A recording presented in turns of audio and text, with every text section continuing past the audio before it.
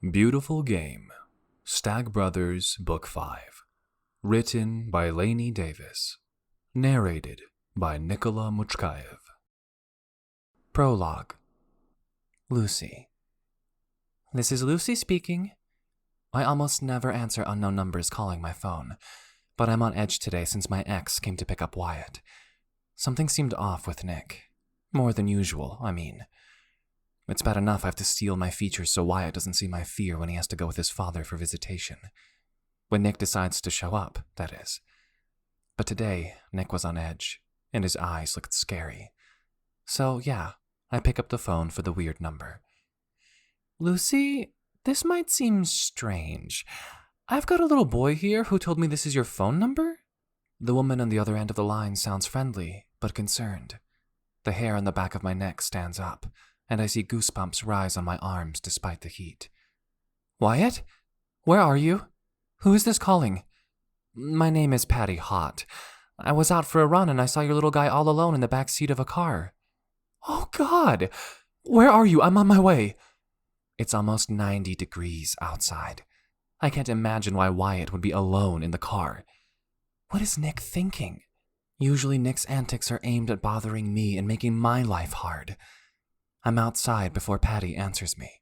I just want you to know I called the police and they're on their way here. The doors to the car were all locked with the windows up, so I smashed the passenger window in order to get Wyatt out of the car. I start sobbing uncontrollably as she speaks. She's so calm. How can I remain calm? Can I talk to Wyatt? Can I hear his voice?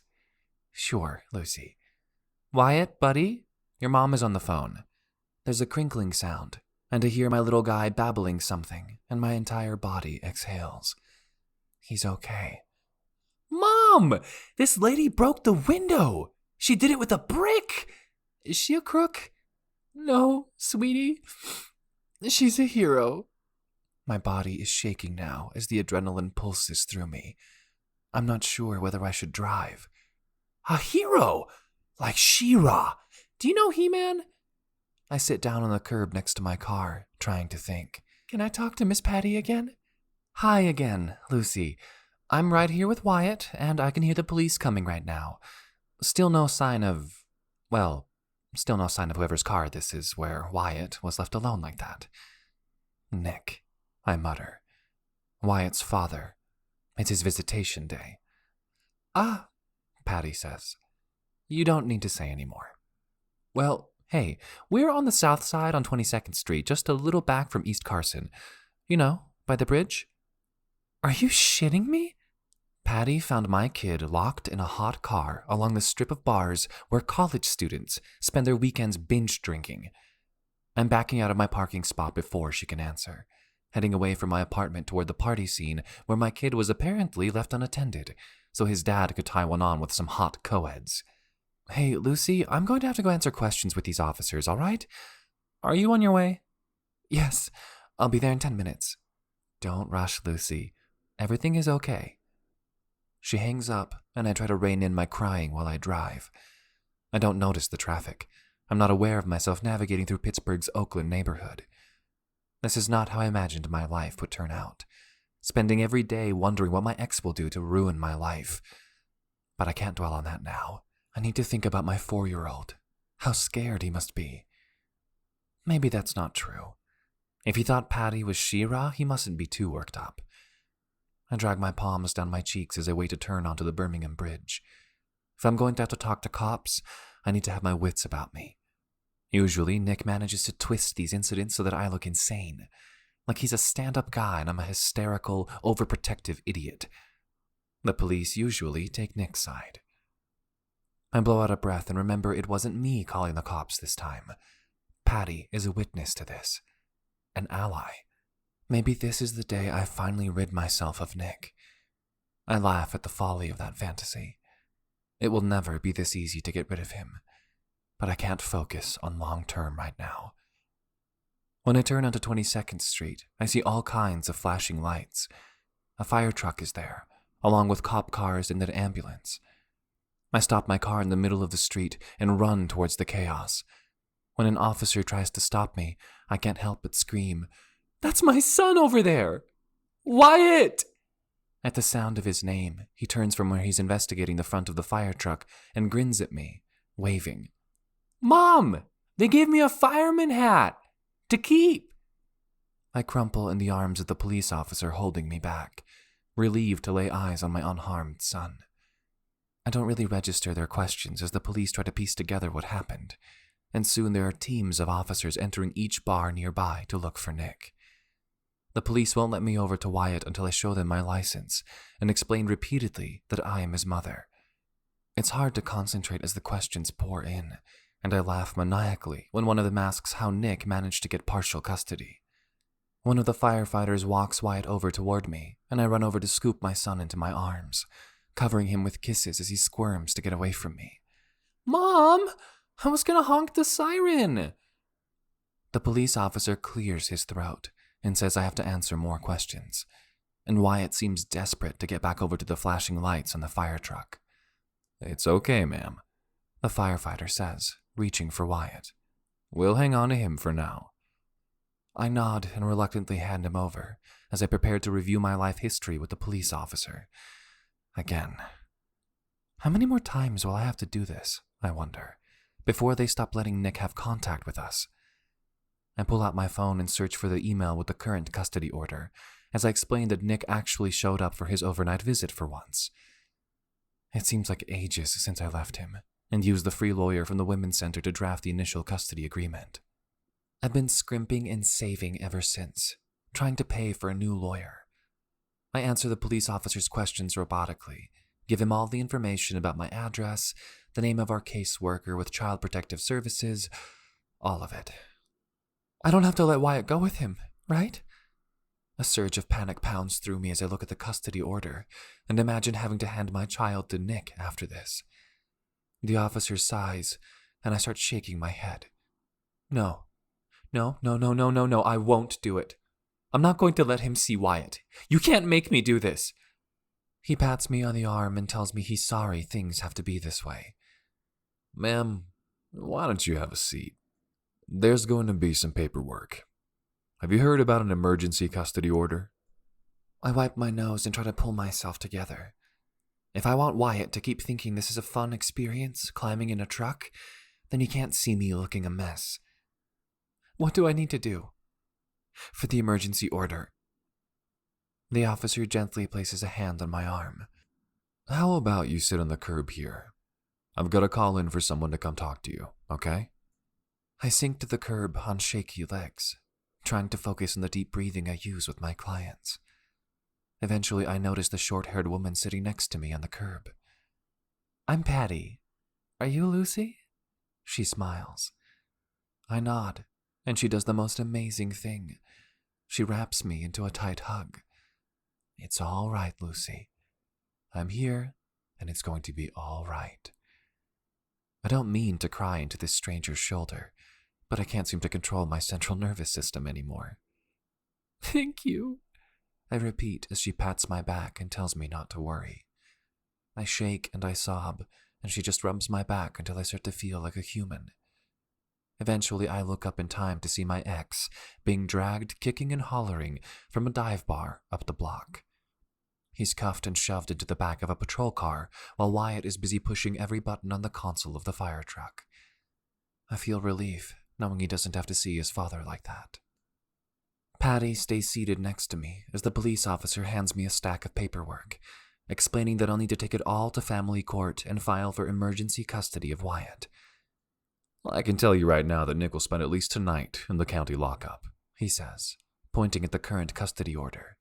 Looks like you have until Wednesday to get that handled before he has visitation again.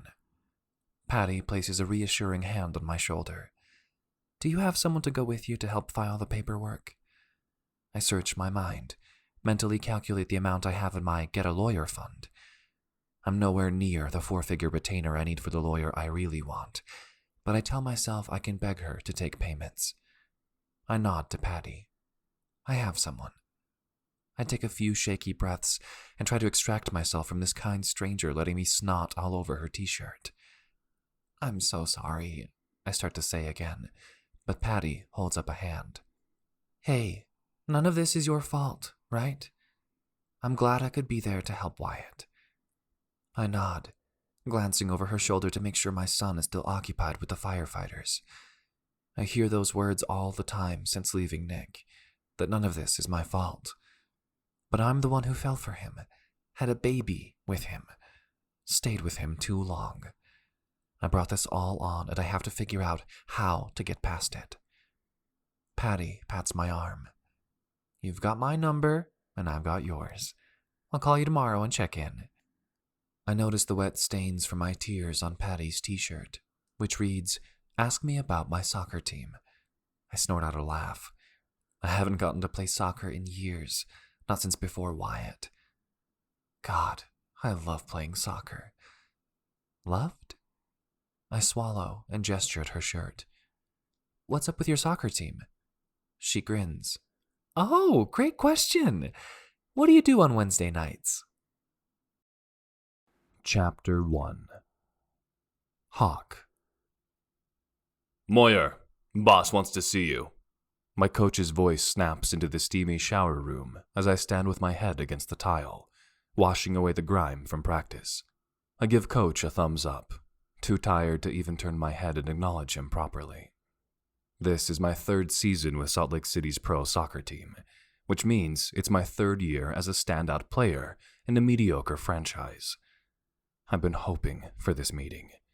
Coach knows I'm looking to be traded. Last weekend I scored my 4th goal for the season, which, if you know anything about soccer, is pretty fucking stellar for a midfielder. I rinse the shampoo out of my hair, get dressed, and take the elevator up to the manager's office. The big boss. Maybe someday I'll own a pro soccer team like Lou, but then I'd have to put up with cocky assholes like me every day. I rap on the doorframe as I approach Lou's office and hear him grunt from inside. When I open the door, I see my agent, Brian, sitting with his foot up on his opposite knee, his arms crossed behind his head, looking relaxed as fuck. He winks at me as I walk into the room. The boss looks up from his paperwork. Ah, Hawk. Have a seat. His voice is flat. I'm sure Lou's irritated that I'm leaving. He can suck my nuts. Everyone knew Utah was just a layover for me. I sink into the chair. Brian leans forward and slaps me on the back. Lou grumbles and exhales through his nose, folding his hands on top of the papers on his desk. Well, Mr. Moyer, it appears your tenure with us has come to an end. I arch a brow and turn to Brian. He grins and squeezes my knee like we're on a date. I look at him. You landed the deal? Ever since I went pro, I've been hoping to get traded closer to my mom. I know I could easily move her out wherever I'm playing, but she's stubborn and doesn't want to leave Ohio. Not that I blame her. She's got a real nice support network there with all her church friends. But Brian knew from the day he signed me that the big goal is to get back to the heart of the nation. I know. Most guys dream of playing in New York or LA or some other glamorous city. What can I say? I'm a mama's boy. It helps that the Midwest has some of the best pro soccer teams in the nation. Am I going to Columbus? Lou grunts and Brian clacks his teeth together. Not quite. Pittsburgh. Pittsburgh? Brian nods. I checked, and it's like the same distance to your mom as Columbus. 3 hours by highway. Probably less in your speedy little Lambo. Great stadium there by one of the rivers.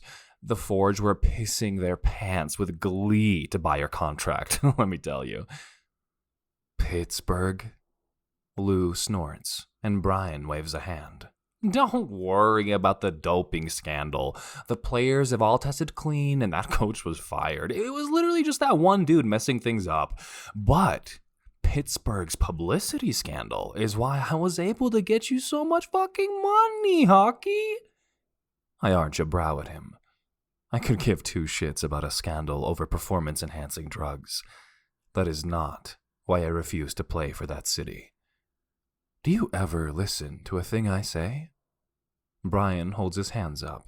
I do listen, bro, but it's a big city. There's no reason to think you're going to cross paths with your bio dad. I stand up from the chair so fast it tips over backwards, and I kick it. I stomp over to the window and stare out at the field where I just finished sprinting until I puked. I've worked every second of my life to be great, to distance myself from that shit-stained sperm donor who knocked up my mother and left her to OD under a bridge. I don't even know his name, but I know his entire city is tainted for him being there. I watched Mom claw her way up from rock bottom and make a life for us, sacrifice so much that I always had a way to get to soccer training. I placed my hands against the glass, feeling the cool surface against my palms. Anywhere but Pittsburgh, man. Come on. I said anywhere but Pittsburgh. Pittsburgh had the money, baby. You're going to be getting 7 figures, Hawk. Do you know how unheard of that is for a soccer player in the States? You're like elite level hot shit right now. I can hear Lou grumbling as Brian tries to calm me down. I shake my head. I'll just stay here in Utah. I press off the glass and turn around to face them again. Brian slaps me on the back. No can do, amigo. Trade window closed. Everything is signed. You personally notarized everything, and I know you were stone sober when you did it. I grind my teeth together and turn to stare at Lou, who shrugs. I kick another chair. I should have played baseball. I start walking toward the door before I really lose my shit. I need to go find a creative outlet for all this rage I'm feeling. Lou shouts after me as I walk out of his office. The staff are cleaning out your locker as we speak, Hawk, but I'm sure the team would appreciate a goodbye. I clomp down the stairs, ignoring the burn in my quads, and when I get to the locker room, there's 2 security guards holding a box each with my personal crap from my locker. I wonder if they'll even let me keep my duffel bag. It's not like they can do anything with it or pass it on to another player. I peer into one of the boxes, and it's just got my deodorant and a picture of me with my mom. I guess they're going to auction my personalized gear for charity. Or burn it. I thank the guards and take the boxes from them. I'll email the team later. I'm not in the headspace to talk to anyone right now. When I get to the parking lot, I pluck out the photo and dump the rest of my shit into a trash bin. I climb inside my car, squeeze the steering wheel, and scream for a few minutes before calling my mom. Feeling significantly more calm by the time she answers, I greet her in a pleasant tone, noticing my voice is a little scratchy. Good news, Ma? Hey, sweetie. I've asked you not to call me Ma like that. It makes me feel old. Ma, you're like 45. That's not old. I know, smarty pants. I said it makes me feel old. Now, what's this news of yours? Did you meet someone? I groan. I'm barely 26, and she's pressuring me to settle down and get married, as if I'm not a professional athlete focused on my very demanding career, except when I'm focused on avoiding the man who slipped me half my DNA, I guess.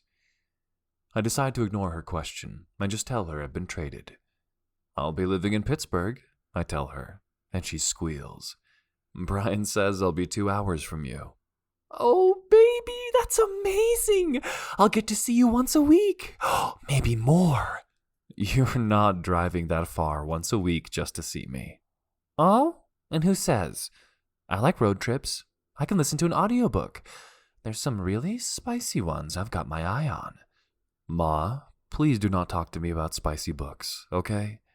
But if you really want to come, I'll have someone drive you or something. I don't like thinking of you alone on the road that much. Oh, Hawk, I'm just so excited. You made your mama very happy today. What time is it there? Did you eat yet? I'll eat when I get home. I just got out of practice and found out about the trade. You're my first call. There's a pause for a minute, and I hear the hesitation in her voice when she says, I thought you said you'd never play for Pittsburgh. I sigh.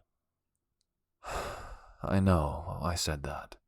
Brian also said Pittsburgh offered the most money.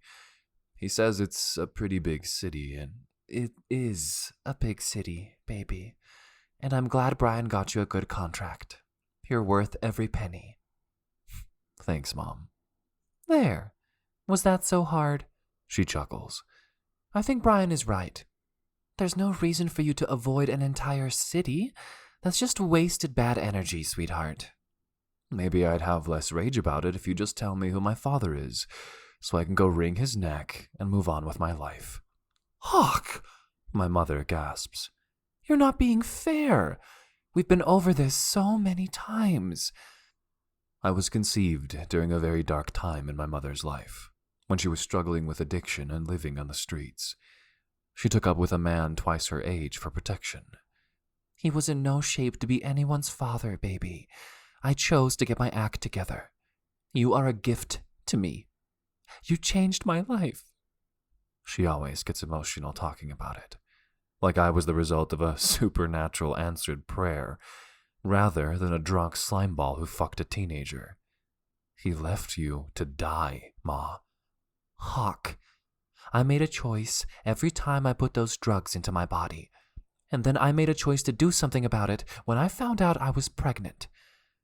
You are the best thing to ever happen to me, and I want to come see you play in Pittsburgh and make new memories there. I sigh. There's nothing productive I can say right now, and I'm too pissed off to keep talking about it. I gotta go pack, I tell her, firing up my engine with a roar. I love you, Hawk.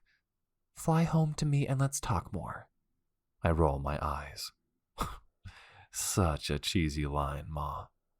We hang up, and I drive home. Chapter 2. Lucy. I keep waiting for Patty to tell me to stop calling her before soccer. Almost every week for the past month, I let my nervous energy fly into her reassuring ear, and she just keeps answering the phone. I feel like such a jerk always bringing Wyatt along. When Patty first told me about the team, it sounded too good to be true. The idea of getting out onto a field and running again, moving my legs unrelated to parenting or work. I'm 1,000% positive everyone thinks it's fine, Lucy. Did you ever find your cleats, or should I ask the gals if anyone has spares?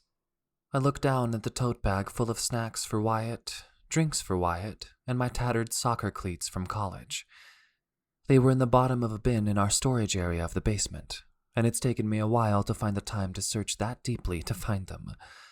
I never did find my shin guards, but it's easy enough to avoid getting kicked. I've got my old ones here, I tell Patty. I blow out a breath. Every week I almost talk myself out of going. At first, Patty had to insist, telling me nobody cared if I'm rusty and out of shape. Only my gratitude for her saving Wyatt compelled me to get in the car. A few weeks in, and I'm still feeling emotional about the team existing, welcoming me in when I don't feel like I have anything to contribute. But I know that I'll feel better after I run around, so I tell her, all right, we're heading up to the field. Patty introduced me to the Femoms, an over 30 women's soccer team. In truth, most of the women are in their 40s. They joke about being crones, but they play intense, joyful soccer. I had no idea such a thing existed, but honestly, I'm more excited about joining them than I've been about anything since getting approved for financial aid for Wyatt's daycare. A few times a week, the Femoms get together to play pickup soccer for an hour or so. Just women, mostly moms, playing soccer together. It sounds like some sort of magic club I dreamed up in a fever haze. The concept of all of them carving out space to compete, even for fun, just against one another. It feels like a fairy tale. I still marvel that there really are this many moms near me who have their act together enough to exercise as a team. I find parking near the turf field in Shenley Park, and Wyatt scuttles up the hill behind me as I walk toward the field. I exhale a deep sigh of relief when I see a woman there with 2 little boys. Tanya, mom to twins Notori and Odongo, has been another divine gift in my life. Hey, friends! Tanya waves as she holds a child on one hip and then sticks out that arm to prevent another one of her sons from sprinting into the street. He ducks between her legs in a brown blur of curly hair. Notori had so much fun playing with Wyatt this weekend, didn't you? She boops his nose and smiles at him before setting him down. He clings to her leg and looks at me curiously. I smile at her words. She mentioned last week that she was desperate for a babysitter for her twins, and I jumped at the chance to help her. It's so rare that I feel like I have anything to offer anyone since my life has been such a train wreck. Hanging out at Tanya's house while her twins played with Wyatt was a treat for all of us. I smile at Notori and Odongo, who has joined his brother in clinging to his mother's legs. We had a blast too. Then you really didn't need to order that much pizza for us. I feel like you could have fed an entire soccer team with what you ordered. Tanya snorts. Kyoko took it to work with him the next day, she says. We probably did feed the whole team. Our 3 boys run off to the sidelines together, leaving Tanya and I behind as we make our way to the field. I marvel at the comfort with which she takes her eyes off her sons, the trust she feels that they will remain safe and intact if she's not staring at them every single second. I told Patty I'm still not over my fear about what happened. I know Nick is on house arrest right now and there's no actual threat to Wyatt, but I can't shake the terror that rolled over me during, and even more, after the events on the South Side. My lawyer advised me not to file any changes in custody until after Nick's criminal proceedings. For now, I have emergency custody since Nick can only leave his house for work. And since he's awaiting trial for endangering our son, my lawyer thinks I'll be able to get sole custody if I bide my time. I sit next to Tanya and lace up my cleats while she talks a little about work. Tanya is the first black woman to make partner at her law firm, and often has events to attend in the evenings. Not on Wednesdays, though. She carves out this night for the Femoms, just like all the rest of the team. Everyone has jobs and drama, they always assure me, but on Wednesday nights for 90 minutes, we all just get to play soccer. Tanya and I step onto the turf, passing the ball back and forth. I was delighted the first day I came, when the muscle memory kicked in as soon as my foot made contact with the rubber ball. Then I was so sore the next day I could hardly move. It was a good reminder for me to make sure I always help my clients stretch after our training sessions at the gym.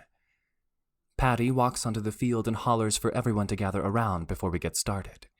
I juggle the ball while she gets organized, just to see if I still can. I grin when I succeed in bouncing it off my thigh, back to my foot. Tanya smiles and nudges me with her shoulder. "Ooh," she says, "you've got moves." Patty looks around the group and says, "You all know we're not getting any younger. Every week one of you pulls something and we all hear about it." We all laugh. I'm one of the youngest players here. Patty just turned 50 and she's not alone. I feel wistful, hoping I'm still playing with them in 10 and even 20 years. Patty continues talking. "So I thought I'd put Lucy on the spot and ask her to take us through a warm-up before we get started." My eyes bulge. "Me?" I hadn't mentioned my work to Patty to brag or take over like this. It just came up when I wore a work shirt over to soccer one night. Patty nods. "I thought you could maybe make sure we don't tear our groins. Or break our ankles." One of the Heathers rotates her foot, and we all cringe at the cracking and popping sound it makes. Many women on the team in their 40s are named either Heather or Jessica, and many of them also have old injuries from their high school or college playing days. I take a deep breath and look around at their eager faces. I nod. "Okay," I say. "We can do a dynamic warm-up." I ask them to line up on the sideline and we skip out to midfield, walking back. I take them through a few rounds of walking lunges and butt kicks, feeling ecstatic as the whole team stretches together. They seem truly interested in learning how to safely warm up their bodies. Some of them even ask for ideas to stretch a trouble spot, so I show them some yoga poses for their hips and lower back. By the time we pick out brightly colored pennies to split into 2 teams, I'm overwhelmed. I've been waiting for a shoe to drop when it comes to soccer and my new friendships. I know better than to hope this will last long. If the past few years have taught me anything, it's that everything good is fleeting. I tell myself to soak it up and appreciate this experience while it lasts. I can enjoy this feeling of having helped them even in a small way. It's okay to have fun. The game starts and my focus narrows into the ball, the grass, and the women on my team. My passes aren't as crisp as they were in my early 20s, but I'm playing. I feel an unfamiliar sensation, and it takes me a few minutes to realize it's joy. For the next hour, I don't worry about Wyatt. I wave at him during play stoppages, but he's engrossed in talking to his new friends, and eventually, the heavy weight of worry about him begins to lift. Today, I'm playing striker, and I get to run up near the other team's goal, where my job is to try to score. It takes a long time to get open and find some space, but eventually I receive a pass from our midfielder. I plant my right foot, peek up at the goal, and swing through with my left leg, feeling the tingle after my foot connects with the ball. I hear the swish as it lands inside the net, and euphoria washes over me. God, that felt good, I say as Patty rushes up to give me a high five. Looked good too, she says. Way to go! As we continue playing, I'm reminded of what I liked so much about team sports. It feels good to be challenged in this way, and it feels good to be cheered for. It feels good even to make mistakes out here, and have the other people in the red pennies tell me my efforts were a good idea.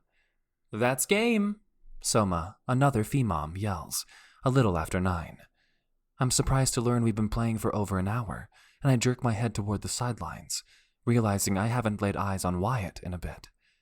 He and Tanya's boys are huddled underneath the bleachers, eating snacks and throwing pine cones. I realize Wyatt has had just as much fun tonight as I have. By the time I left Nick, I was very isolated, so Wyatt doesn't get a lot of time with friends outside of daycare. We didn't really have any friends before now. Tanya nudges me with her elbow and points to the kids. Thick as thieves, right? I laugh and duck as one of them almost hits me with an acorn. Hey, she says, want to bring Wyatt to the Forge game Saturday night? I know I'll have an easier time managing Odongo and Notori if they've got a friend along. The soccer game? I haven't been to a professional soccer game since I started dating Nick. I know Wyatt would have a blast. The team was recently promoted in the Pro League, but has been under media fire for some sort of doping scandal, and I remember reading that tickets are easy to come by. I wince. Tickets. I just don't think that's in my budget for this month. By the time I set aside money for a retainer for my new custody lawyer, I barely had enough left over for bills this month. I try not to rely on Nick's infrequent support payments unless it's an emergency. I've been saving them in a separate bank account for someday. Tanya snaps her fingers. Lucy, you watched my kids for me at my house for free last week. Even if I didn't get the tickets for free, I'd want to treat you. Tanya's husband, Kyoko, owns the Pittsburgh Forge team. Let me bring you and Wyatt up into the fancy seats. She looks at me expectantly. I raise my brows. Free tickets to professional soccer and an offer to occupy my kids safely nearby? Exactly, Tanya says. She digs out her phone. Let me text you VIP parking passes too. Oh, I couldn't ask you to do that. You didn't ask, she says, tapping away at her phone. I offered. She grins and then turns and whistles for her kids.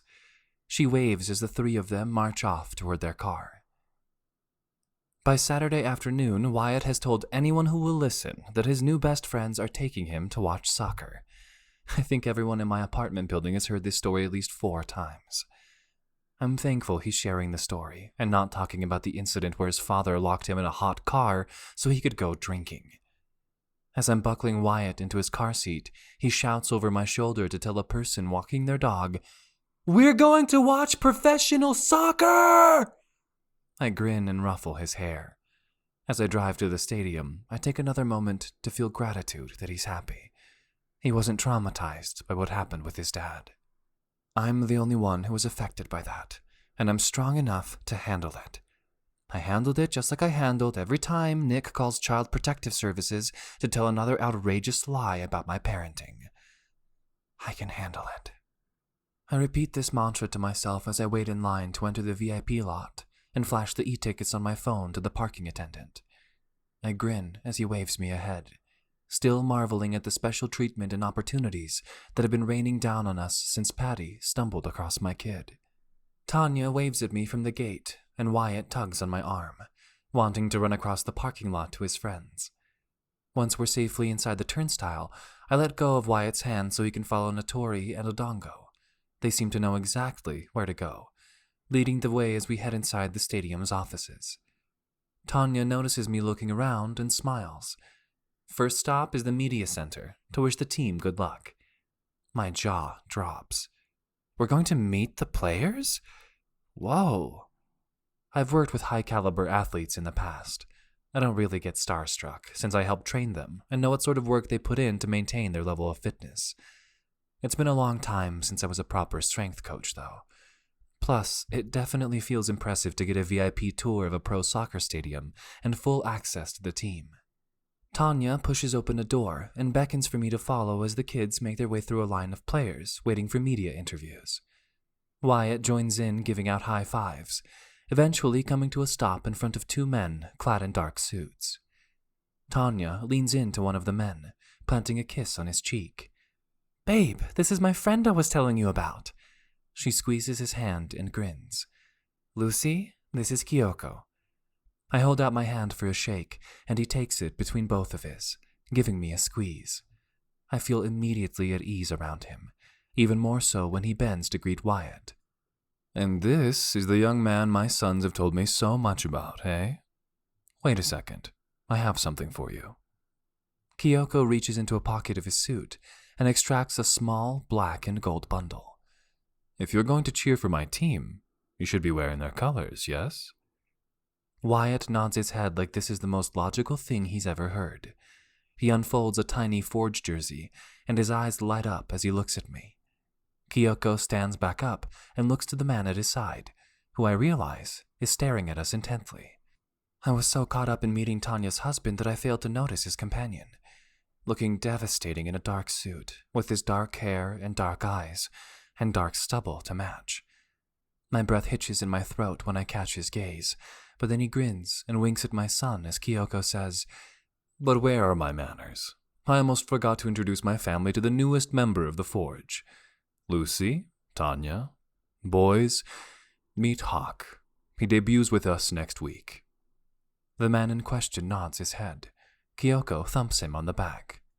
"Wyatt, he should probably ask for his autograph now before he gets too famous, and the lines to meet him grow too long." Kyoko laughs as Wyatt's jaw drops.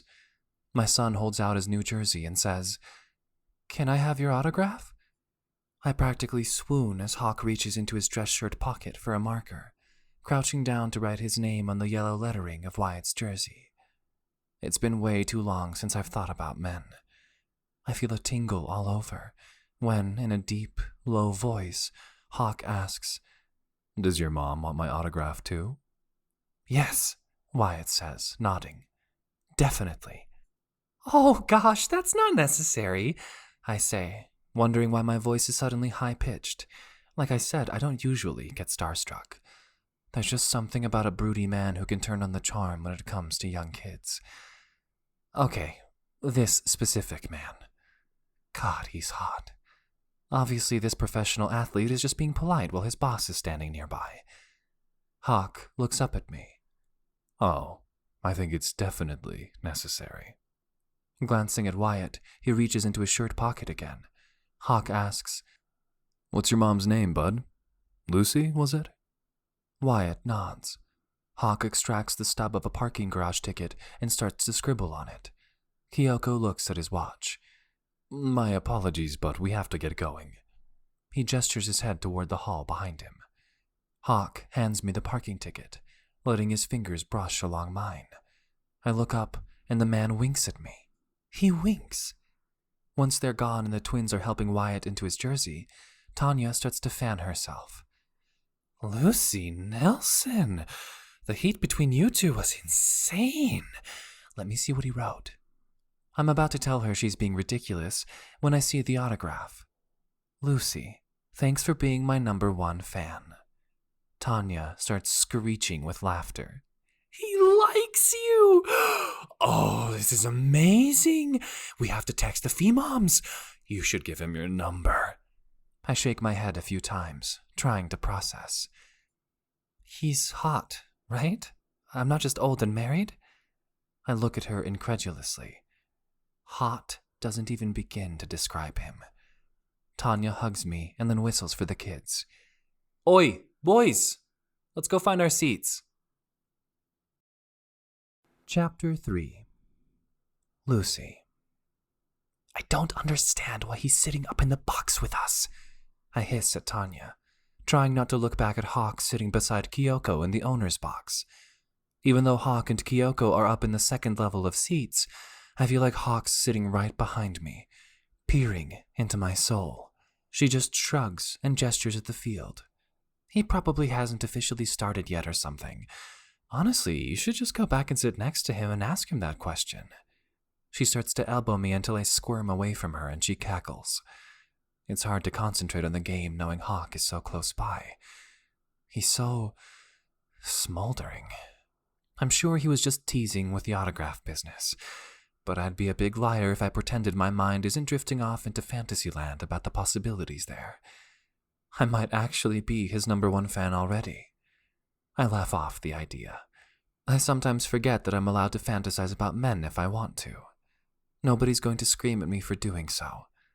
Remembering this makes me want to sit and imagine Hawk with no shirt on, just because I can, damn it. Obviously, I'm not in a place in my life to pursue any sort of anything with anyone, but looking is just fine.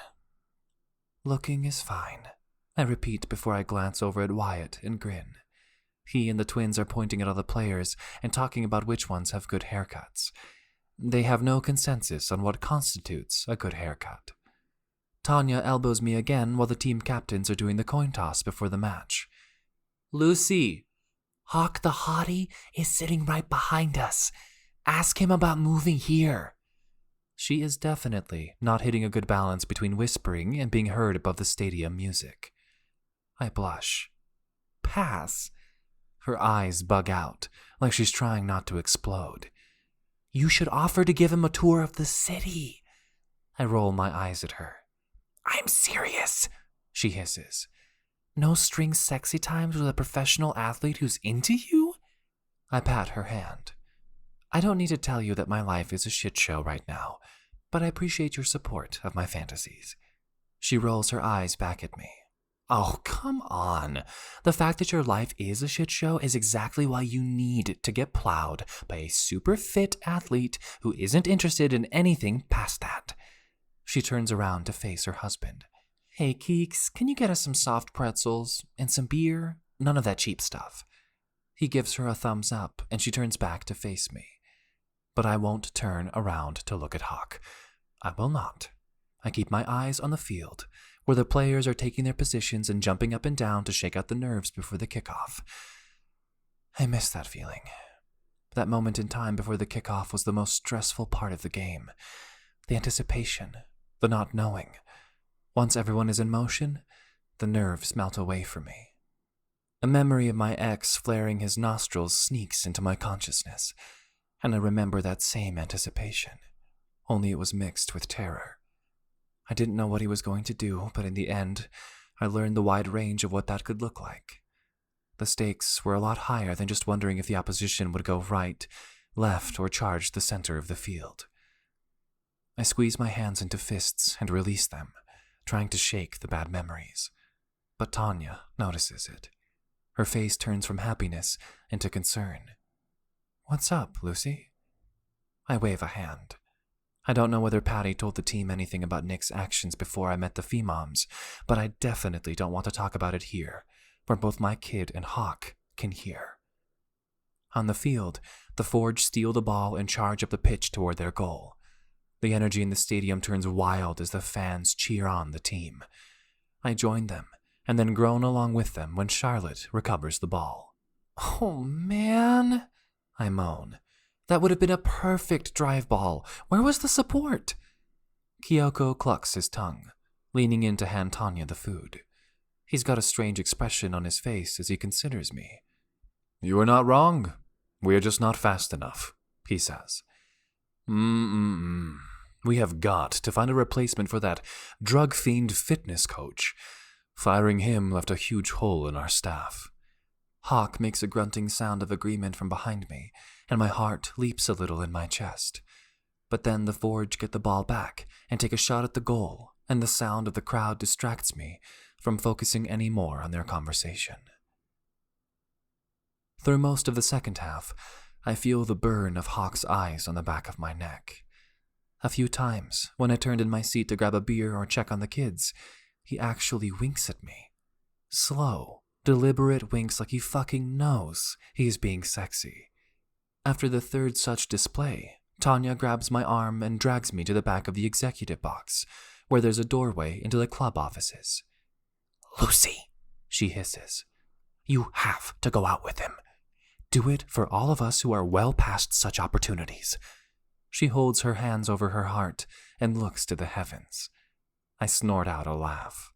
"It's a lovely idea, Tanya, but I'm going to remind you about the 4-year-old boy currently high on cotton candy fumes, sitting out there with your kids." Tanya cackles. "Don't you dare use Wyatt as an excuse. I will take that child into my giant SUV and tuck him into bed between my kids and sit up all night waiting to hear the recap of your misadventures." I make a face at her. Yeah. I look at my reflection in the glass door and fluff my hair a little bit, straightening my shirt. In another lifetime, I imagined being the kind of mom whose kid had sleepovers. It's been such a project disentangling myself from Nick that I've never actually managed to get a night away from Wyatt. "Lucy, I'm serious. Kyoko and I are happy to have Wyatt sleep over. Have you seen him with our boys? They're best friends now. They told me." I bite my lip. The boys do seem to get along. The 3 of them crawl up the steps toward us and then back down again, making animal noises. I love that Tanya brought us somewhere they can run around and be noisy. What would it even be like to get a quiet night all to myself? Tanya squeezes my shoulder. "Oh my gosh, I want to do this for you. I want you to have a night that's just for you. Please let us take Wyatt overnight. He can share the boys' clothes and we've got toothbrushes to spare." Wyatt must have heard the word overnight because he whips his head around and squeezes one of the twins' arms. "Am I going to have a sleepover? A slumber party?" His eyes are as round as soccer balls, and the twins start babbling about how they love sleepovers with their cousins. Tanya drapes an arm around my shoulders and nods at Wyatt. "Your mom is just about to say yes and let us come home with us, bud. I'll even make pancakes in the morning." I sigh and nod, and Wyatt and the boys squeal. I say, leaning back against the wall of the box. This is going to be weird, though, not worrying about him. "Gee," Tanya taps her chin. "What could you do with that spare energy and free time? Perhaps give the new soccer star a tour of our fine city?" I roll my eyes at her. I don't even know if he's into me. I haven't been with anyone in years, Tanya. Years. And the last guy was my ex. I groan. I also just don't go up to guys and ask them out. This isn't me. Now she crosses her arms over her chest and arches a brow at me. "Do you actually not want to even go out with him, or is this about something else? Because I'm here to listen, while also gently encouraging you to hop on that joystick." I puff out a laugh. What would he even see in me? I haven't exactly been taking care of myself the past few years. I drop my voice to a whisper and take a quick peek around the stairs to verify that the men are still sitting near the front of the box. Tanya pats my arm. "The thing I know about professional athletes is that they don't bother to hit on women they're not interested in. Who better to try something casual with? I think you need this, and I think it'll be fun." I sigh and start walking back to our seats. As we walk past Kyoko, I hear him explaining to Hawk that the players will be hosting the opposition in the club bar after the match. I can't help myself as I blurt out, "Doesn't your team nutritionist have thoughts about that idea?" Hawk raises a brow, and Kyoko frowns. "Nutritionist?" My eyes bulge out of my head. "Your team doesn't have a nutritionist? Who makes the diet plans for the team?" Kyoko shakes his head and holds out his hands. "You see? This is what I'm talking about. We need to replace that good-for-nothing pirate." He looks at me hopefully. "You know about such things?" "Well, I'm not a nutritionist, but..." There's a roar of celebration in the stands as the Forge sink a shot into the right corner of the net. Pittsburgh is up by 2 with minutes remaining. I smile, watching the team celebrate. Then I feel a shiver as Hawk stands, leaning in close to talk to me. You gonna stay for a drink, Lucy? To tell me what it is that you are? Chapter 4. Hawk. At first I worry that Lucy won't come along to the bar. Not that it would be so hard to find a woman down to fuck, but I don't want another woman. She caught my eye. Lucy with no wedding ring. I watch her whisper furiously with Tanya, and then stoop to kiss her kid goodnight.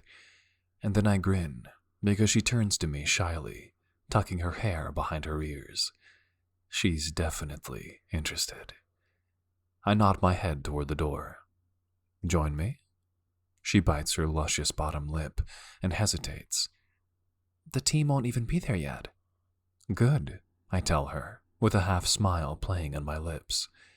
I won't have to share you with anyone. I step into the elevator and raise my brows expectantly, and I grin when she steps inside with me, leaning against the wall, studying me. I loosen my tie, knowing she likes what she sees.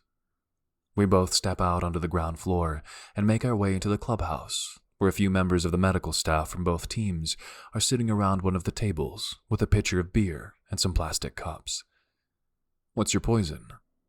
I don't really know or care if there's restrictions on what players can order. Lucy ponders the question, tapping a finger against the bar. Her nails are short, unpainted.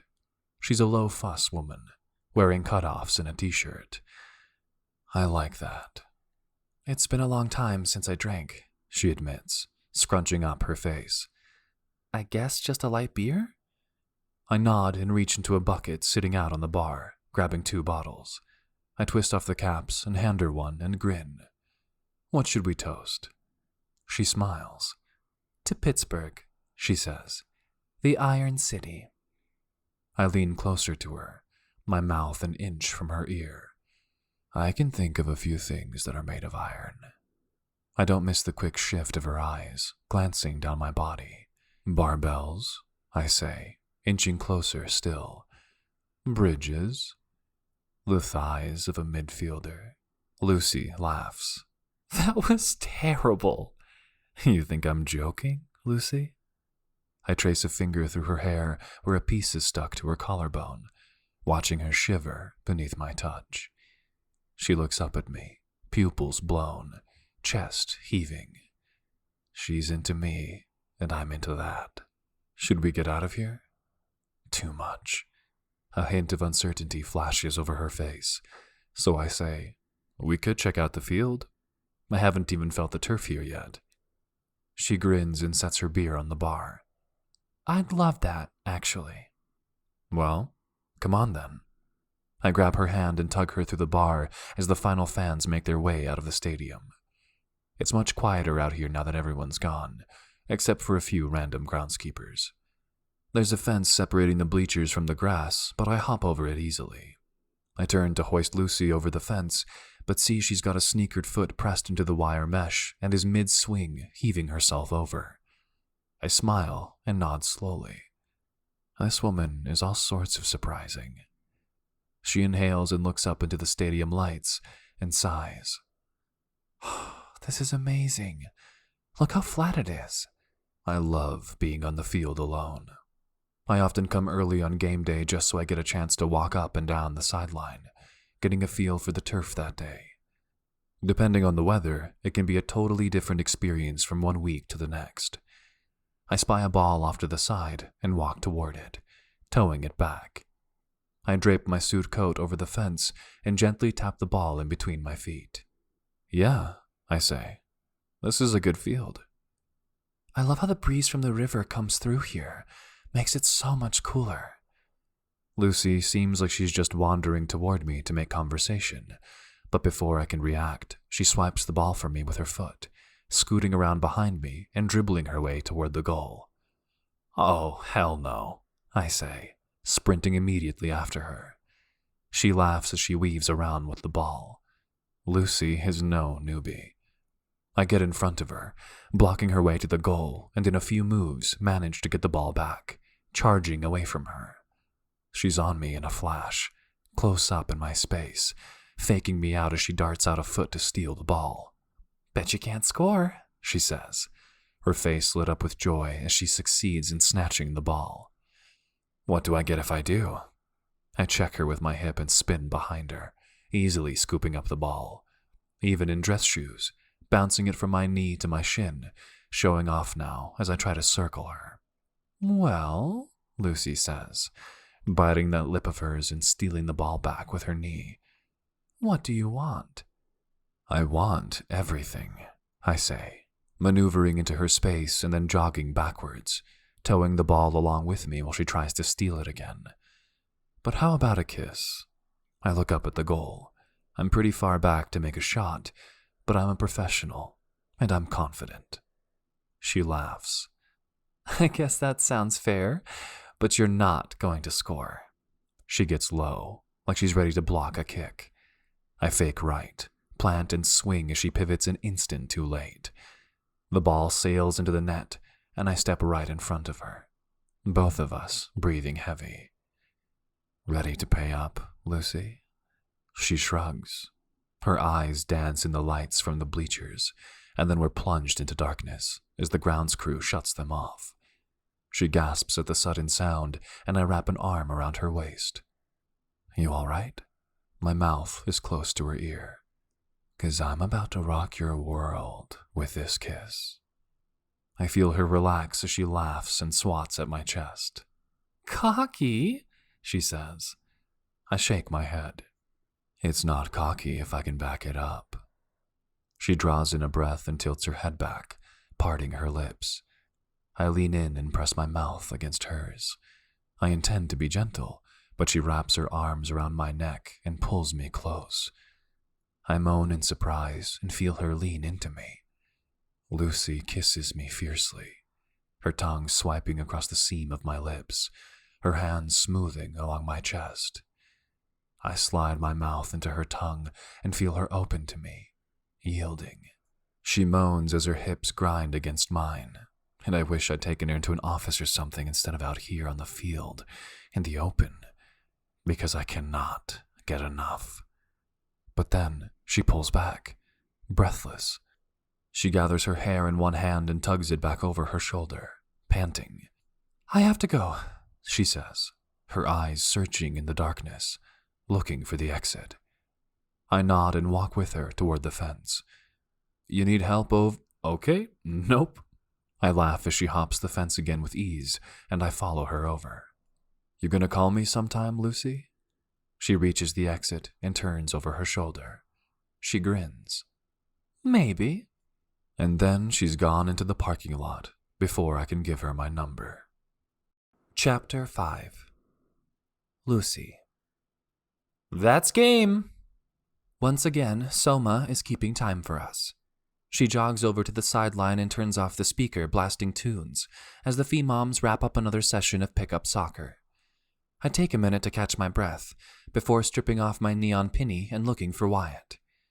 I grin when I see him under the bleachers by the turf, trading cards with Tanya's boys. I'm still proud that I agreed to let him sleep over at a friend's house. And I had a moment with Hawk. I almost got carried away with him, lost in the sensation and the newness of kissing him, flirting with him on the field. It felt so goddamn good to let go of my inhibitions, to have fun, like I could be carefree for a minute. Of course, I feel carefree each time I come to play with the Femoms, too. I'm sleeping better since I started soccer, and I'm in a better mood at work. Each time I kick the ball or sprint as hard as I can, I imagine my body cleansing itself of one more terrifying memory. But those memories are exactly why I had to put a stop to things with Hawk before they got too far. I'm still too messed up to fully let my guard down with a man, no matter how tingly I feel when I touch him. Soma smiles over at the kids and says, "It's good for the little ones to see their moms claiming this time, moving our bodies, pushing ourselves, don't you think?" And I nod, because I do think that. You staying for a drink? Tanya tilts a can of beer in my direction and wags her eyebrows. I bite my lip, considering. It's after 9, but it's not like Wyatt is going to fall asleep the second we get home anyway. Come on, she says, handing me the drink. The boys are deep in a Pokemon discussion. I doubt my 4-year-old knows the real rules of Pokemon or how to play the actual game, but he seems pretty content looking at the pictures and the cards with his friends. I shrug and crack open the beer, sinking to the turf with my team. How was the game last weekend? Patty clinks cans with me and sits beside me to stretch. At this question, Tanya's eyes light up and she claps her hands. Yes, Lucy. Why don't you tell us how the game was? I glare at Tanya and whip my head back to Patty. Honestly, it was amazing. VIP seats. Other kids for my kid to hang out with? Terrific atmosphere. The night was perfection even without the hot kiss. It's been years since I went to a sporting event. I miss that. When I was pregnant with Wyatt, Nick convinced me to leave my dream job training the men and women's soccer teams at Pittsburgh University. I groan just thinking about it now. How much I let him manipulate and isolate me. He made my life a living hell for so long. I resent the lingering effects he's had on my self-esteem, too. But that all feels too heavy to share with my newfound soccer friends, and I'm not ready to talk about the kiss, although that really was the icing on a magical evening. I sip my beer, hoping the team will change the subject. They do. Soma frowns into her beer and says, I wish the media would give the Forge a break. Honestly, I'm kind of tired of reading about the drama stuff. There's a general murmuring of agreement from the other femmoms. Soma shrugs. It is shitty timing, though, that the fitness coach guy was caught trying to sneak steroids into the players so soon after they got promoted in the league. One of the Heathers tilts her head to the side in confusion. How do you sneak drugs into someone anyway? I perk up at this question. Oh, there's lots of ways people cheat. Some professional athletes get infusions of oxygenated blood before performance, so it's not necessarily even a drug, but it's doping. They look at me in horror and shudder. That's fucked up, Soma says. The conversation pivots quickly, and eventually people start wandering off for the night. Tanya and I head over to the bleachers to extract our kids. Wyatt starts to cry, and I can tell he's really tired. Come on, bud. You'll see your friends soon. I want to sleep at their house. I hate our house. Tanya grins. We'll have you over for another sleepover soon, I promise. She winks at me, and I blush. After I left the stadium, the experience of a night alone in my bed without worrying about my son was overwhelming. I slept so hard I didn't even dream. But all the nights since? Oh, yeah, I dreamed about Hawk. Holy shit, have I been dreaming about Hawk. I forgot how good it feels to feel good. Even just fooling around with him at a soccer ball felt good, and that was before he put his mouth on mine. I shake my head. I hate imposing on you like that, T. I wish I could have all 3 of the guys over at my place. I just don't have anywhere to put them all. I drift off as she waves a hand at me before picking up a kid in each strong arm. Please. When are you going to believe me that more kids is like fewer kids? They keep each other busy and Kyoko and I can relax. Having Wyatt over would be doing us a favor. I just don't see it, I say, as Wyatt pulls on my hair and tries to drink from my water bottle, peeking out from the top of my bag. She laughs. That's because you only have one. We walk down the hill from the turf to find our cars. Tanya gets both her boys buckled into their car seats before I finish wrestling Wyatt into his. I keep trying not to compare myself to the other moms, who all seem so much more capable. Tanya keeps reminding me she gets a lot more downtime to restore her energy than I do, and she has an entire other adult at her house to help answer the endless kid questions. Oh, hey! She pauses and turns back to me. Kyoko asked me to follow up with you. He was curious since you mentioned the drive pass and the nutrition thing at the game, and then apparently your name came up when he was hanging out with the head soccer coach from Pittsburgh University. My eyebrows shoot up. Doug mentioned my name? Tanya waves a hand. We were all having dinner and I was talking about the femmoms and how you get us warmed up before practice so we don't tear our groins. Doug spoke very highly of you. You never talk much about yourself. I had no idea you used to work with him. I curl my lips in. I don't like to brag about myself. It feels conceited or something. Didn't I give Hawk shit for being cocky? Nope, can't think about Hawk. Well, it was a long time ago. She squints at me. Kyoko is desperate for a new coach. You heard him say that. He asked me if it's okay for him to call you. I blush and hand Wyatt a pack of crackers. He looks up at me from his car seat. I give Tanya the quick rundown of my degree in kinesiology and my stint as the strength and conditioning coach with the university. Tanya squeezes my arm. I'm going to stop you right there. You need to tell all this to Kyoko. I'm calling him. I shake my head. No, seriously, Tanya, I just work at the gym in Bakery Square now. I didn't mean to butt in with Kyoko about the guys getting a beer after the match. Tanya slices a hand through the air. Not at all. Kyoko is trying to get things right. He's under intense media scrutiny since the whole doping thing.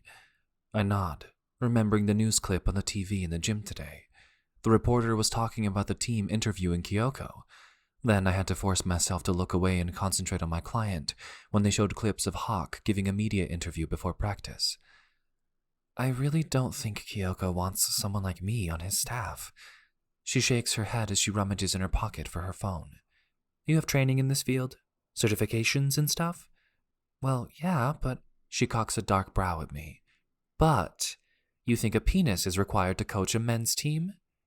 I shake my head feebly, but she's already dialing her phone. Keeks, you're going to be so excited to bang me later. I'm about to solve all your problems. I hear a loud laugh come through her phone. She continues. Yeah, Lucy is a strength and conditioning professional. Certifications, experience, the works. I know. She says it's okay to call her. I glower and Tanya sticks her tongue out at me. She smiles into the phone.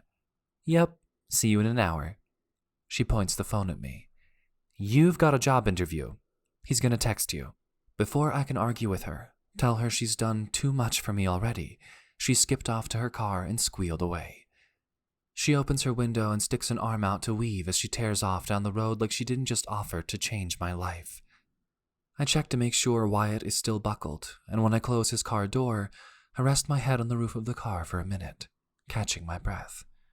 Tanya's news has thrown me through a real loop. Kyoko was talking about me with Doug, my former boss, in a positive light.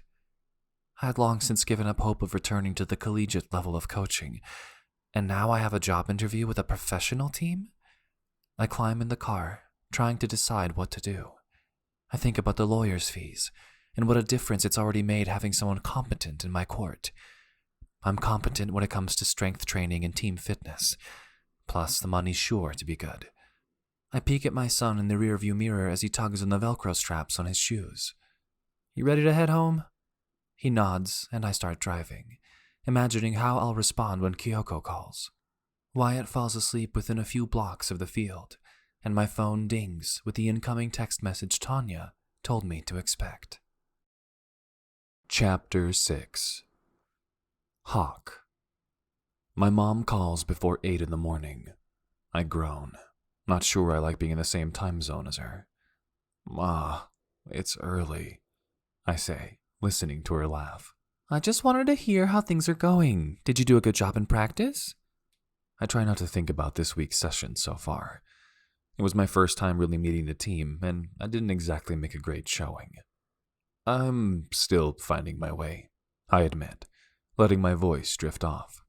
Oh, honey pie, I know it's hard to meet new people and new routines and stuff.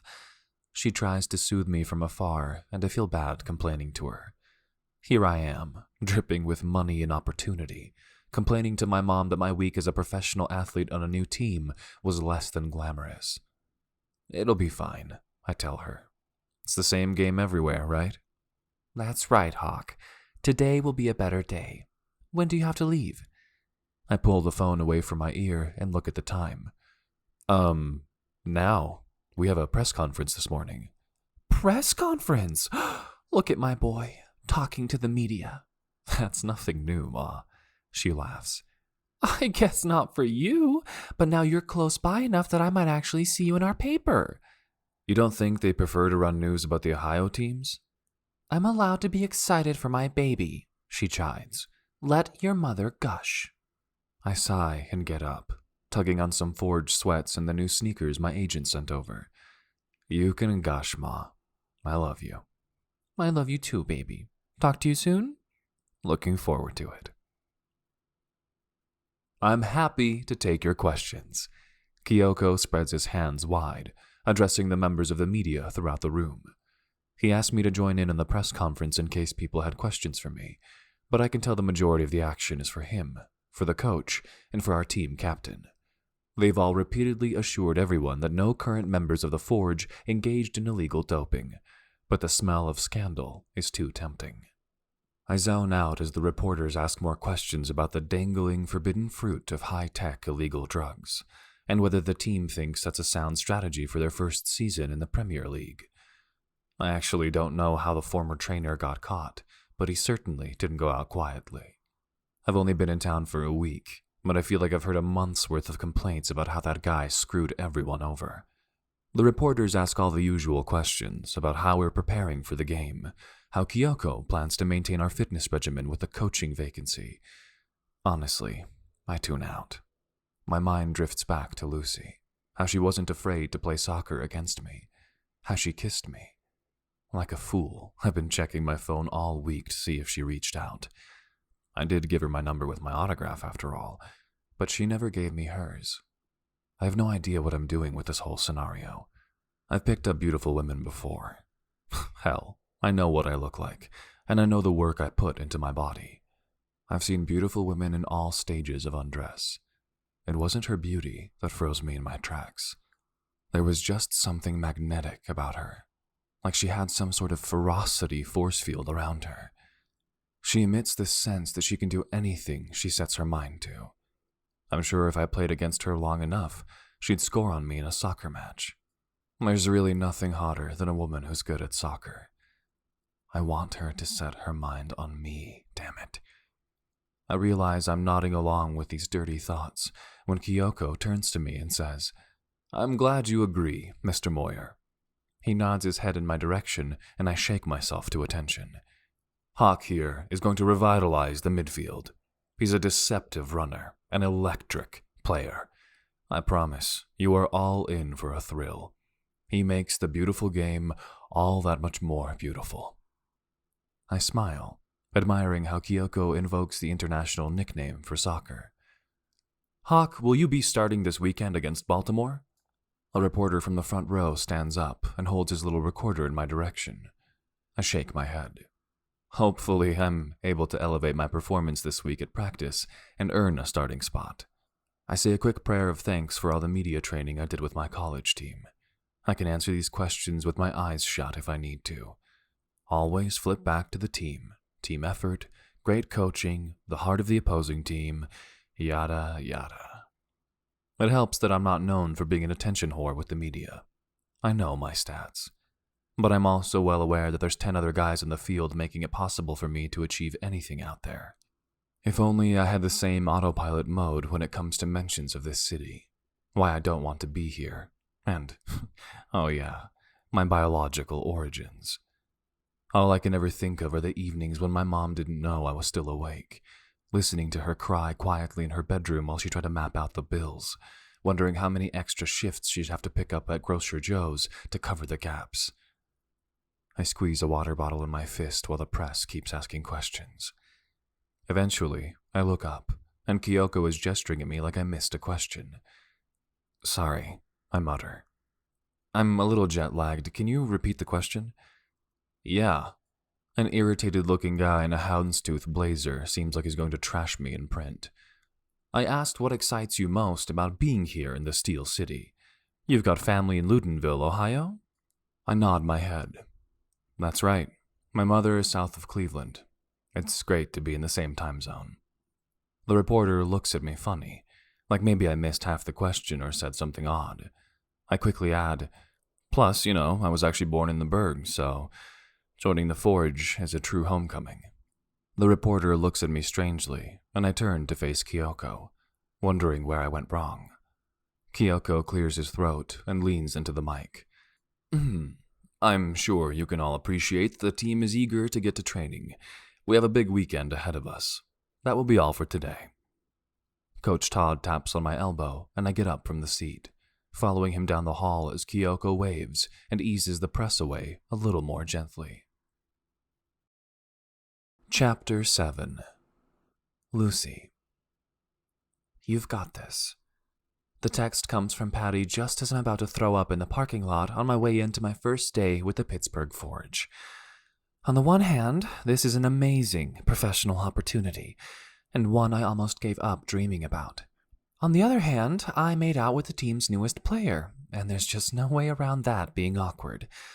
I just have to hope he won't blab about it to the other guys. I grab my stuff and toss the new lanyard around my neck so my ID is handy. I stare down at it again to make sure it's real. Lucy Nelson, strength and conditioning coach. I'm the lone female member of the coaching and medical staff. I also happen to be the only coach who never played professionally, but as I reminded them in my interview, that's because there are far fewer opportunities for women to play soccer at that level. Then some sort of spirit took over my body, and I challenged all of them to a plyometric conditioning assessment. Todd, the head coach, laughed and offered me the job. Tanya keeps texting me to say that they were all impressed and would have hired me even if they weren't desperate to fill the role. But I also know the team is desperate for help.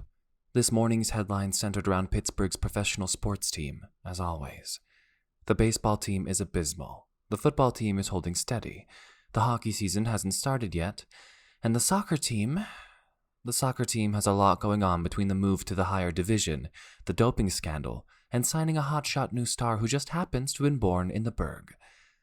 Maybe there won't be enough energy left to care about the new fitness coach by the time they're done picking apart Hawk Moyer. So here I am, in my black and gold gear, crossing the threshold of my dream job, but reminding myself I'm technically here in an interim role. I'm basically auditioning for 2 months before they decide if they'll open up an international search. International. Don't get too comfortable, Lucy, I think. My phone buzzes again in my hand. I look down to see another message from Patty. Quit stalling and go in there like the badass I know you are. You grew a human being using just your body. Why would you let this job intimidate you? I grin. Patty is always reminding me that if I can raise Wyatt on my own, I can do anything. Sometimes I believe her. Other days, I worry about a room full of hulking male professional athletes refusing to accept my authority, saying a bunch of sexist crap and making my life a living hell. Maybe that's just because my ex behaves that way. I sigh and push open the doors, leading up to Kyoko's office where I was told to report first thing. Do I feel a certain kind of way about getting a job from my teammate's husband? Yes, I do. Despite everyone in my life telling me to knock it off and appreciate that Kyoko wouldn't have hired me if I wasn't qualified to train his team and push them into even better physical fitness. Is that my Lucy friend? His booming voice carries down the hall, and he meets me in a bear hug halfway between the elevator and his office. Come in and sit. I have tea for you. I accept the mug gratefully. I didn't get a chance for caffeine this morning between fretting about work and getting Wyatt off to daycare. Kyoko grins at me. Are you excited to get started? I nod, swallowing the hot liquid. He nods more enthusiastically. Good. We cannot waste a single day, you know. Now that we've been promoted, we must play at a higher level. The players must exceed their already great standards. I set the cup on the desk. I watched film and read over stats as soon as you sent over my contract. I'm ready to go observe today's practice and customize a plan for each player. Kyoko smiles. Good. I fear your predecessor did not leave us with much to go on. That's putting things politely. Apparently the guy pissed on his computer and shredded all his printed notes after he was fired. Kyoko pats my shoulder reassuringly. We are ready to work hard and earn our keep in the major league. Shall we go and meet the team? I smile. It's easy to feel relaxed with Kyoko. I try to carry his reassuring energy with me as I follow him through the halls and toward the locker room. I think about my personal training clients from the gym, male and female. I've never failed to help them reach their goals, no matter how ambitious. The only reason I'm feeling any sort of jitters now is because my trash bag of an ex has messed up my head. I am awesome at my job, I think as I quicken my pace to keep stride with Kyoko. I can whip these men into even better shape and convince the Forge to keep me on. No matter that I was grinding my hips against the starting midfielder's crotch. Kyoko pushes open the locker room door and pokes his head inside, motioning for me to stay back, as if I've never seen a room full of half-naked athletes. I'm about to remind him that I've seen my fair share of hairy nutsacks when I realize that Hawk might be in there, naked. I swallow and appreciate the gesture. Kyoko beckons for me to step inside with him. I hear the men shushing each other as the big boss enters the room. "Gentlemen," Kyoko says with his signature smile. I've seen video of that smile he used to wear right before he blasted a kick through the goalie's outstretched fingers. "I know you'll help me welcome the newest member of our training staff. Our secret weapon, Lucy Nelson, is here to make you leaner, meaner, faster, and stronger. Maybe without the mean part." I wave. Hi guys, I'm ready to hit the ground running. I know you've had a rocky transition and are probably itching to up your fitness. They nod, a few salute, and I open my mouth to finish introducing myself when I'm jostled from behind. A startled-looking Hawk mumbles an apology for nearly tripping over me, and he leans back against the row of lockers, looking uneasy. Kyoko rubs his hands together. "Now we are complete. This is our other secret weapon, Lucy. But of course you've already met Hawk Moyer." At the sound of my name, Hawk's eyes connect with mine, and there's no other way to describe his expression than smoldering. Kyoko gestures between him and me. "Hawk and Lucy are both here to make a difference. Let's go and see what we can do, shall we?" Some of the men cheer. Coach Todd shoots finger guns and Kyoko continues, saying, "Hawk, I also came to escort you back to my office. We have business to attend to with our legal counsel. Coach, shall have him back as soon as I can." Coach Todd nods and blows his whistle, the shrill blast intolerable in the cramped locker room space, as I watch Hawk run a shaking hand through his hair and follow Kyoko out of the room. How strange that the cocky man who gave me his number in front of my kid seems nervous to go sign some paperwork. But then again, I did run away from him after we made out on the soccer field. Is it possible he's upset about that? I stare as Hawk walks stiffly down the hall. Coach Todd starts yelling. "All right, men, meet me on the field in 5. Coach Lucy will be cooking up your individual torture plans later, but I'm sure she's got some good, full-team appetizers up her sleeve. Right, Coach?" The team flies out the field, and Todd pauses by my side. He shrugs, looking at Hawk walk away with Kyoko. "The good ones are always a little bit moody at the start of the season. I highly recommend you go hard on him." He winks, and I follow him out to the field, my head spinning at the effect Hawk Moyer has had on me. Chapter 8. Hawk. Fuck me. I'm screwed. All week, I've been fucking up on offense at practice. Missing passes that I should have easily trapped. Sending balls flying at inappropriate angles. I look like a damned amateur out there half the time. Now I show up in the locker room and the woman I can't get out of my head is apparently joining our coaching staff. Coach is beaming, talking to Lucy, introducing her around. She keeps darting glances away from me, running her hands through her ponytail and acting like she wasn't pressed against me in the dark a week ago. Coach sees me squirming, and I watch as he sends Lucy on out to the field with the guys. As if that weren't bad enough, now I have to go meet a lawyer, another man who could potentially be my father. I'm like a kid searching for the tooth fairy, but in reverse. Every man in his 60s could be my dad, and I feel myself recoil away from each of them ever since I set foot in this city. I hold my breath until Kyoko opens the door to his office. The lawyer guy is waiting, and he doesn't look too much older than me. I instantly relax. "Hawk Moyer, I presume," he says, hopping to his feet, one hand smoothing out his tie as he straightens out of Kyoko's couch. He extends a hand. "Tim Stag, pleasure to meet you." He's tall and slim, with dark hair and gray eyes. I take a minute to size him up, noticing the wedding band glinting on his left hand. I've always been comforted by the sight of wedding bands. It doesn't take a psychologist to tell me that's related to my abandonment and commitment issues. I shake Tim's hand, appreciating the firm grip we offer one another. Kyoko thumps him on the back and sits on the couch next to him. "How are your little ones, Tim?" Stag grins. "Triple trouble, just like their dad and uncles before them. Are yours doing phenom soccer this fall?" I sit awkwardly on a chair, listening to the two of them gush about their sons. Whoever this guy is, I'm guessing he's not related to anyone who'd have unprotected sex with a teenage drug addict. He's wearing cufflinks, for fuck's sake. Tim turns to me and smiles. "Sorry about all that chatter, Hawk. I'll just have to see Kyoko more often to catch up. On the sidelines of the phenom pitch, right? Isn't your youngest about 4, too?"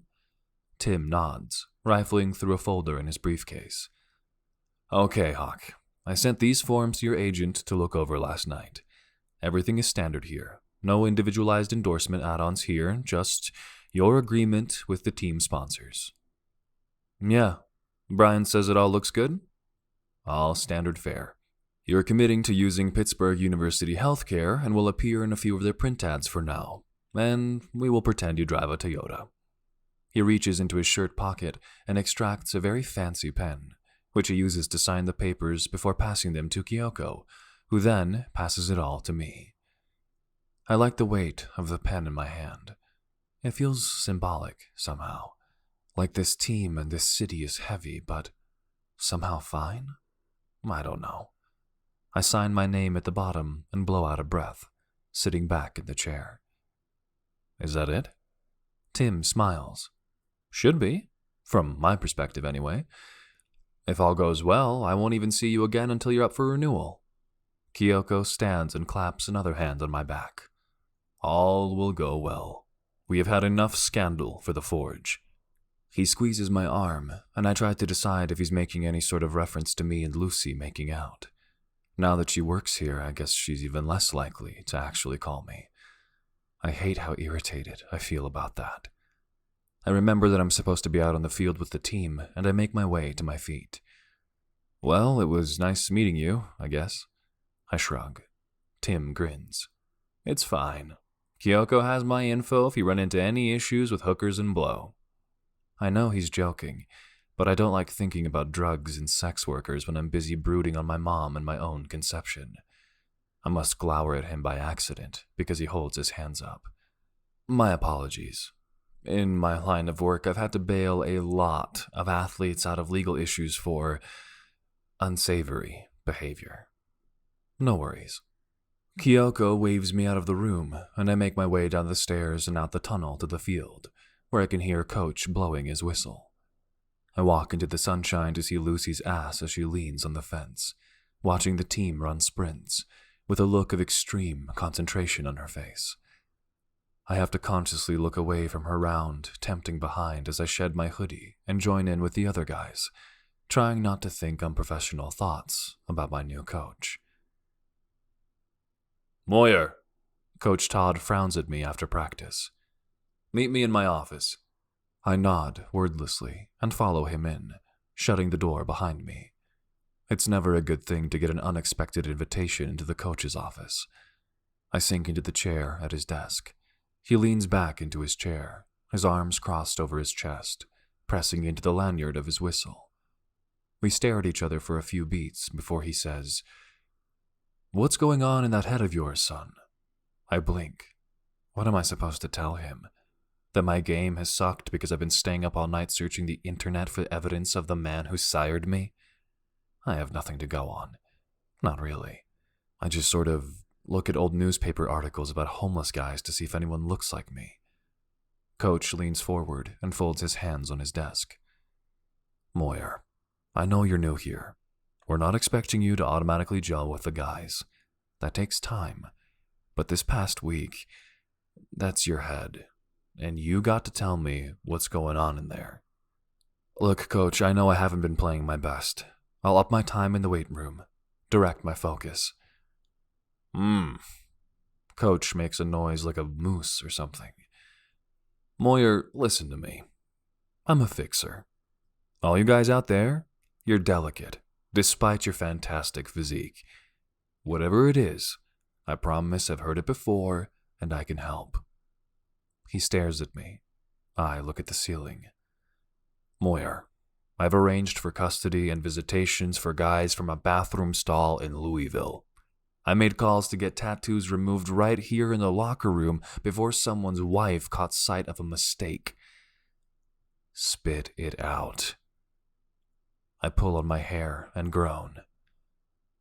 Shit.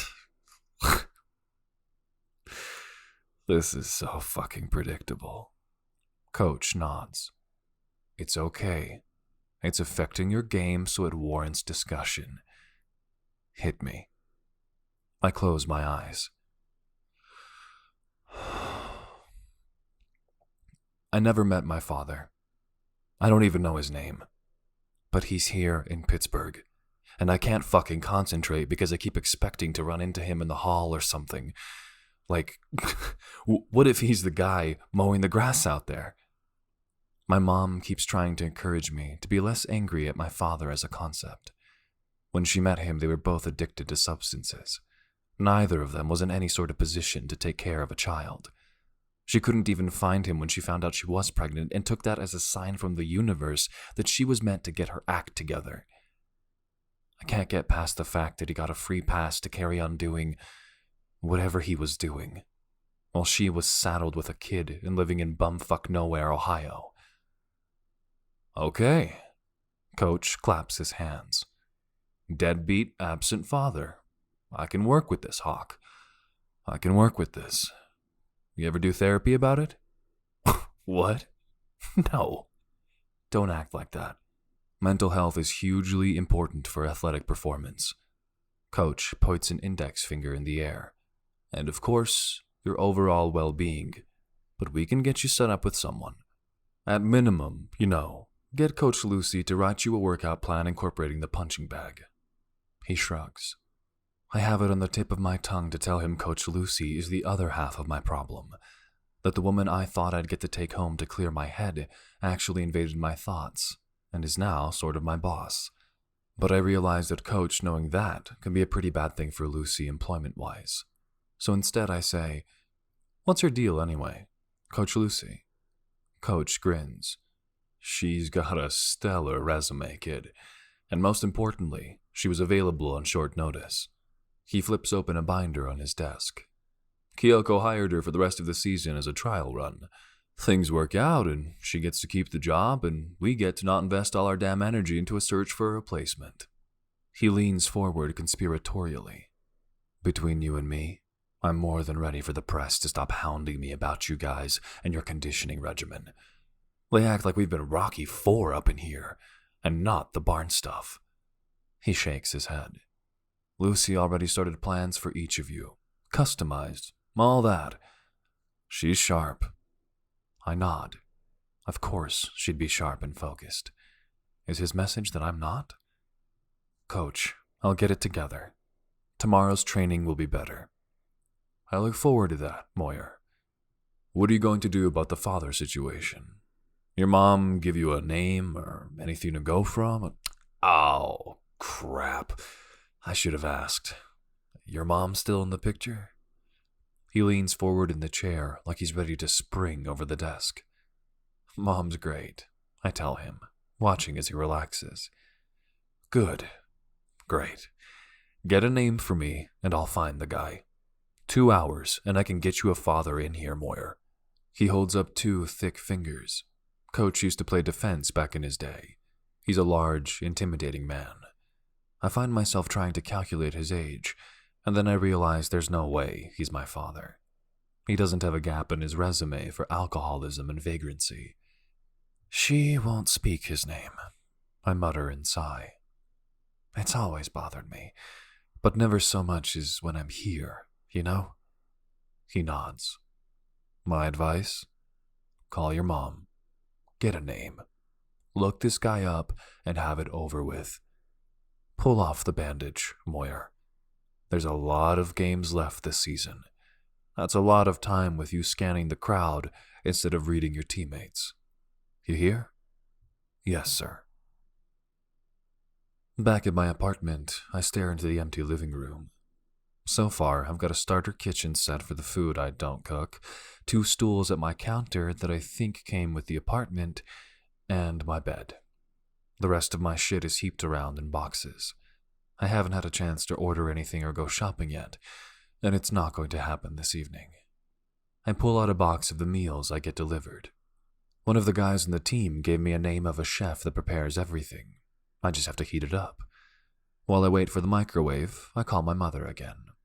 Hawk, I'm so excited to see you this weekend, sweetheart. I smile, despite myself. I'm excited to see you too, Ma. Although I'd wish you'd let me get you someone to drive you here. Pish. I can drive a few hours on the highway. Remember, I'm going to listen to a steamy audiobook. Please don't, Ma. She laughs. I sigh.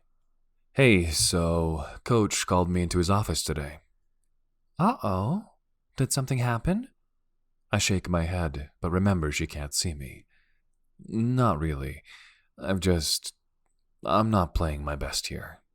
Well, you haven't even played a game yet, sweetheart. I'm sure you're just finding your feet. It's not that. Ma, it's killing me, knowing my father is here somewhere, roaming around. She makes a sound halfway between a sob and a groan. I know you don't like talking about it, Ma, but I have to know who he is. Who he is my past, Hawk. I don't have to remind you how hard I've worked to change from the person I was before I had you. You work harder than anyone I know, Ma. But every man in his 60s, everyone I see on the street, I wonder if it's him. It's making me insane, not knowing where I come from. Oh, baby, I had no idea. Well, I'm telling you now. Ma, I know he's part of your past, but he's half of my history. Hell, I can't even answer half the doctor's questions when I get a physical. Am I at risk for heart disease? Cancer? I have no fucking clue. I hear her start to cry and I feel bad, but I'm not telling her anything I haven't said to her 1,000 times before. Let me think about it, Hawk. Okay?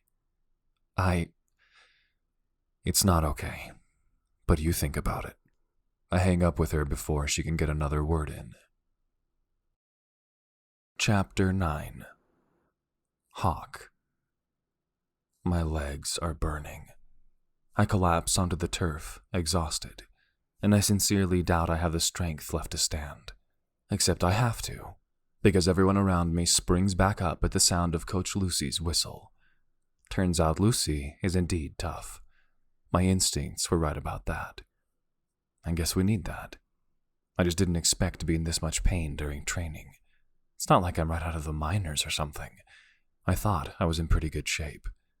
I can see Coach Todd leaning in to whisper something to Lucy as she talks to him around the whistle between her teeth. She's got us running shuttles between the goal lines over and over. After, she had us doing squats in the weight room, I might add. I should feel relieved. The more I focus on my muscles, the less I'm searching the maintenance crew for my father, or trying to convince myself to forget about Lucy Nelson. 2 of the other midfielders, Josh and Reggie, take pity on me and offer me a hand to get to my feet. This is fucking brutal, Reggie grunts, limping a bit as we jog back to the start line. I'm glad it's not just me, I mutter, still trying to catch my breath. They both shake their heads. Nah, man, they're trying to kill us. Or Coach is trying to impress somebody. Or both, Josh adds, digging his toe into the turf and lining up for another round of the shuttle run. I groan and do the same. But then I see Lucy, Coach Lucy, check her watch. She blows her whistle long and loud and says, "That's a wrap, men." Everyone cheers and starts to head through the tunnel toward the locker room, but she stands in our path. Not so fast.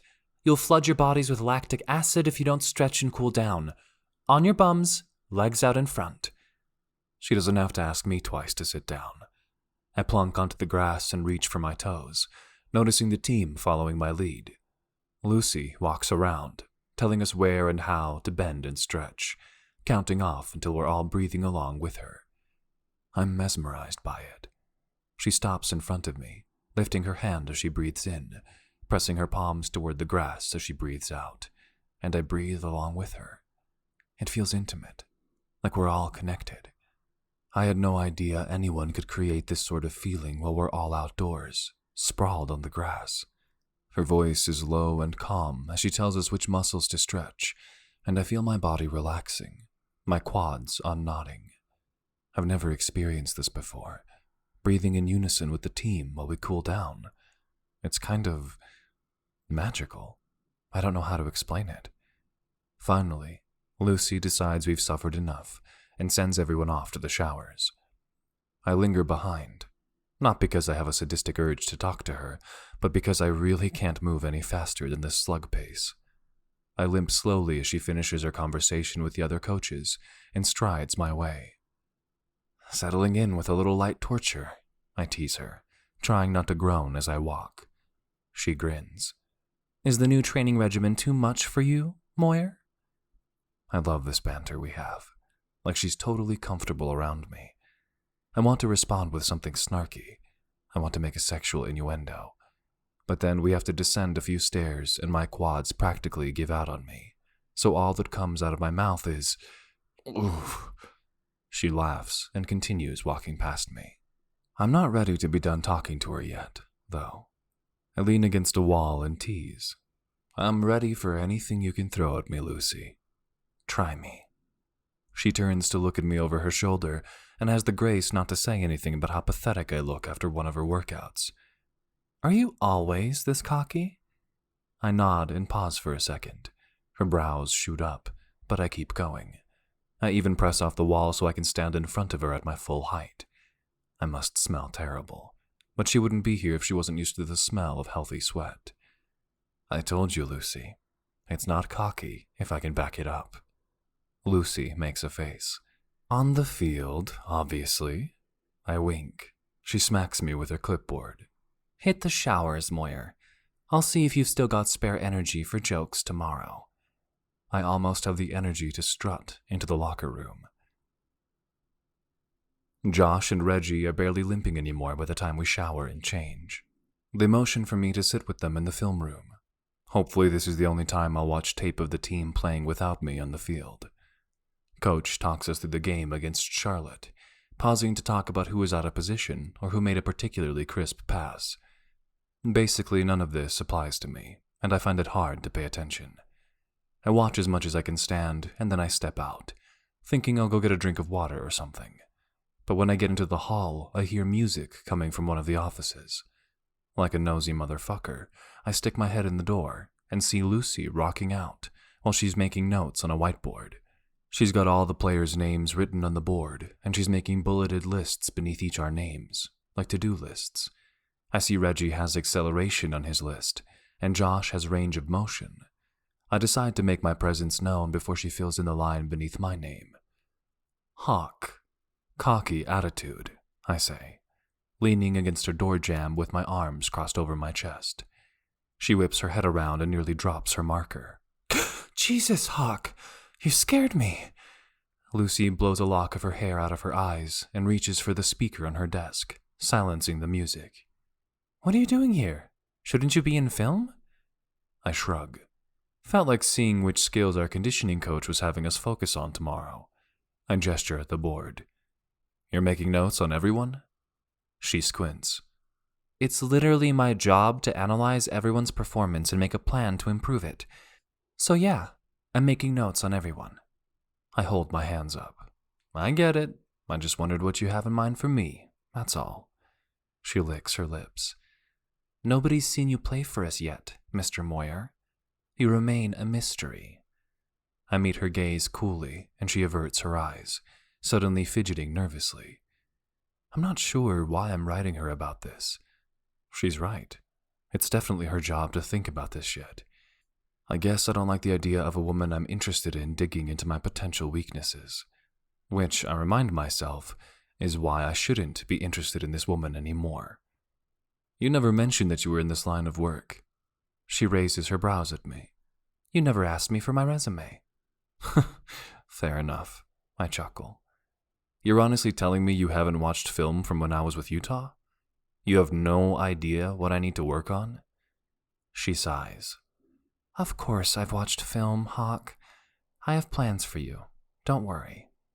I open my mouth to make a snappy retort, but her phone rings, and her eyes flash with concern. Excuse me, please, she says. I have to take this. Sure, I have to get back anyway. But like a dick, I make no move to retreat from her office. She doesn't answer the call, instead walking around the desk and starting to close the door on me. I guess she's really serious about this. I'll see you tomorrow, Hawk, she says, all but shoving me from the room. As she closes the door in my face, I hear her say, This is Lucy. Is anything wrong? My head immediately goes to her kid, and I want to smack myself for my inability to let it go, whatever this thing is I feel for her. There's nothing I can do about it if there's something wrong with her son. The whole thing is none of my business. I need to focus on my game and get myself starting on the field to earn my contract. I do not need to focus on Lucy Nelson's tongue licking her lips before she analyzes my performance. I push off the wall and limp back to the media room with the team. Chapter 10. Lucy.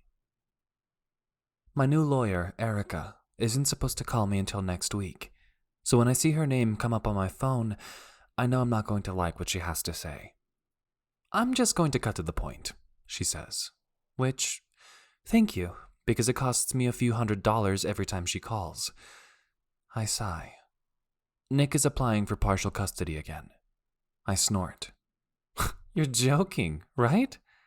After the hot car incident, my ex was released from the county lockup with an ankle monitoring bracelet, pending a psychological evaluation and a trial for child endangerment charges. As far as I know, he's still living with his parents, and I've tried to explain to said parents that as long as they are supporting their son like this, I cannot let them see Wyatt either. It's not possible to both endorse Nick's behaviors and support Wyatt. Erica sighs. I wish I were. I'm not sure what their endgame is here, but the motion filed by the family claims you are alienating Nick and also leaving Wyatt unattended for your social activities. My blood stops moving in my veins. Leaving Wyatt unattended? This can only possibly refer to Wyatt watching from the sidelines while I play soccer, and the only possible way he can know that is if he is following us and spying at the field.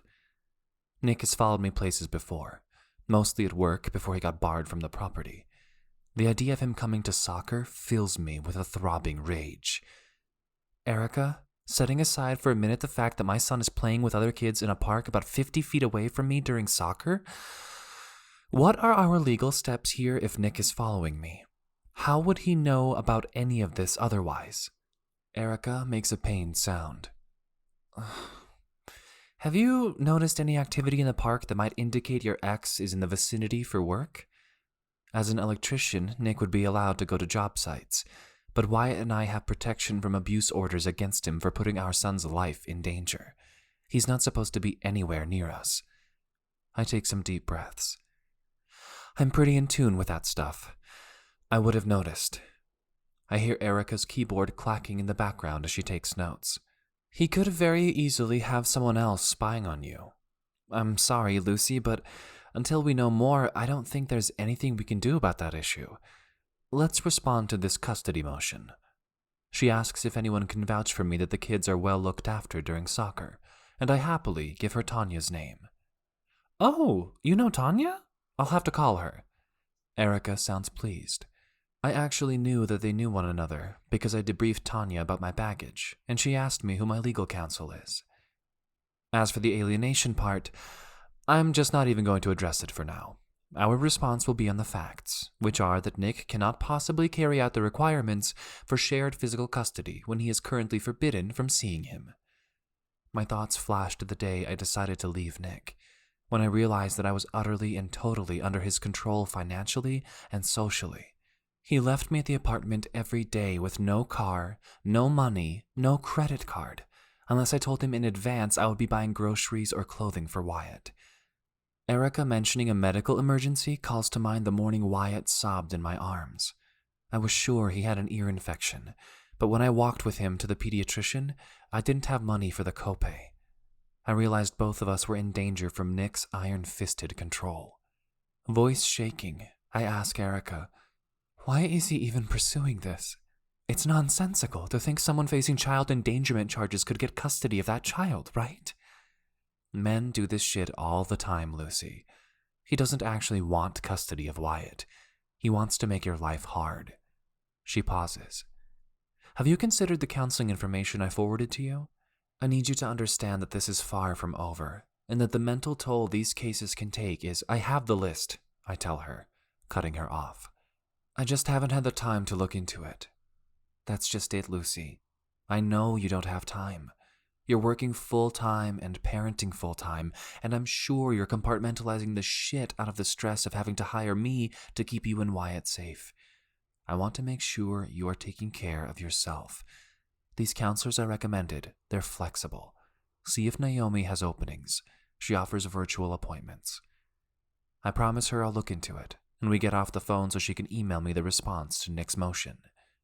I stare at my computer monitor, where some slimeball lawyer agreed to take Nick's money to file legal papers about this.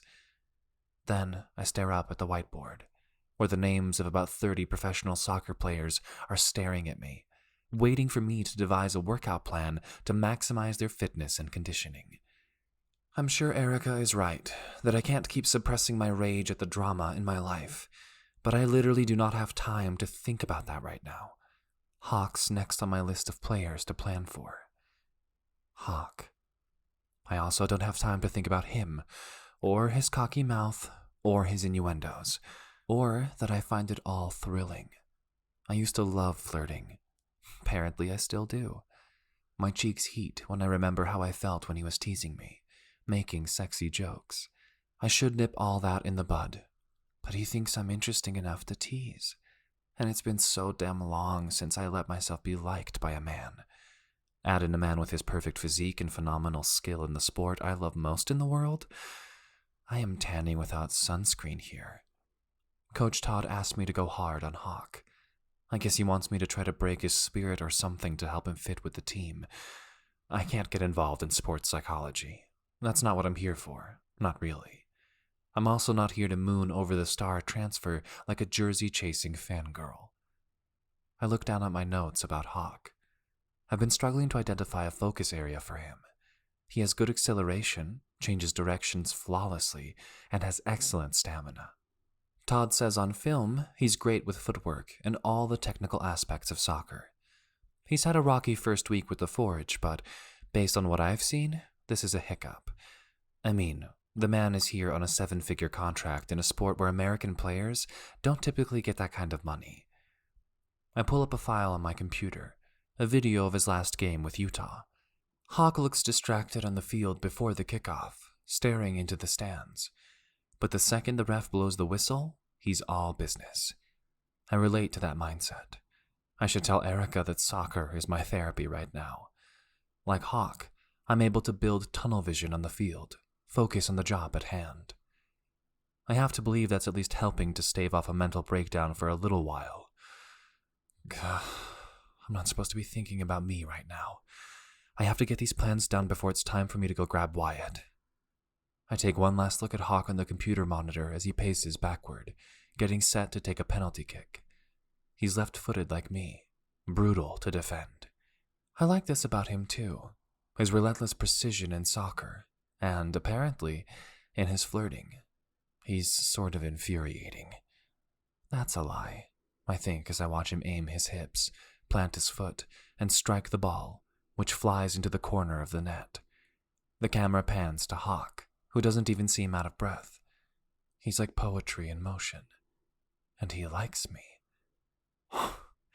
It's exhilarating. God, it's totally wrong for me to savor his attention, especially given the complication of me being one of his coaches. Eventually, I write TBD on his training plan and decide I'll come up with something he can do to loosen up his hips a bit more. I move through the rest of the list of players with ease and finish up for the day, excited to come in tomorrow morning and put this work into action. Chapter 11. Hawk. My agent wakes me with a text on Thursday at 6 in the morning. I fumble around with the phone and try to call him. "You're a shit human," I say when he answers. "You're in my same time zone now, Moyer. I can call when the news is hot." Does this hot news involve women or more money? He laughs. "No, just giving you the heads up that you're doing a media interview today. It'll be your debut game with the Forge, and the team apparently has an interim conditioning coach to replace the drug guy."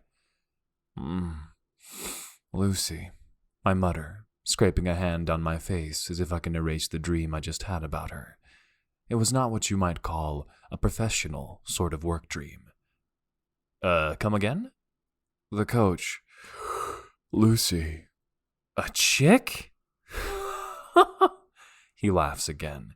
No wonder they're pulling out all the stops for media day today. It should all be pretty standard. I think the legal team counsel will be there just in case a question goes off book. Is there really a woman on the coaching staff now? Is that really a big deal? Brian pauses. You've played professional sports for more than a week, right? You know there isn't exactly gender parity in this industry? I never really thought about it, which of course gets me thinking about it. I guess I knew I've never had any female coaches before this, but there have definitely been women in the training room in a medical capacity. Well, my guess is most of these questions will be going her way today, Hawkeye. Anyway, try to shave and make sure you wash your face, etc. What if I want the scruffy look to be my thing? His pauses are getting noisier and noisier. Or am I just waking up fully? I'll allow it. In a few weeks, we're going to start wooing some watch companies for you for endorsements. Maybe some sunglasses. That shit always goes over well for dark-haired studs like yourself. Brian, I'm not awake enough for this conversation. Back to bed then, beautiful. But still, wash your face. I hang up on him and groan as I heft myself out of my bed. No sense falling back asleep now. A few hours later, caffeinated and cleaned up a bit, I head up to Kyoko's office to ask him if I'm supposed to be in my practice uniform or in street clothes for the media interview. The doors open, and I'm surprised to see Lucy in his office, looking distraught. I just never had any idea I'd be speaking to the media in any capacity, she tells him. She wrings her hands as she paces around the office. Is there any way to leave my last name out of the story? Kyoko leans against his desk and strokes his chin. I am sorry, Lucy, but the media is part of the package with professional sports management. Surely you knew that from your experience with collegiate teams. She nods rapidly and stops in the middle of the room, noticing me in the door. Her eyes glisten with tears that she really looks like she doesn't want to let fall. Sorry, I say. I can come back. Uniform or street clothes for the presser? Uniform, Kyoko mutters, waving a hand. Lucy, I'm going to call Tim Stag, our legal counsel. I'll have him speak to you and we will see what is possible. How does that sound? She nods and looks at me again, where I'm lingering in the door. I hold my hands up and back away, knowing when I've overstepped a boundary. Why is she so upset about the press conference? My thoughts flash back to her office the other day, where she took the worried phone call. Something isn't right with Lucy Nelson. And I know it's none of my business and I know it's not professional, but I need to find out what it is. At first, I was so focused on Lucy playing hard to get that I didn't stop to think about why she might want the getting to be hard. I'm an idiot sometimes. Lucy isn't like a jersey chaser hanging around waiting to find the Forge at nightclubs. She's got a kid, and apparently, problems. I'm surprised to realize that's not a turnoff. I decide my new goal is to help her solve whatever this problem is. Chapter 12. Lucy. Tim Stag arrives at the stadium a few minutes after Kyoko calls. He's a tall, stern-looking man in an exquisite suit, but he smiles and shakes my hand, and I feel more comfortable seeing Kyoko greet him warmly. Lucy Nelson, this is Tim Stag of Stag Law. He handles all these sorts of things for us. Plus he has a 4-year-old son, and so do you. Kyoko grins. Doesn't that tell you all there is to know about this man? Tim laughs. Great to meet you, Lucy. We all sit on the couch, and I try to let my spine relax. Tim furrows his brow. Kyoko says you have some concerns about the press conference today? I take a deep breath. I'm not sure how much Tanya has told Kyoko, and I have to weigh what I want to reveal to my new, temporary employer, for whom I desperately want to work permanently. I'm having custody problems with my son's father, I say, biting my lip and wondering what pieces Tim can put together. He says, scratching at his chin. Can you elaborate? I sigh. My ex is on house arrest, awaiting trial for criminally endangering our son. But his parents are wealthy, and they comb through my life trying to find ways to whittle away my support, legal rights, custody, all of it. Tim nods as I talk, cringing. I'm so sorry you're experiencing that, Lucy, he says. He shakes his head and sighs. Unfortunately, I'm pretty familiar with how ugly these sorts of things can get. I represent a lot of professional athletes, and there are more than a few who could work on their parenting, that's for sure. I briefly wonder if I'll have to explain how they tried to make calls so that I wouldn't get approved for car insurance, how my lawyer had to send a cease and desist letter to Nick's family when they tried to access my medical records. Erica thinks they want to demonstrate I'm mentally unstable. I feel mentally unstable when I consider how long I stayed in a relationship with that man. I chew on the inside of my cheek as Tim scratches at his cheek and seems to consider the situation. So if I'm understanding you correctly, you worry that putting yourself in the spotlight will trigger this group of individuals to somehow exploit the situation, imply you're an unfit mother, or interfere with the financial support your son is legally entitled to. Is that right? I relax a little into the couch, nodding. Yes, I tell him. That's exactly it. God, it's so validating and also embarrassing to hear you put it like that. He frowns. I don't see a way around getting your name out there, Lucy. Your name and title are already up on the Forge website with a photo. I am? My jaw drops. I never stopped to consider my information was already out there in the public record. I snort. When would I have stopped to think about it? I'll attend the conference with you, Tim says.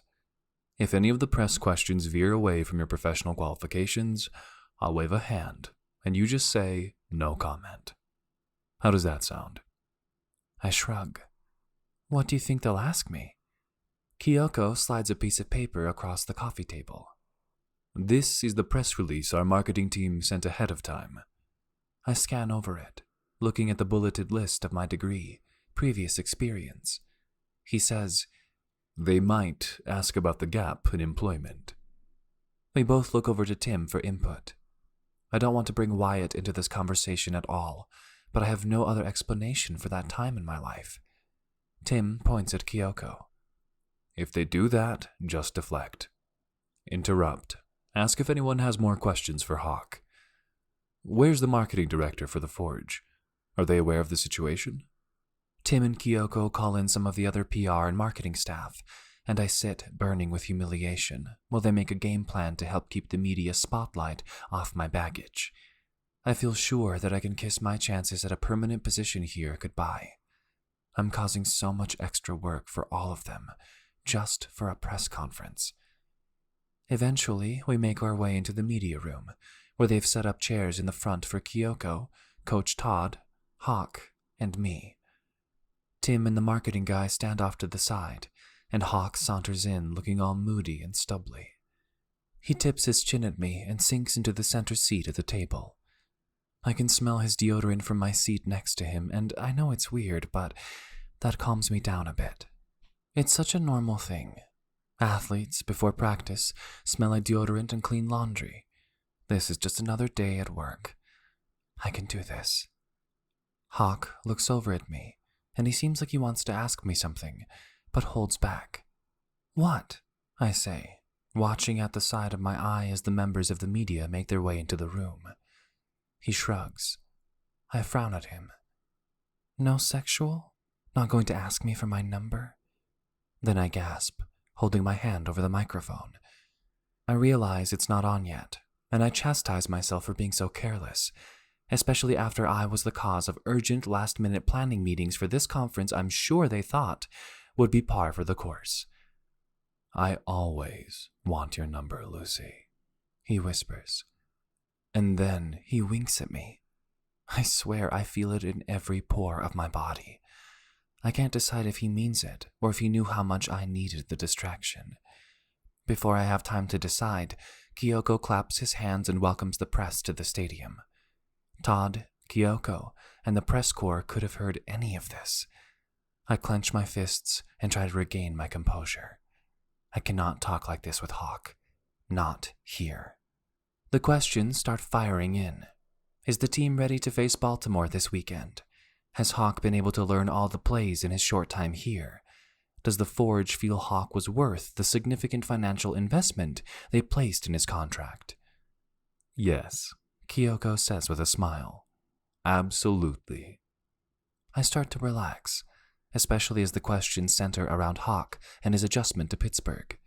He even shares that he became friendly with some of his neighbors, and they are giving him the inside scoop on good coffee and excellent auto mechanics. He's charming in a way that seems to contrast the gruff exterior he's shown on the field and interacting with the staff here.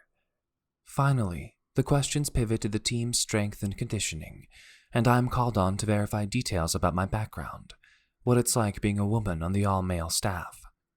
Can you clarify the question? I ask, taken aback. The reporter frowns. You know, everyone else is male. What's that been like for you? I think of the femmoms, how often we have to kick men off of our field when we have the permit, and they want to just show up and play soccer. Men seem to feel so entitled to spaces in fields and jobs. I try to imagine how Patty would answer this question, and I say, well, they all seem to follow my advice so far. I have, after all, worked with male athletes in teams and individually. Yes, about your former team coaching experience. The Post reporter flips through his notepad and smirks. Lucy, what made you resign from your position with Pittsburgh University? Does the Forge have any cause to worry you'll step down mid-season? I furrow my brow, seeing Tim waving frantically from the sides as Kyoko shifts in his seat. I just got here, I say into the mic. I have no plans to go anywhere. Feeling emboldened, I continue. As you know, I'm in an interim role, but I hope the players' improved performance will demonstrate the value of signing me on full-time. Kyoko smiles at me and gives me a thumbs up below the table. I start to relax a little more. I almost slouch in my seat. The same reporter turns to Hawk. Speaking of longevity in Pittsburgh, Hawk, you confirmed that you were actually born here in Pittsburgh, and we were able to verify public birth records. Then we did a little more digging. Care to comment on your relationship with your father, who still lives in the area? Hawk turns white. We are not in contact.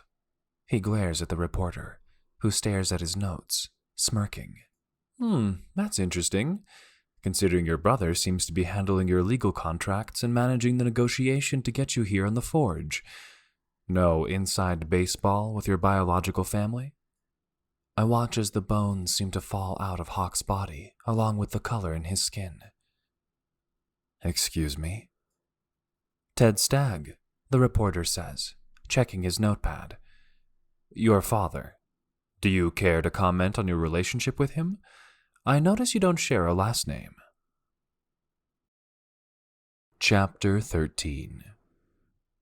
Hawk. The fuck did you just say? The question comes from Tim Stag, standing to the side of the room near Lucy. He looks like he wants to dive into the audience and strangle the reporter asking the questions. The guy grins and raises a brow at Tim.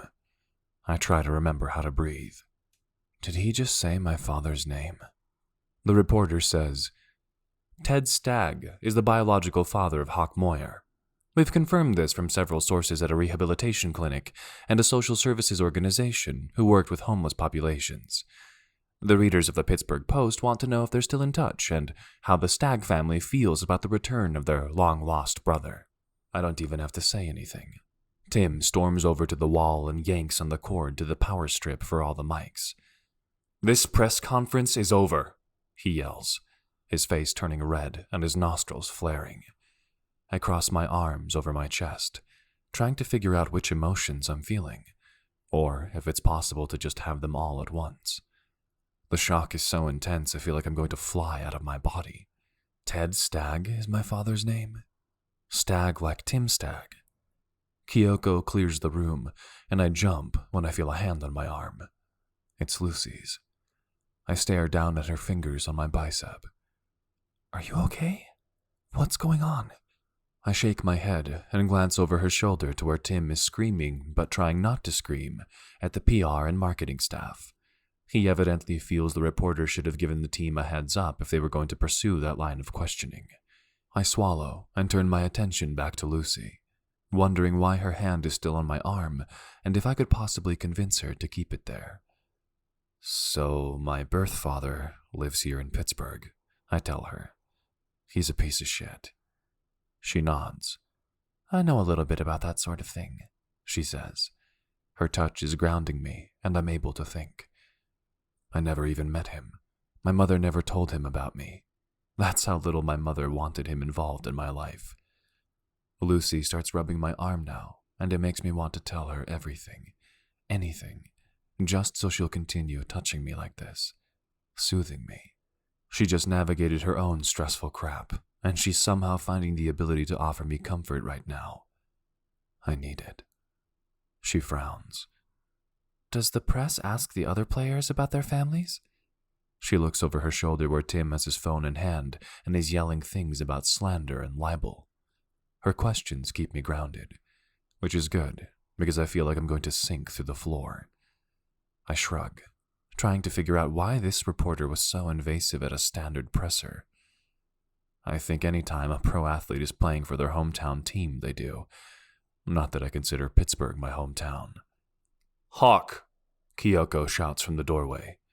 Upstairs with me, if you please. Coach Lucy, you may go proceed with practice. He pauses to smile at her. When you are ready.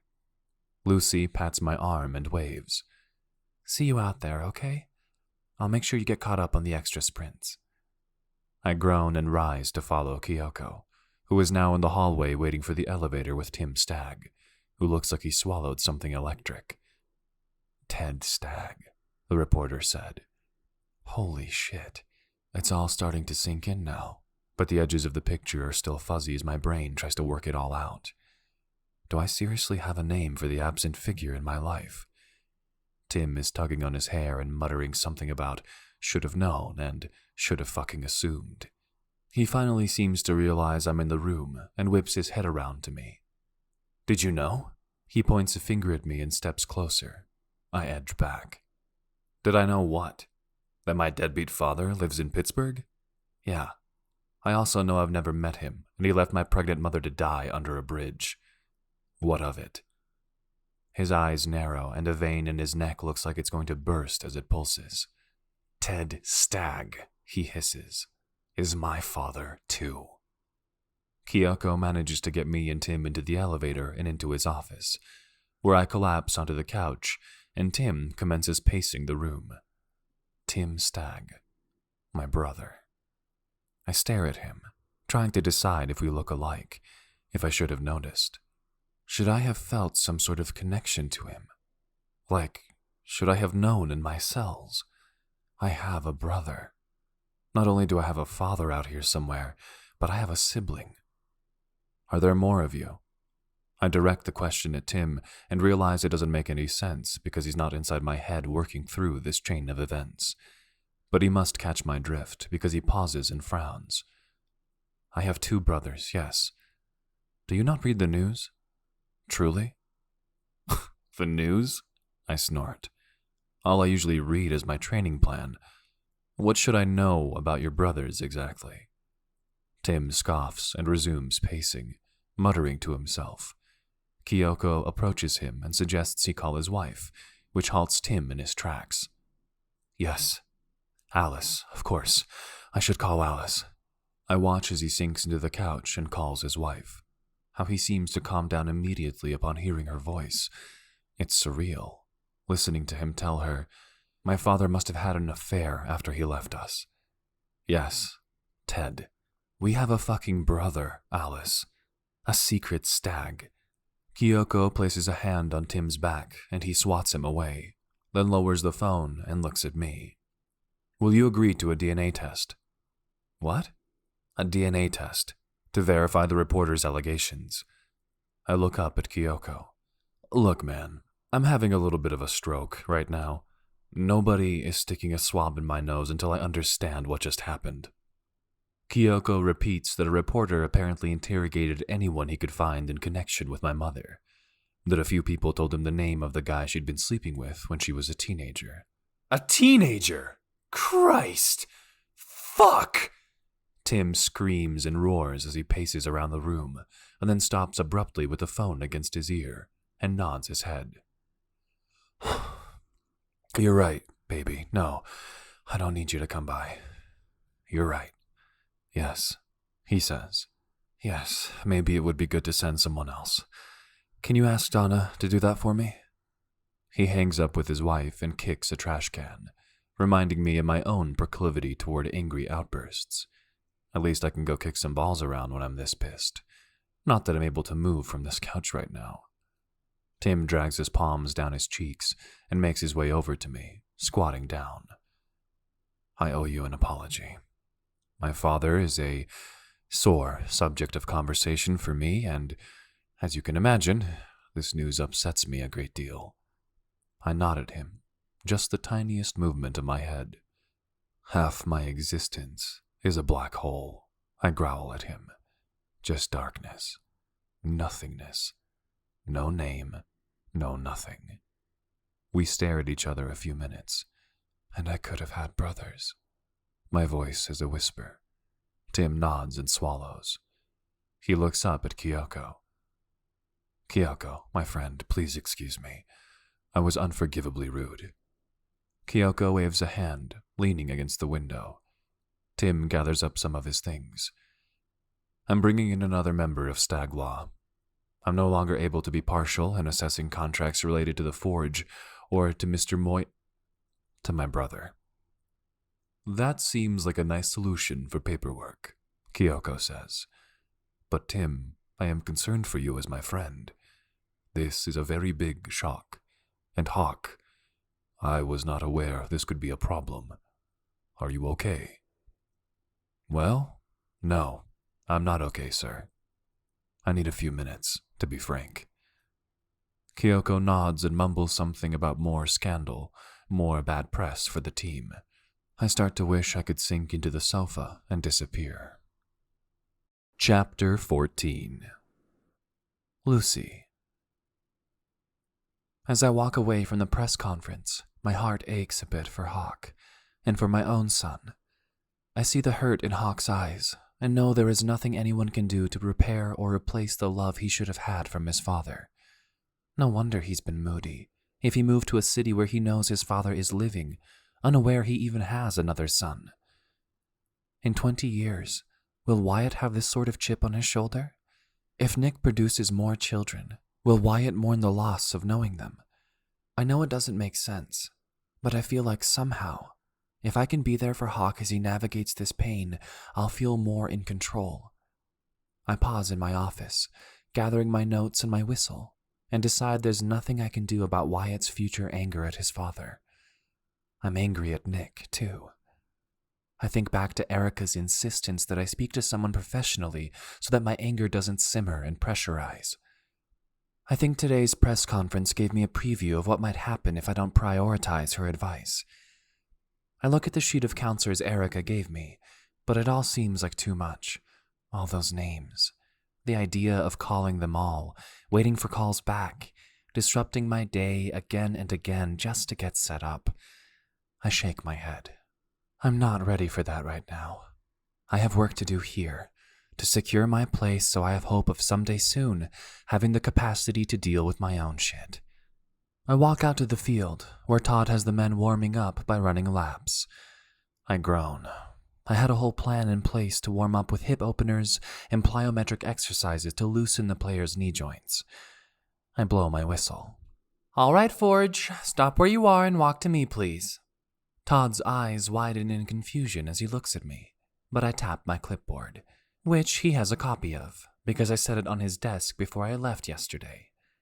I call the team back in and lead them through the exercises I had planned, gently stretching them while they're in motion, reducing the risk of them injuring their muscles and tendons. Once I feel like they're sufficiently limber, I pat Todd on the shoulder. They're all yours, I say. He just stares at me again, but then eventually nods and splits them into groups based on their positions. I take my usual stance by the fence, observing, and then I smile because as I watch, Reggie's acceleration seems to have improved. I can do this, I think. When I assert myself here confidently, like when I took back over the training session, I'm making good things happen. I'm getting results. For years, since I found out I was pregnant, I felt like a person things happen to. I don't want to be like that anymore. I want to be a person who makes things happen. Starting with this job, I want to make them beg me to stay here. A few minutes later, I see Hawk emerge from the locker room, his jaw clenched. I realize how touched I am that he confided in me in the swirl of that press conference. My instinct is to go over and put an arm around him, tell him to take the day off and process what just happened to him. But the fact that he's out here seems to mean he wants a sense of normalcy right now. Or maybe to process his feelings through motion. He runs over to where Todd has the guys divided into teams to scrimmage, and I observe as he's placed in the left midfield position. I try to watch all of the players, making notes on my chart to assess their progress in different metrics. I'd be lying if I said I wasn't more focused on Hawk, though. I wish I could go touch his arm again, check in with him. He's playing furiously, sprinting all out to every ball, whipping every pass just a little too hard so it ricochets off the recipient's foot or thigh. Each time he makes an error, Hawk seems unable to let it slide off him, instead growling and clenching his fists. I'm sure all the guys have heard about the press conference by now, whether from Coach Todd or from Jacques, the captain. Nobody says a word to Hawk about his playing. After about an hour, Todd turns things over to me to move the men through weight training. We reconvene in the weight room, and I pass out the worksheets for their individual training plans. We're just going to do baseline testing today, I explain. We need to find out what your max weight is on each of the main Olympic lifts so I can figure out what percentage of that weight you should be using for each exercise. The men look at me like I'm speaking a foreign language, which I suppose for a lot of them who've come here from other countries, I am. I sigh and point to Reggie. Okay, so Reggie's going to deadlift until he can't lift any more weight. What do you usually lift, Reg? He grins and tells me 200 pounds. I sigh and stick a 45-pound plate on each side of the bar. Let's start here and work up. They all watch me as I set up different stations to work them through deadlifts, squats, and power cleans. It takes ages to correct their form. The absence of a strength and conditioning coach seems to have them all phoning it in with these exercises. All of them apart from Hawk, who has taken a seat on the rowing machine and begun to churn out a blistering pace. I let him work through his feelings while I get the rest of the team situated, and then I reach for the handle, stopping him. You're not going to get an accurate baseline test if your muscles are fatigued like this. I raise a brow at him. He shrugs. I missed warm-ups. It's fair compared to what they already did. I laugh. You think I worked them this hard before the scrimmage? I glance at the dash in the rowing machine. You're working through a lot of big feelings there, champ. You mispronounced my name, Lucy. His eyes flash at me with something, not anger. Is he about to flirt with me? He nods toward my clipboard. You ever going to tell me what's on my to-do list for improvement? I squat down so I'm level with him, and I put a hand on his. Look, Hawk, what happened at the press conference was upsetting. Do you have someone to talk with? He frowns. You were pretty upset there yourself, Lucy. Want to tell me why you're so afraid of the limelight? I bite my lip. That's none of your business. His eyes flash again, colder this time. Yeah, well, my daddy drama is none of yours. Now give me a workout, or I'm going to keep making up my own. Him shutting me out stings. We stare at each other for a few beats before I rip a piece of paper from my pad. I scribble "row to hell." I slap the paper onto his knee and return my focus to the members of the team who are ready to listen to my advice. Chapter 15. Hawk. Brothers. I have brothers. 3 of them, from the sound of things. After practice, I drive home to sit in my still nearly empty apartment, staring at a wall. My entire life I've hated my father, barely respected my mother's decision to keep his name from me. I could have done what this reporter from the Post did, or like Coach suggested. I could have hired someone to dig.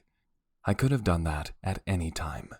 I didn't bother because I thought I was just ignoring the existence of a man who wasn't worthy of knowing my name. But I could have had brothers. I pick up my phone and pull up a web browser, typing Stag Pittsburgh into the search engine. Whatever I expected to find there, the results are 1,000 times more surprising. My brother Tim owns Stag Law.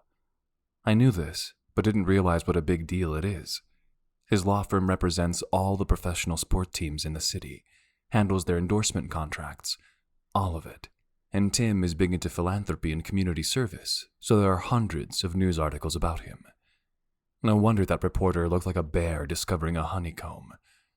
I feel a twist of rage in my guts that the reporter seems out to besmirch my brother's name. I hated how he brought up my contract negotiations like that. I scroll down to a picture of Tim with his arms around 2 other guys that look like him. He apparently runs marathons with his brothers Tyrion and Thatcher. Like, a lot of marathons. Timber, Tyrion, and Thatcher Stag. I practice saying their names out loud, not knowing if I'll ever have cause to do so again. Tyrion, who goes by Ty according to the news, was a pro hockey player who retired to be a stay-at-home dad for his 4 sons. His wife is some kind of big deal trial judge. 4 sons. I guess that means I have nephews. I drag my fingers through my hair. I've never had family. It's just been me and my mom my entire life. Her extended family wasn't too keen on maintaining relationships with the daughter who flunked out of college to become a junkie and a pregnant teenager. Our community in Ludenville consisted mostly of mom's friends from church and my soccer teammates. Brothers and nephews were things my teammates had, things I felt bitterly jealous of every holiday and every regular weekend day, when everyone else had huge cheering sections in the stands for them and plans to suck down family dinner after our weekend matches. My brother Thatcher is an artist. There's a big shift in the media coverage of him, showing his maturity from a playboy to a family man. He's got a wife and kids, too. I throw my phone down on the sofa next to me. The 3 of them had each other to lean on, to talk to, and I'm some dirty secret they never had to think about. I remind myself that if it's true what my mom said about my father's alcoholism, chances are pretty good he was a shit dad to them. But they knew he was shit. They never had to wonder. Never had a big black hole sucking up half of their identity. Fuck! I scream into the empty apartment. And then, like it heard me, it beeps at me. No, it's not the apartment beeping, I think. It's the intercom. Someone's at the door. I'm sure as hell not in the mood for company, but I flick the button on the video doorbell to see who it is pushing the button. My eyes widen when I see it's no other than Tim Stag. What are you doing here? I don't bother with small talk. Just let me up, he says, treating me with the same attitude. I buzz him in, propping the door open and leaning against the frame while I wait for him to emerge from the elevator. He steps out a minute later, still wearing his suit and tie, but looking frazzled. He twists his wedding band around his finger rapidly, and his eyes dart side to side like he's looking for spies or something. Can I come in? I step back from the door and close it behind him when he enters. I'm still not settled in, so the apartment is still pretty sparse. We sit on the pair of stools that came with my counter, and I stare at him, my brother. It's going to take me a long time to get used to thinking that. He stares back at me. We need to talk, he says, and I spit out a laugh. No shit, brother. I emphasize the last word like I'm not sure whether it's a curse. Tim sighs. I don't know what you know. I'm guessing not much. I breathe out through my nose. All I knew was that I was born in Pittsburgh, and my teenage mom got knocked up by some drunk who she says wasn't worth telling about my existence. Tim strokes his growing stubble while I talk, and I realize I'm doing the same thing. I snap my hand down into my lap. Tim takes another deep breath. Our mother died when I was a teenager. It was very sudden, and my father did not take it well. He abandoned us for the bottle. I glare at him. I mean that literally, Tim continues. I've been my brother's only parent for a long time. So you don't know where he is? I realize that I sort of hope the man died, and as I'm listening to Tim talk about how hard his life was, having to raise himself and 2 little brothers, I don't even feel bad about it. We know, he says. Now. Thatcher found him a few years ago when he was dying. I scoff. That's awfully convenient. For him. Tim grins at me. That was my reaction at the time. He explains that Ted Stag finally got sober and has gradually been easing back into their lives. He tells me his brothers are quicker to forgive than he is. I don't know if you have any interest in connecting with him, Tim says, and then leans forward, resting his elbows on the counter and staring into my eyes. But I'd really like it if you could meet Ty and Thatcher. Our brothers. I swallow a huge-ass lump in my throat. I'd like that too. But I'm not, ready to meet Ted. Tim grunts. I'm not ready to see that fucker again anytime soon either. Don't tell my wife I called him that. I haven't met your wife, man. Tim grins. You should. She'd help shape your perspective on everything. It's annoying. I nod. Sometimes a man just wants to sit and brood about things. Tim squeezes my leg. We're a lot alike, Hawk. I stare at my big brother some more, not sure what to say. Chapter 16. Lucy. I hear the reporter's voice from the news as I finish getting dinner for Wyatt. Drama today at the Ford Stadium as a run-of-the-mill press conference ends in controversy. Star player Hawk Moyer and Stag Law CEO Tim Stag angrily ejected members of the media from the stadium as team officials declined to comment on the... I mashed the buttons on the remote, finally changing the channel to PBS. The theme song to Octonauts fills the apartment instead, and I return to my thoughts as I microwave Wyatt's pasta. I acted unprofessionally. I let my temper overtake my composure at work when one of my athletes was rude, and it's my responsibility to train him. It's literally my job to put up with his shit, I mutter. I get Wyatt settled in with a movie and step into the bathroom to call Hawk. Hello? His voice warbles. Hawk, are you okay? Lucy the MILF, he drawls, his words sounding slurred. Lucy.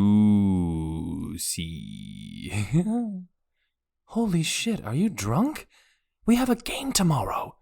I hiss at him into the phone and look at my watch. It's a bit after 6. I start to calculate the time between now and when the team has to be present for warm-ups tomorrow. Jesus, Hawk, what's gotten into you? I hear him belch. Did you know I've got brothers? I sigh. Right, the press conference. I open the door to peek at Wyatt and bite my lip. I've got to do something. Don't drink any more alcohol, okay? Where are you? Echo, echo, echo. He says, then giggles. It's empty here. I don't even have a couch. Are you at home? Hang tight, I'm coming over. I step into the hall and tap on my neighbor's door. The elderly tenant lives alone, and I sometimes grab milk or cat food from the store for her. She's often offered to watch Wyatt for me, but I've never taken her up on it. Now feels as good a time as any to ask. She opens the door wearing a nightgown and slippers, but I hear the television blaring in the background. Hi, Gladys. I wave.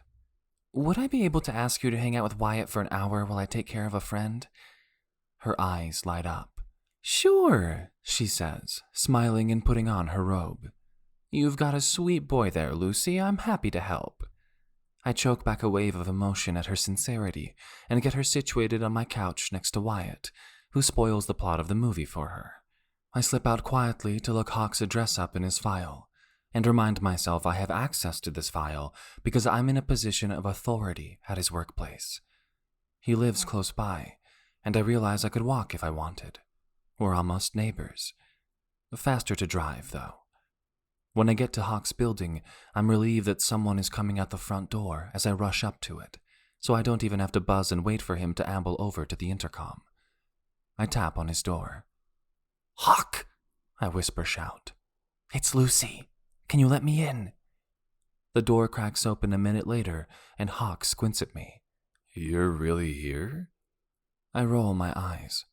Yes, you big lug. Now come on, let's get some food in you. I push the door open, and he wobbles backward. What did you drink? He shrugs, following me to his kitchen. Bunch of beers? He belches again. Okay, that's not as bad as it could be, although you're going to be wrestling with some bloat tomorrow. I click my tongue at him. He pats his stomach and looks down. Still hard as a rock. Wanna feel? He lifts his shirt and rubs his abs. I will not stare at his abs. No, I will not. Hawk, I use my mom voice. I am here to help you sober up and maximize your chances to play well tomorrow. Sit. I point at the stool and throw open his fridge.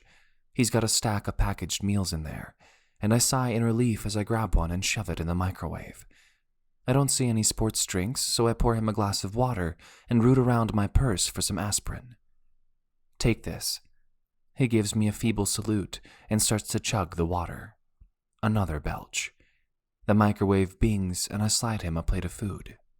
When I open his drawer, there is one single set of silverware, and I sigh at the sight, but grab him the fork. And this. I laugh a little when I think he tries to make a sexy face, but ends up stabbing himself in the lip with the tines of the fork. He chews a few bites, and I lean my elbows on the counter, observing. I'm sorry I was mean to you at training, I tell him. That was unprofessional of me, and I apologize. Row to hell, he murmurs and grins. Like go to hell. You're funny. I sigh and shake my head, checking my watch. I can stay a few minutes before I have to get back to Gladys and Wyatt. Hawk catches my eye and makes a pained face. Does Wyatt know his father? The question hits me like a shot to the chest. I nod rapidly and swallow. Yes, he does. Will you tell me what happened? Hawk taps his temple with his fork. You're not with him, I can tell. A chill washes over me at the thought of rehashing my experiences with Nick, but I remind myself Hawk is vulnerable when it comes to fathers. I swallow and reach for Hawk's water glass, taking a sip. He never physically abused me, but I'm certain he would have started eventually. Hawk clenches his jaw, his hands curling into fists. By the time I left, he was controlling every aspect of my life. All the money. He was going out of the car each night to check the odometer. If I went somewhere, he demanded to know who I talked to and what lies they spread about him. I shiver.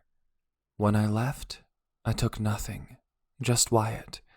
Our pediatrician helped get us to the women's shelter, and they connected me with grants to pay rent. I stare past Hawk as I relay the process of applying for food stamps and using the shelter's lawyer to set up our original custody and visitation orders. I watch Hawk's throat as he swallows, his gaze serious, unflinching. He sounds more sober when he asks, "Is it better now that you left?" I feel a lurch in my stomach, knowing how intently he's listening to me even amidst his turmoil. I close my eyes and shake my head in response to Hawk's question. His family condones his behavior. He lives with his parents now, and they make it their part-time job to harass me in every way imaginable. They called my old job to claim I was acting inappropriately with male clients. They call Child Protective Services and claim my car or home are unsafe. Nick used to show up for visitation when he felt like it and skip when he didn't. But if I was ever 30 seconds late, they called the police to try to hold me in contempt. Hawk's eyes flash as I talk. I can tell the food and water and time have helped dampen his drunkenness. He seems to be listening more seriously. I run my hands through my hair and sigh. It took me a long time to sever all ties they held over me, but every cop in Zone 4 knows me. I have a good job now, and a new lawyer helping me try for full and exclusive custody. Hawk nods at this last bit. "Thank you for telling me all that," he says earnestly. "You're welcome." We stare at one another for a few beats. It feels so good to tell him some of these things. I've been carrying all this on my own for so long. To have him open up to me in return feels like everything right now, even if he is 3 sheets to the wind. "I didn't think about how hard it was for my mom to be with an alcoholic," he says. He reaches a hand for me and then seems to reconsider, putting it on his lap. "I've always been so angry at her for keeping me away from my father." His eyes still have a glassy quality, telling me that he's still got a ways to go towards sobering up. I shove his plate toward him again, and he takes another bite. "I'm sure she was only thinking of what was best and safest for both of you," I tell him. "I know it in my bones." Hawk nods and closes his eyes. "Will you tell me about her?" He turns his head toward me, and I smile, because he looks rumpled and real right now, not like he's trying to be charming. More like he looked when we were running around together on the soccer field. He says, "I used to try to quit all my soccer teams so I could pick up part-time jobs. She would always head me off at the pass and tell all my coaches she had things handled." He takes a bite of his food. More sober now, he tells me they eventually reached a compromise in the summers, and he worked roofing jobs under the table. "How old were you, roofing?" I shudder, thinking about Wyatt climbing around up on people's high roofs. He shrugs. 15? I brought home a lot of cash, Lucy. A lot. And roofing is a good workout." I make an incredulous noise. "You were probably dehydrated. Did you get sunstroke?" He grins. "I got so tan. You want to see my tan lines?" "Hawk." He drops the fork and puts his head in his hands before looking at me again. Fuck those days, though. All those ladders, hauling shingles. Fuck every tear my mother shed, too. I see a tear form in the corner of his eyes and resist the urge to reach out and wipe it away. "I have brothers," he whispers. I could have grown up with brothers. "Hey." I reach out and touch his chin, lifting his face to meet his dark eyes. "You can still have a relationship with your brothers. There's nothing stopping you from that." The next time I see Hawk, he's on fire on the field, starting at midfield for the Forge for the first time. The team's marketing manager provides prepared statements for the press before the match, so none of the players or coaches have to talk with the media. I stand on the sidelines with Coach Todd, nodding and taking notes as the forge gel on the field. Something about the atmosphere of competition, rather than just practice, has turned a switch on inside Hawk. He streaks up and down the field, transitioning deceptively between offense and defense. He owns the left channel, appearing out of nowhere to intercept passes from Baltimore and quickly transfers the ball to Reggie or Josh. While most of the team plays with joy on their faces, dominating the game from the first whistle, Hawk wears an intense expression. I try not to think about how sexy he looks, all sweaty and brooding as he plants his right foot in the grass, swings and shoots a ball into the goal from 20 yards out.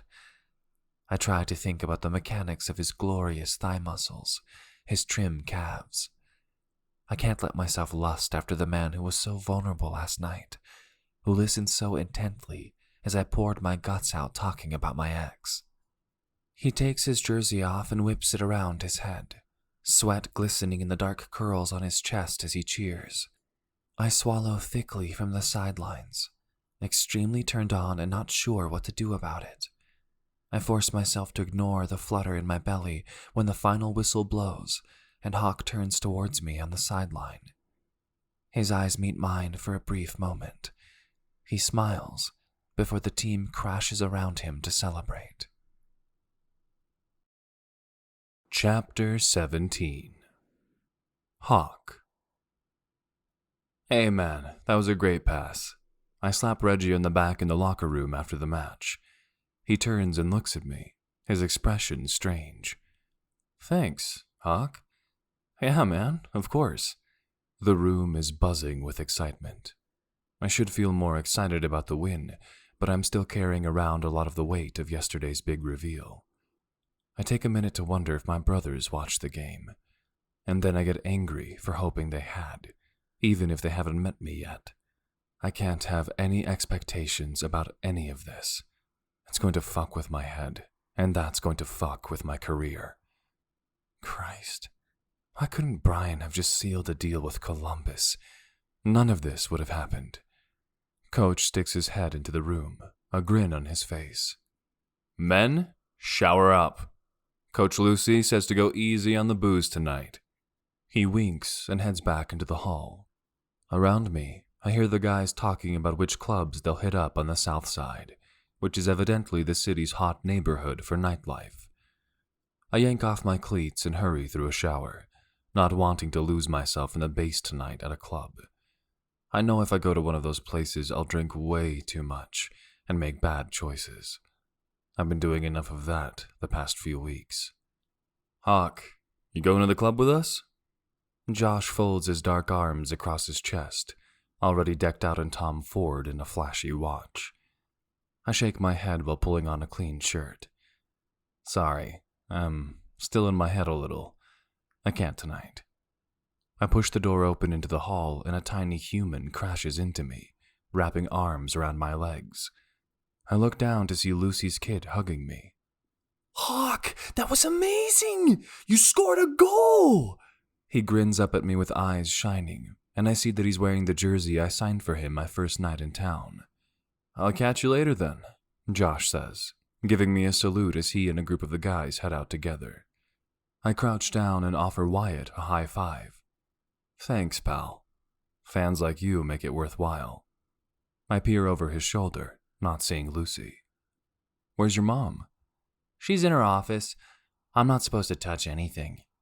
I nod and stand up, offering him a hand as he wraps his pudgy fingers around mine. Let's get you back down there, okay? I walked a few feet to her office, where her door is ajar and she's fluttering around the room organizing paperwork. Wyatt, just a few more minutes, she says over her shoulder, not looking up. Aw, man, I say, making a pout face at Wyatt, which makes him laugh. Lucy whips her head around. Hawk! She seems to pull herself together and takes a deep breath. Aren't you going out to break in-season diet rules with the rest of the team? I grin, feeling suddenly like I won the after-game celebration too. I'd rather take Wyatt out for ice cream. It's a dick move, using her kid to get to Lucy, offering her ice cream without asking her first. But I never said I was a nice guy. Ice cream! Mom, can we? She furrows her brow at me and her nostrils flare. I'm sure Mr. Hawk wasn't being serious, honey. I've got some cookies at home we can have. Oh, I'm super serious, I tell her, and a thought occurs to me. Hey, Wyatt, you know what? I haven't ridden on that car thing that goes up the mountain behind the stadium. I see that on billboards and tourist stuff all about this city. Do you know anything about that? His face lights up. The incline? Yes! There's ice cream up there! Mom Hawk's gonna take us up on the incline! Lucy mutters something under her breath and yanks her backpack from her desk chair. She pokes a finger into my shoulder. You'll pay for this in sweat, Hawk. She shakes her head and then gives a small smile before hurrying down the hall after Wyatt, who is literally skipping toward the parking lot. We step into the night, and I feel the breeze from the river. It's gorgeous. Clear skies and the summer heat has given way to that crisp coolness of autumn. How are we getting there? I forgot about car seats when I suggested this adventure. Wyatt giggles and points to the path ahead. We walk, silly. Past the big wheels.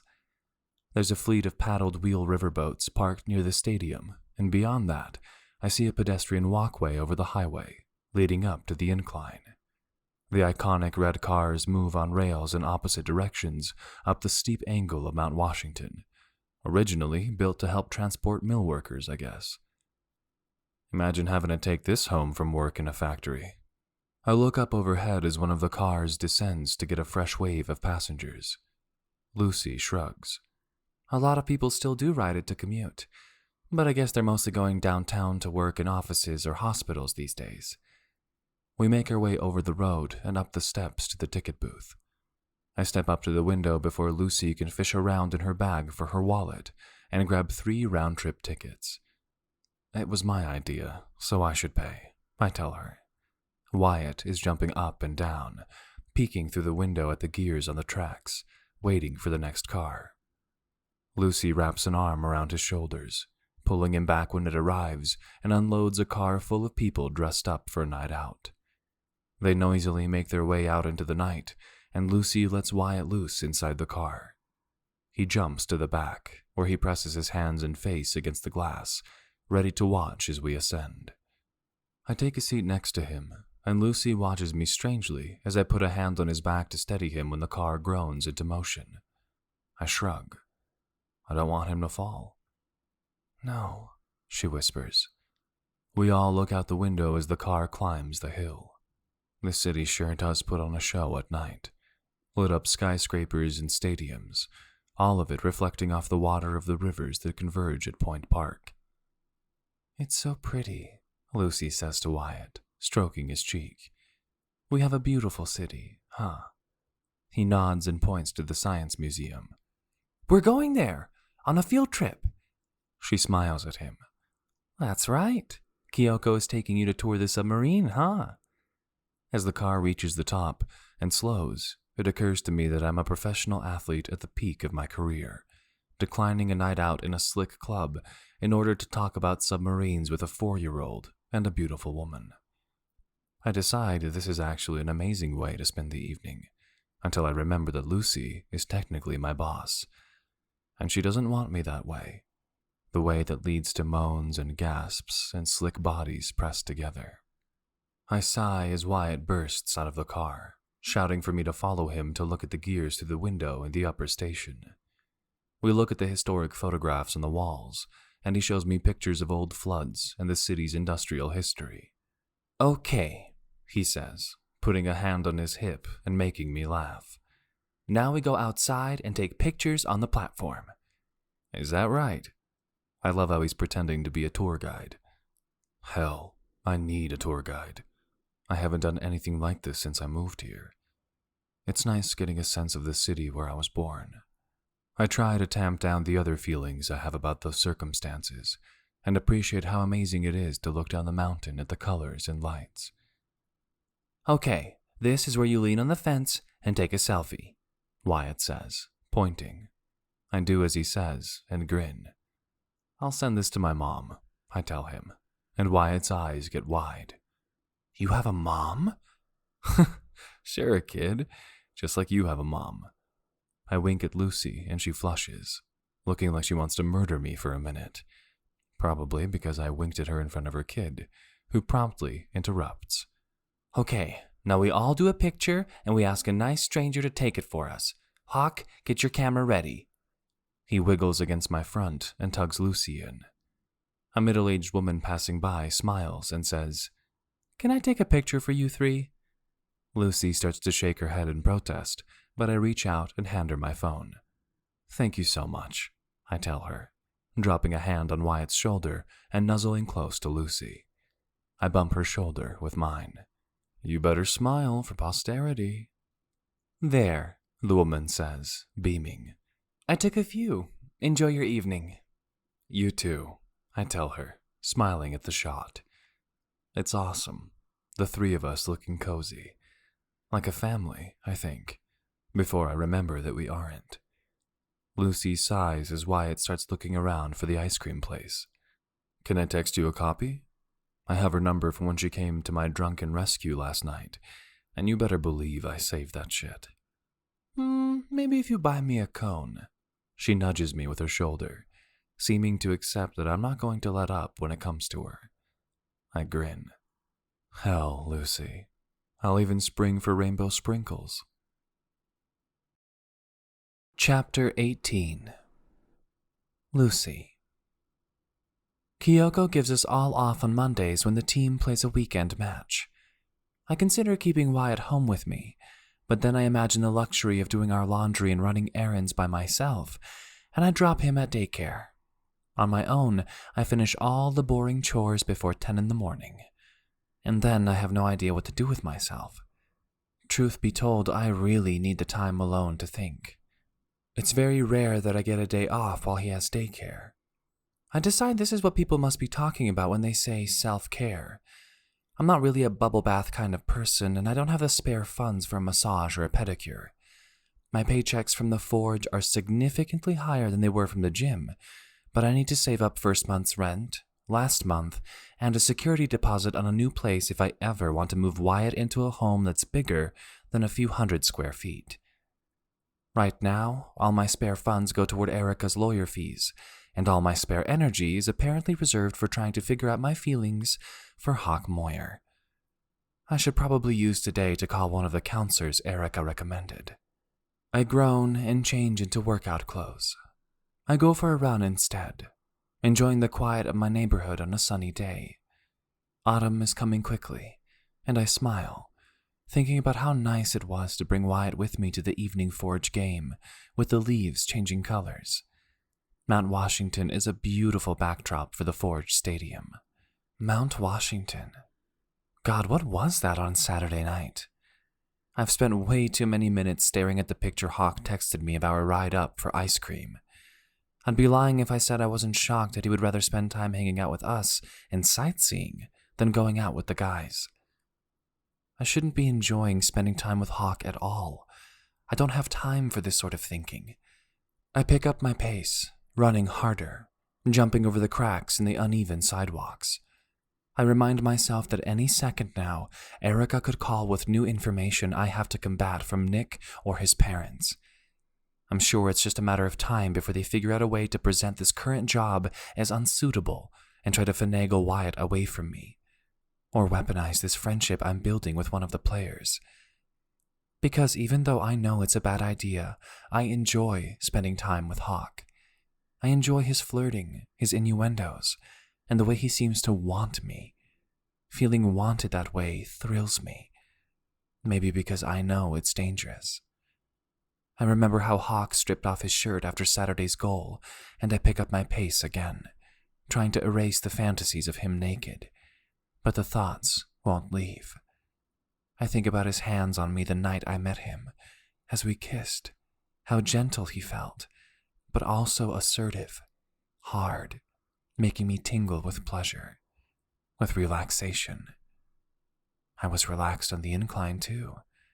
Remember how he looked helping Wyatt choose an ice cream flavor? My thoughts are traitorous, taking me down a path I'm not ready for. I shouldn't be having lewd thoughts about one of the players on my team, or wistful thoughts either. I head back to my apartment to clean up, my mind still lingering on Hawk. I take a deep breath as I turn on the hot water, telling myself it's okay for me to want to be wanted. I just need to want someone not from work. Then I remember how devastating Hawk looks when he winks at me, and he always seems to be winking. It feels like I'm crossing a line, but as the water from my shower hits my nipples and they strain painfully at the contact, I realize there's no denying my attraction to him. What would it feel like to act on that? To seize a day of hot sex with no time constraints? For a few hours, anyway. He called me a MILF when he was drunk. I blush at the memory, and then I think again about the first time, the night I met him. He would have taken me home that night, I know it. He would have fucked me, and it would have been amazing. Would I even know how to do it? How to seduce a man or respond to his advances? Only one way to find out. The thought makes me gasp, like half of my subconscious is challenging the other half. And damn it, I know which half I want to win. I step out of the shower and towel off quickly, dripping on the rug in my studio apartment, biting my lip as I search for my phone. Logically, I know this is a terrible idea, scrolling through my contacts until I find his number. But I'm so attracted to him, and it doesn't seem to be going away, no matter how often I tell myself I need to stay away from Hawk Moyer. When was the last time someone else gave me an orgasm? Maybe not since I was pregnant with Wyatt. That's pathetic, I decide, and I pick up the phone. I pull up the contact for Hawk. Hey, I type. 3 dots appear on the screen almost immediately, and Hawk's reply comes through. Lucy the Taskmaster. And just what might you want with me on my day off? I'm still sore from the last session you put us through. I decide to just go for it. I'm in too deep now to go back, so I might as well get some enjoyment. Something just for me. What if I want you to make me sore too? The phone rings in my hand. Hawk. Hello? Are you fucking with me, Lucy? Or are you actually calling for sex? I shrug, then realize he can't see me. I clear my throat. I'm looking for something casual today, I tell him. I don't want any complications.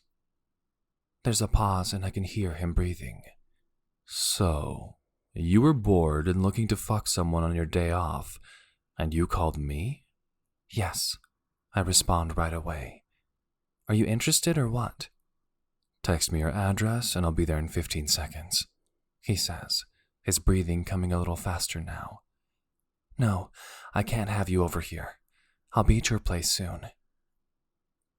It takes me less than 5 minutes to drive to Hawk's place. I park on the street and only pay the meter for 2 hours. If casual sex takes longer than that, I decide it's worth the ticket. I step up to the door to buzz for Hawk's apartment, but someone coming out of the building holds the door open for me, so I step through. I bite my lip as I make my way up the steps and look for his door. My hand doesn't shake as I knock.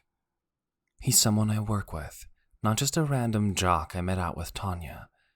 He's also someone I've confided in, someone who shared a little bit of his own pain with me. And he's hot as fuck. And I can't help myself. I straighten my spine and push back my shoulders. I try to find the confidence to be sexy and forget all of it when Hawk answers the door in gray sweats and nothing else. Lucy Nelson, he drawls, eyeing me up and down. Here for casual sex. I nod. That's right. Still feeling up to it? I arch a brow at him and he laughs. You gonna blow your whistle at me throughout? He steps toward me and gestures for me to walk into his apartment. As soon as I'm past the threshold, he leans past me to shut the door. He's so close, and my heart starts racing. This is so outside my norm. I don't even recognize myself as I reach out a hand to touch him. Not to squeeze his arm or smack him like I sometimes do if he's being cheeky at practice. I trace a finger along his pec, staring into his dark eyes as I feel the smooth heat of his skin beneath my hand. Suddenly, he grabs my wrist and leans close, his mouth a hair away from my ear. "What do you want, Lucy?" I can feel his chest rise and fall with his breath under both our hands. I move to back away from him, and he steps with me until I'm pressed against the door, his bare skin pressed against my t-shirt. I feel my nipples harden as he leans against me. "I don't want to make any decisions," I whisper. "I don't want to think about anything." He says, his voice low and deep, his mouth still a millimeter away from my skin, but not touching me. He's just holding me there against the door. "You want me to ravage you?" "God, yes," I moan, and then I yelp as he steps back, tugging me toward him and lifting me so that he's carrying me through his apartment. Hawk kicks open his bedroom door and tosses me on the bed, where I bounce a few times before he's on me like, well, a hawk. My breath comes fast as he juts his hips against mine. He's hard beneath the sweats, and it feels so damn good against my needy core. Even if we just dry hump, it will be worth the risk of texting him and driving over here. But it's not going to stop at this. Hawk's mouth drops to my breast, sucking my nipple into his plump lips through the fabric of my bra and my shirt. When he moves to the other side, the wet cotton feels cool in the air-conditioned room, and my nipple tightens impossibly harder. I moan, digging my fingers into the muscles of his back. He thrusts his hips again, and I feel like I might come just from this touching, just from his mouth on my nipples and a few hip bumps. I start writhing on the sheets, and Hawk pulls back, resting his weight on his straightened arms and smirking at me. "You need it bad, don't you, Lucy?" "God, yes. Okay? Please quit dicking around and fuck me already." But she looks away, and I feel her withdrawing from me, from the intense experience we just shared. She slithers out of my arms, gathering her hair up and looking around for her clothes. "This was a mistake. It's not... We can't do this, Hawk." And just like that, our amazing afternoon feels hollow. I feel really exposed all of a sudden, and I sit up and reach for a pillow, tucking it over my crotch as I watch her yank on her clothes. Why the hell not? Plenty of people work together manage to have relationships. Huh. She picks up my pants and throws them aside as she looks for her panties. "Hawk, you were there in your kitchen while I told you about the nightmare that is my personal life. I don't have space for a relationship. I just wanted..." She drifts off and sighs. "You just wanted to get fucked," I spit out. "You were very clear about that, Lucy." I press my lips together. "Maybe you should find someone else the next time you feel that urge." She stands with her hands on her hips. "I'm sorry, Hawk. I can't do this. I'll see you at work." She walks stiffly out of my apartment, and I lie in my bed, staring at the ceiling, taking stock of my situation. Pros: I reached a salary goal. I play professional soccer, and I live 2 hours from my mom. Cons: my head is fucked. I've got a whole secret family I'm not ready to deal with, and I caught feelings for a woman who only wants me for my cock. I should call Josh or Reggie and open up to them. They've been pushing me to be real with them, to build that off-field connection so we can strengthen our mojo on the field. What am I supposed to do? Call them and say I had a banging booty call and am sad that she left me naked with my dick in my hand? Can't really call my mom about this. It's not like I can call my brothers. Fuck. I have brothers. I have 3 fucking brothers. Fuck! I shout and throw a pillow across the room. I sit up and drag my hands down my cheeks. I peel off the soggy condom. It lands in the trash with a plop, and I stare at it, feeling exactly like it looks. Chapter 20. Lucy. I sit in my car and stare out the window for a long time after I leave Hawk's apartment. Thankfully, I do not have a parking ticket. I laugh at the absurdity of thinking of that at a time like this. I don't know what the hell is wrong with me. I crossed a line and had sex with a colleague. Is he a colleague? My subordinate? I laugh again at the thought of Hawk being anyone's subordinate. Either way, he should be off limits. Impulsive, fun shit is for people without baggage.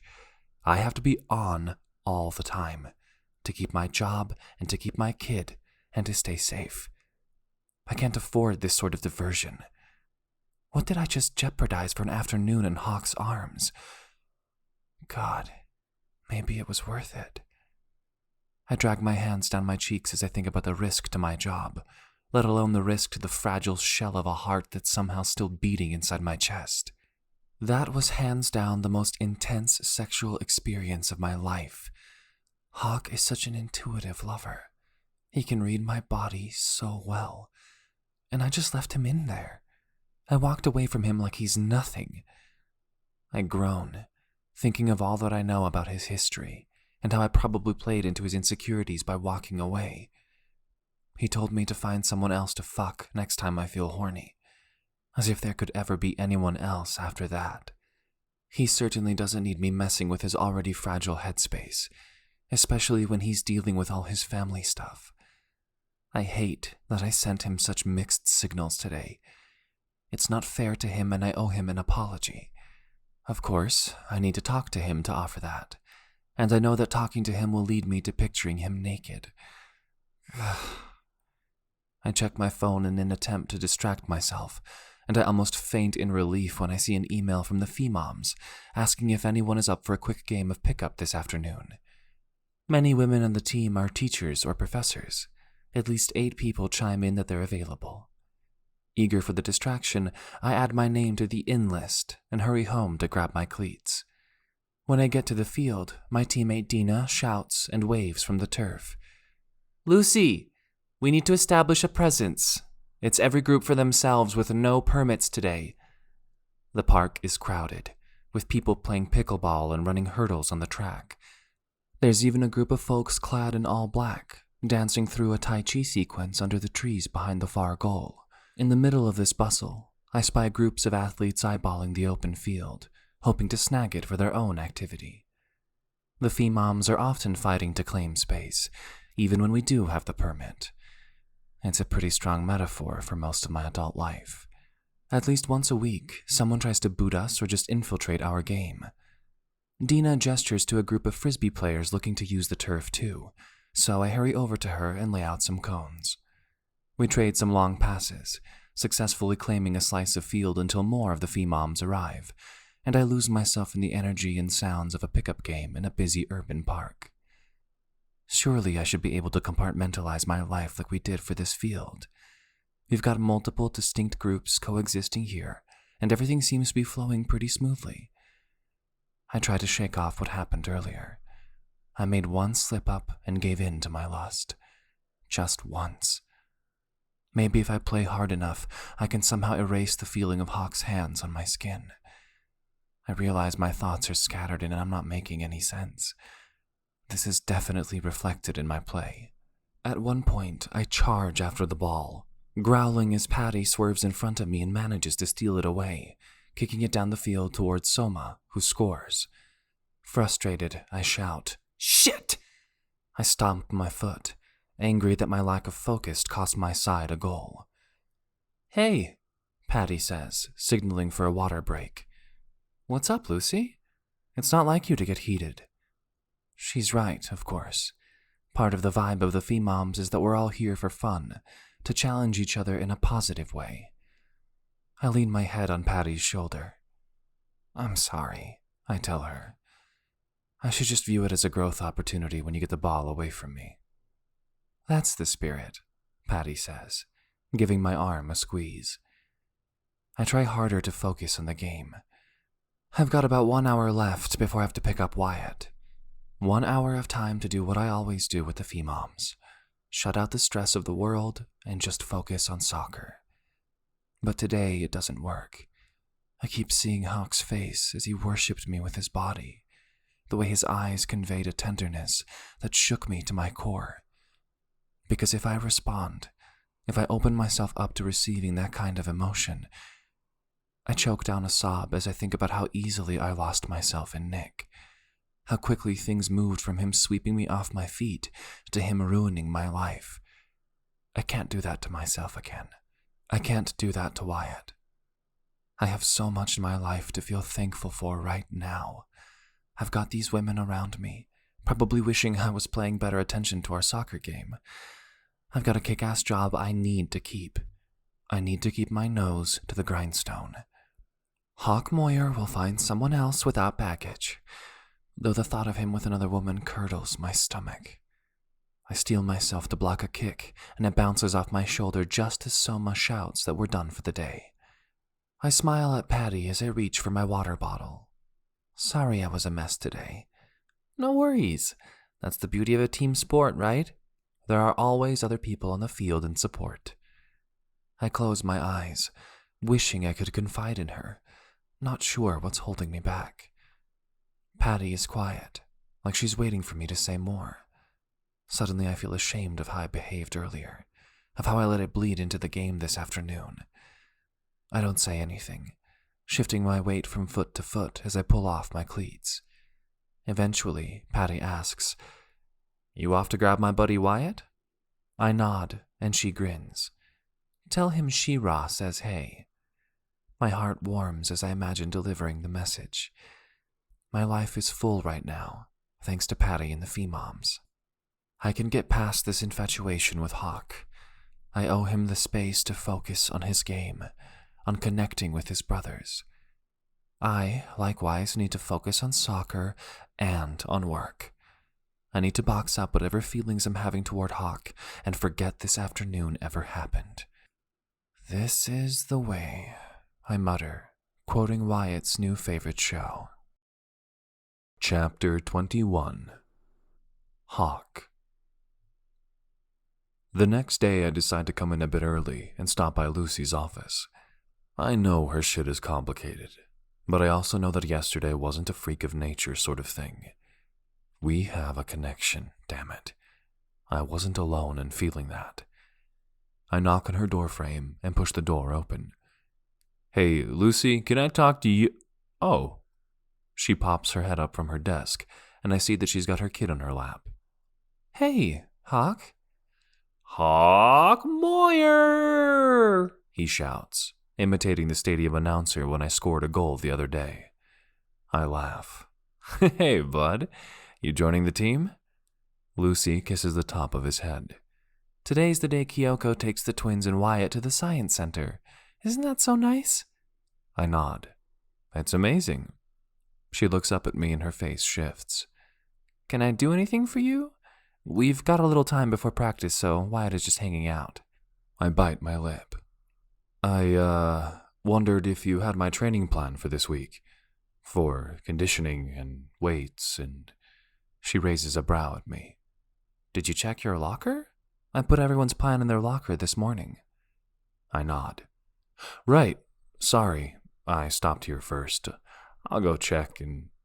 God, she's really serious about shutting me out emotionally. She said no strings. She's got a kid. What am I even doing? I have no idea, but something takes over my body and causes my mouth to speak the words. "Wyatt, you want to come along and see the locker room?" She grimaces, and I realize it's a shitty ploy on my part so that I can see Lucy again when I bring Wyatt back. I groan inwardly at myself, but Wyatt springs up and reaches for my hand. "We're holding hands?" He nods his head and flexes his fingers. I give him one of my fingers to cling onto and walk down the hall with him, appreciating the sticky warmth of his hand wrapped around mine. He babbles on about some show he watched on TV, and all I can think about is, What sort of asshole gives up on their chance to be a dad? Of course, my training plan is sitting in my locker right on top of my folded uniform. I show Wyatt around the room, and he asks me, "Are we gonna see any guys' butts?" A laugh bursts out of me. I sure hope not. These guys have stinky, hairy butts. He roars with laughter. Let me walk you back to your mom, okay? What if we run? I nod. Get set. He dashes ahead of me down the hall, yelling, "Go!" And I pretend to hurry after him. He dives into Lucy's office in a fit of giggles, saying he beat me. It feels good to be chill with this kid. He seems to like me, and I like that. I like how I can talk to him without thinking too hard about what I'm going to say. Like it's natural to just joke around with Lucy's son. Kyoko pokes his head in and asks if he's ready to go, and he's up like a flash. Lucy bends down to kiss him and thanks Kyoko, smiling wistfully as they walk away. You're great with him, I tell her, hoping the compliment sits well with her. I mean it. She seems at ease, like she has a really strong connection with him, and her love for him is obvious. She turns to look at me and bites her lip. You're great with him too, which is super odd because you're a prickly thorn to everyone else. I shrug. What can I say? I like kids. I don't like adults. I grin at her. She tilts her head, considering. Why is that? I lean back against her office door. Kids are honest, I tell her. They tell it like it is. They usually do what they say they're going to do. Lucy tugs on her ponytail, running her fingers through the chestnut strands, making me wish I could wrap that hair around my wrist and yank her head back and bite her throat again. Why do you really stop by here, Hawk? I swallow. I just wanted to talk about yesterday. She nods slowly. Yesterday was terrific, and now that's done, and we're at work. I stare at her, trying to tell whether she's being truthful. I don't see any flicker of doubt in her expression, so I take a deep breath. You're joking, right? Pardon me? We're well beyond just terrific, Lucy. Hawk, this conversation cannot happen here, and it shouldn't happen at all. I take a step forward and put my hands on the desk. It's already happening. It was happening when you came over to check on me, and it was happening when you called me to get fucked. I gestured between us. We are happening, Lucy. What's so wrong about that? Her eyes flash and her face turns red with emotion. She leans closer to me, her voice low. I know you probably didn't get a chance to look at your plan yet. This is probably a conversation best had with Todd, but here we are. I glare at her. Out with it. She takes a deep breath. Okay, well, everyone's general consensus is that your current barriers to improvement are, well, Lucy bites her lip like she's considering. Mental. Mental? She nods. Yes. Excuse me? Her eyes flash. Your situation with your paternity is impacting your performance. You told Coach as much. You've been discussing my personal life with Coach? This is unreal. I told him that shit in confidence, and I told her things in confidence. That doesn't give either of them the right to sit and converse about me behind my back. I didn't hear Coach complaining after the Baltimore game. I think I've got my shit in check. I stand and take a step back from her desk, crossing my arms over my chest. The woman who texted me for a booty call yesterday is sitting here talking to me about my mental health. She closes her eyes, like she's counting to 10. Hawk, it is my job to analyze these aspects of your performance, which is why it is inappropriate for us to engage in any sort of relationship outside of the team. Period. I shake my head. No, this is bullshit. You like me, Lucy Nelson. You like spending time with me, and you feel good when you tell me things. This isn't about my paternity situation at all.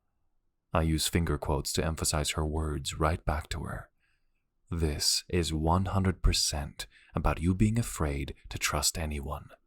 She throws her hands in the air. Hawk, I will own that it was inappropriate of me to call you yesterday, but you've been working pretty hard to get in my pants too. We can both be grown-ups and move past casual sex. What the hell is that supposed to mean? I've been nothing but patient with you, and you just want to keep me as some secret side piece you can fuck when you're bored. I shove my hands in my pockets so she won't see me flexing and opening my fists in frustration. She looks like she wants to slap me. You understand that this job means everything to me, right? You know you're not ever getting fired here, and I'm the one with everything to lose, and I've got a child to feed? I know you understand that part, because you told me about your life as a teenaged roofer, Hawk. Shit. I forgot I told her about that when I got drunk. I stare at her and her eyelid ticks. She's right. I've got nothing to lose here, and she's risking her livelihood to get freaky with me. I should apologize, but I'm way too heated to be a good guy right now. I march out of her office before either one of us says anything else we might regret. Chapter 22. Lucy. After Hawk storms out of my office, I feel like I want to punch someone. But of course, that's not an option. So much for my plan to compartmentalize. Where's Wyatt's Mandalorian when I need him to bring me a helmet I can hide behind? I said some shitty things to Hawk, but I have to keep him distant. I cannot let something like yesterday happen again. Christ, what if Nick's parents were to find out I slept with someone from work? I can only imagine the motions they'd file in family court about my loose morals. I recall my vow to become a person who does things again, rather than waits around while shit happens. I stare at the sheet of counselors in my desk drawer, but I still can't imagine making that kind of commitment. I recall some of the services at the Women's Center, that they have support groups for women who have fled domestic violence. When I first left, I decided those groups weren't for me, because Nick had never physically harmed me or Wyatt. The court issued no contact order and pending child endangerment charges remind me otherwise, and I pull up the website for the group. I see that they have a meeting week next week with free childcare provided. I grit my teeth, RSVP a yes, and then storm down the hall to the supply closet. Inventory seems like the perfect task for this afternoon. Methodical work that can distract me from everything that happened today. It's been on my list of places to explore, but I've been scared to go in there in case the previous coach peed in there too. Or worse. My fears are in vain, however. I open the door to find heaps of new in-box equipment I can use to torture the forge for hours. I actually clap my hands when I find a box full of resistance parachutes, momentarily forgetting the fight I just had with a man I'm trying not to care about. A few of the guys come upon me in the hall as I line up all of the new gadgets I found, and I hear them groaning when I hold up agility ladders to detangle. Ha, I say, eyes bright. Tomorrow is going to be amazing. What if a few of us just make this disappear on you, Coach? Reggie acts like he's going to drop a box of resistance bands into the trash. Coach Todd chuckles as he makes his way down the hall toward his office. I think Coach Lucy would just use your expense account to order some new shit. Ain't that right, Lucy?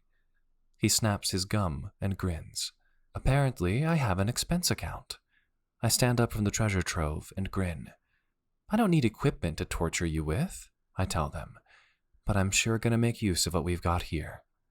I spend another hour making note of everything in the closet before retreating to my office to adjust my plans for tomorrow's fitness sessions.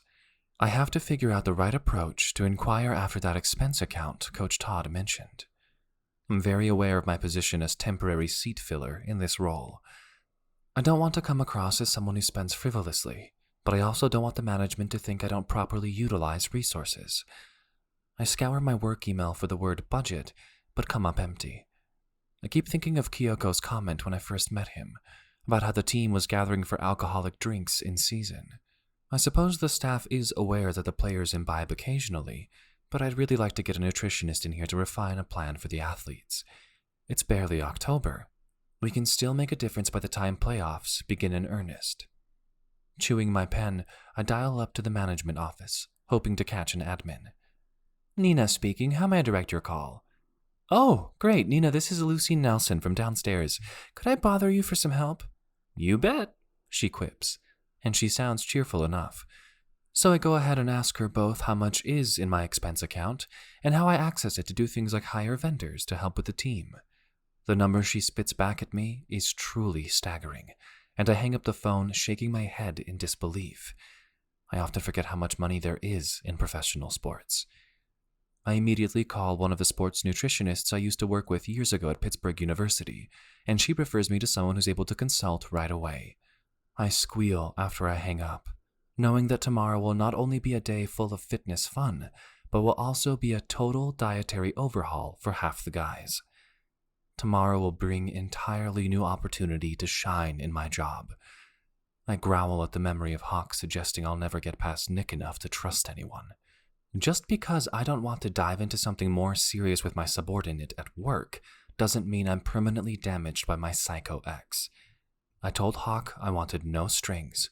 He's the one who pushed for more, pursued me. I just want to focus on keeping my job and keeping my son safe. I had to go and complicate everything and initiate something physical. It feels like a sacrilege to contain what Hawk and I shared to something physical. But I can't very well sit around and pontificate about how we shared a spiritual experience. I've turned my life around in so many ways, and today is just the next opportunity to prove it to the staff here. I deserve this job permanently, and I know I'm going to take the team to the next level. The Forge crush Philadelphia on Friday night, and I feel a spring in my step about it. The guys looked great, and Coach Todd gives me a hug when he sees them fooling around chugging water after the game. They're not even reaching for the hard stuff, Lucy. He shoots his famous finger guns at me, and I laugh, hugging myself. On a rare weekend without a soccer match, I take Wyatt to a pumpkin patch along with Tanya and her boys, the 5 of us lounging on a hayride, eating apples as if we don't have a care in the world.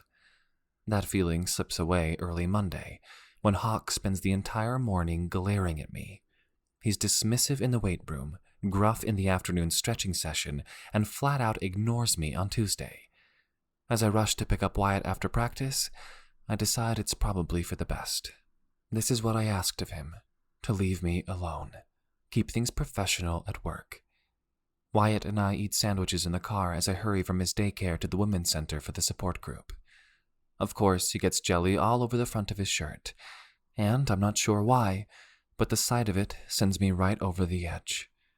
As I pull into the parking spot, I stare at his shirt and his sticky face, and I just start sobbing. I don't even know why. Work is going great. Erica thinks my case is going great. I'm doing what needs to be done. I'm even outside a fucking support group where I'm probably the least abused person, yet here I stand, sobbing. Wyatt looks up at me from his car seat and starts crying too. "I'm sorry, Mommy," he wails. I climb back into the back seat and unbuckle him, pulling him into my lap. I sit there rocking him, both of us sticky with peanut butter and jelly, and I cry as I watch the other women and their children file into the building. Great, I mutter. Now I'm also going to be late for the damn meeting. I take a deep breath and fish around for some wipes, cleaning up as best as I can, and I walk inside, preparing to make excuses for our appearance and our lateness. But as soon as I open the door, we are greeted by smiling, excited staff members. As they take Wyatt's information and walk him into the playroom, I find their kindness to also be overwhelming, and I start crying again. Eventually, someone guides me into a seat and hands me a box of tissues, which I sit and clutch as the group gets going. A few women share highlights of their week, familiar themes like making it to daycare drop-off on time and managing to get to the grocery store so they don't have to rely on takeout. I actually whoop along with the crowd when one of the women smiles and informs the room that she showered every single day since she was last here. Maybe I'm not so out of place here after all. The next morning, I'm determined to accept the atmosphere at work, which is that Hawk grows increasingly distant, while the other players and staff seem more and more at ease with me. I remind myself that Hawk is feeling hurt and vulnerable about his personal life on top of my rejection. This will all sort itself out, and hopefully I'll still be working here when he's ready to be friendly again. I wait for Coach Todd's signal that the locker room is all clear. I'd asked him to just text me or something, but he insists on poking his head into the hall every morning to shout, "Dicks are covered!" I walk into the room smiling bright.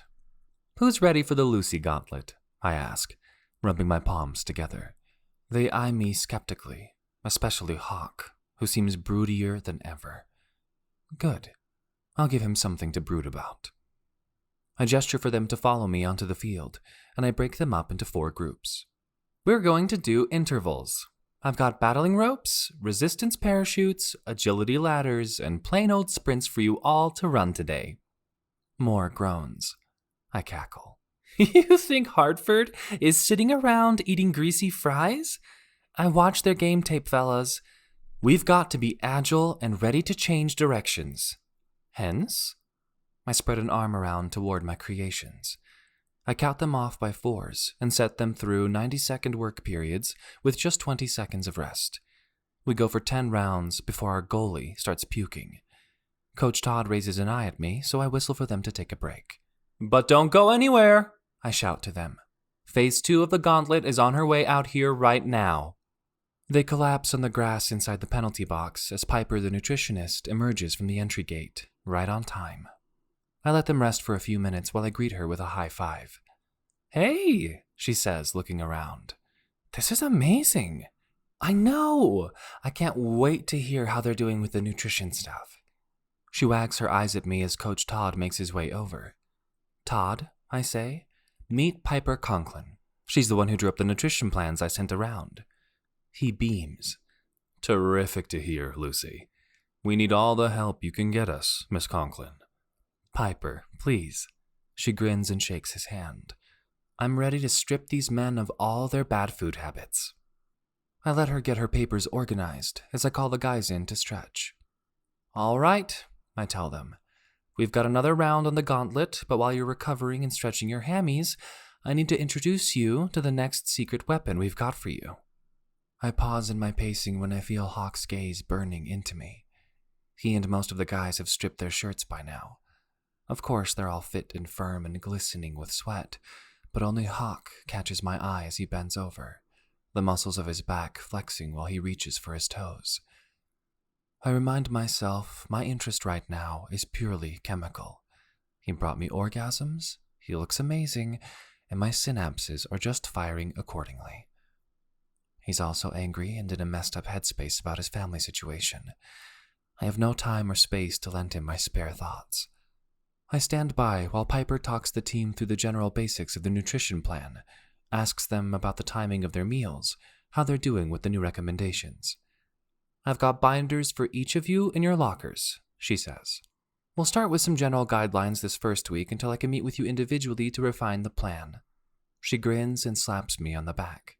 Between me and Lucy, we're going to shed every ounce of lethargy off of you. By playoffs, you're going to be peaking, in top form, feeling like $1 million.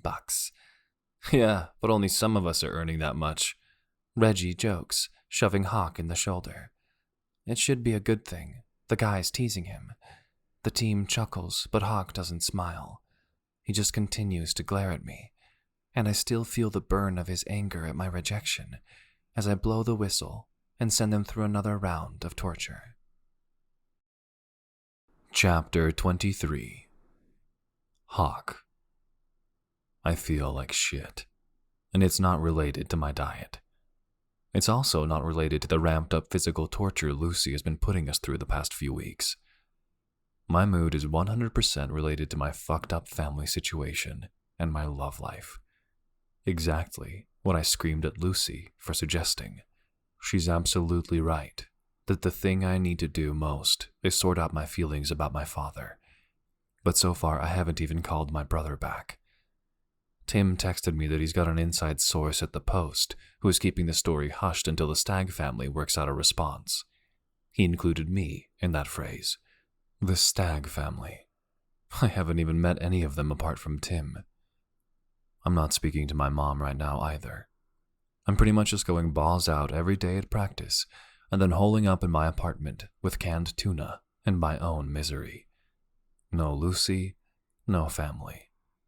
The more I circle around it, the more I feel angry that I yelled at this woman who was just trying to mind her own business and keep her job. I know I owe her an apology, but I also don't know how to go about doing that in a way that doesn't further jeopardize her situation here at work. The longer I go without talking to her, the bigger it all seems. I don't fucking know how to talk to women. I've always been focused on soccer, unless I was focused on bringing in more money for me and my mom. Relationships always just seemed like a distraction. I can't figure out why it bothers me that this woman is everything I say I want. She's hot, she's fantastic in bed, and she doesn't want anything from me apart from my cock. So why is it I fall asleep each night thinking about her laugh? Yesterday at practice, she worked us to the bone. And in the afternoon team session, we played better. As a team, we were cohesive, sharp. We all feel immediate effects from Lucy's work. And even if she took away all our ice cream and burgers until further notice, she definitely earned the respect of every man on this field. And that's irresistible to me. I'm supposed to be working the battling ropes again this morning. 2 massive black ropes I'm supposed to thump on the ground and shake until my abs feel like they'll tear. But all I can do is stare at her as she helps Reggie to fasten the resistance parachute around his waist. I hear her telling him that this will help his acceleration, make him better able to burst onto a pass when it's headed to space. And I know she's not having a sexual response to wrapping her arms around him to buckle the chute. But as I growl at the ropes, all I can think about is the feel of her nipples against his back, and that it should be me receiving all her touches. In another world where she wasn't terrified, she'd be rubbed up against me, helping me train, kissing me when I have a good game. But this isn't another world, and the woman who should be mine can't be. Fuck. Lucy doesn't need someone else going caveman on her, acting possessive. That's the opposite of what she needs. I need to hone my focus on this impossible workout, burn the lust right out of my body. But then she walks near me and picks up that fucking whistle and puts it between her plump lips. I stare as she purses her mouth and gets ready to blow, and I damn near come in my pants. Fuck. When coach announces we're ready for cooldown, I throw the ropes on the ground and sprint to the locker room. I can't fucking deal with gentle stretches today. I'm too worked up. I march directly to the showers, throwing my clothes on the ground in my wake. I'll pick them up before the team manager comes for the laundry. I need to calm down. I blast the water on full pressure and stand there, steaming under the hot spray. Hawk? Shit.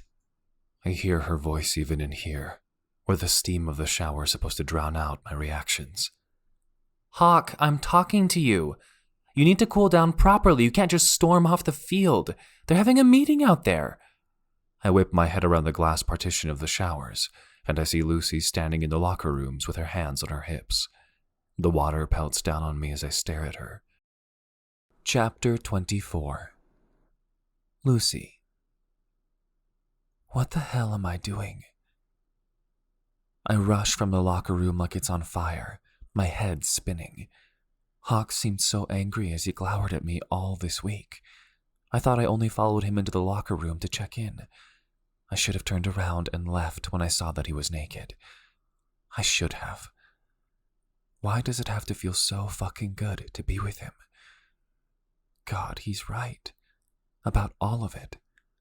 I want him. Badly. But if I give in to that urge, I stand to lose everything. Again. And I have so much more now than I had the first time I had to start from scratch with Wyatt. Jesus, that kiss. His naked, wet body pressing me against the lockers. Holy shit, that was hot. For the next 2 days, I can think of nothing else.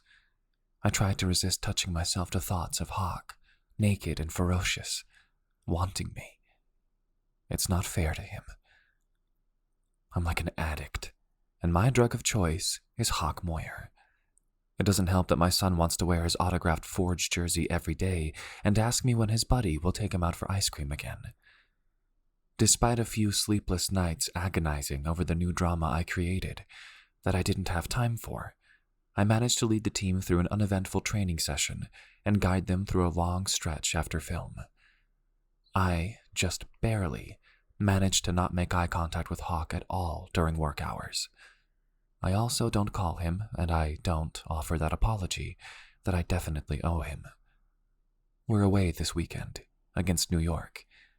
Kyoko and Todd said I can bring Wyatt along for away matches, and that it's fine, but I know it isn't. Kyoko's got Tanya at home handling things while he travels with the team. Everyone else is professional, focused only on the game. I can't meet Wyatt's needs and see to the team's needs at the same time. Even if I felt okay being the only parent passing out applesauce to the sideline, I literally could not keep Wyatt safe while keeping my eyes on the action on the field. I seem to be the only one upset about dropping Wyatt with Tanya as an alternative to bringing him. She springs out her front door, waving excitedly when I pull into the driveway early Saturday morning. "Wyatt, guess what?" She squats down low to help him get out of his car seat as I grab his bag from the trunk. "What?" He wiggles in anticipation. "We're gonna take stuff to build a blanket fort on the sidelines at a bonus FEMOMS practice today. Isn't that awesome?" He claps his hands and runs into the house, where the twins are waiting to whisk him away to their room. "He didn't kiss me goodbye," I pout, looking after him wistfully, wondering if I should chase him down for a hug. Tanya drapes an arm around my shoulders. "Did he sleep with you in bed last night?" I nod, wondering where she's headed with that question. "Then I'm pretty sure you got plenty of snuggles in to last him until you fly back." I laugh and shake my head. Got me there. I used to feel touched out when Wyatt needed me close all the time, but now that he's at daycare and I've got work, it's sort of nice to reconnect with him. I'm also excited about taking a business trip right now, though, and that feels foreign to me. It's so strange to me that I'm going to be somewhere on a plane. I can't tell you the last time I went on a trip. I hand her Wyatt's bag, and she hefts it over one shoulder. "Well, I personally think you should let Wyatt stay overnight. I know you want to totally minimize the amount of seconds you think you're putting me out, but it's better for all of us if he just stays over and you come join us for pancakes tomorrow morning." She gives me a knowing look. "Think of it this way. Your flight gets in around bedtime. I'd have to keep all the kids up late if you're going to retrieve him from me." I bite my lip. "Are you sure?" She puts a hand on her hips at this. "Do I ever say things I'm not sure about?" She flicks me in the shoulder. "Besides, maybe this gives you space for a little more self-care this evening. You can go out on the town. Live a little." I laugh. "Out on the town? With who?" "Oh, maybe the other FEMOMs. I hear they go out dancing from time to time." Tanya sighs and glances up at the house, where the three boys are pressed against the glass in the twins' bedroom window, making little pig snouts with their noses. "Look, Lucy, all I'm saying is I know you carry a lot of tension, and your life has a lot of challenges. If keeping Wyatt overnight here gives you space to go out and find some ease..." She shrugs. I think about Tanya's words as I drive to the stadium. I think back to the support group, where I didn't say a word, but listened as 9 other women talked about wrestling with the same sort of guilt I have, about relying too much on friends for childcare, and struggling to focus on their work while they're at work. It's not my work that's got me feeling uneasy, though. I climb aboard the bus and consciously don't look at Hawk. I force myself not to think about him as I sigh at my emails from my custody lawyer, who says Nick's parents are trying to argue they should have visitation with Wyatt, even though Nick is living with them, and we have a no-contact order in place. I have no business getting involved with Hawk to find ease or anything else, not with all that is going on in my life. And yet, he does make me feel good. I think about Tanya encouraging me to find joy while I guide the team to their pregame warm-up, while I watch them shut out New York with 2-0, with Hawk scoring one of those goals. In the locker room after the match, the team is jubilant. We've clinched a playoff spot and a first-round bye, with home field advantage for the second round. Everyone is hugging everyone, and a few of the guys try to lift Todd in the air before I yell at them not to strain their backs. Reggie and Josh squeeze Hawk, and he grins.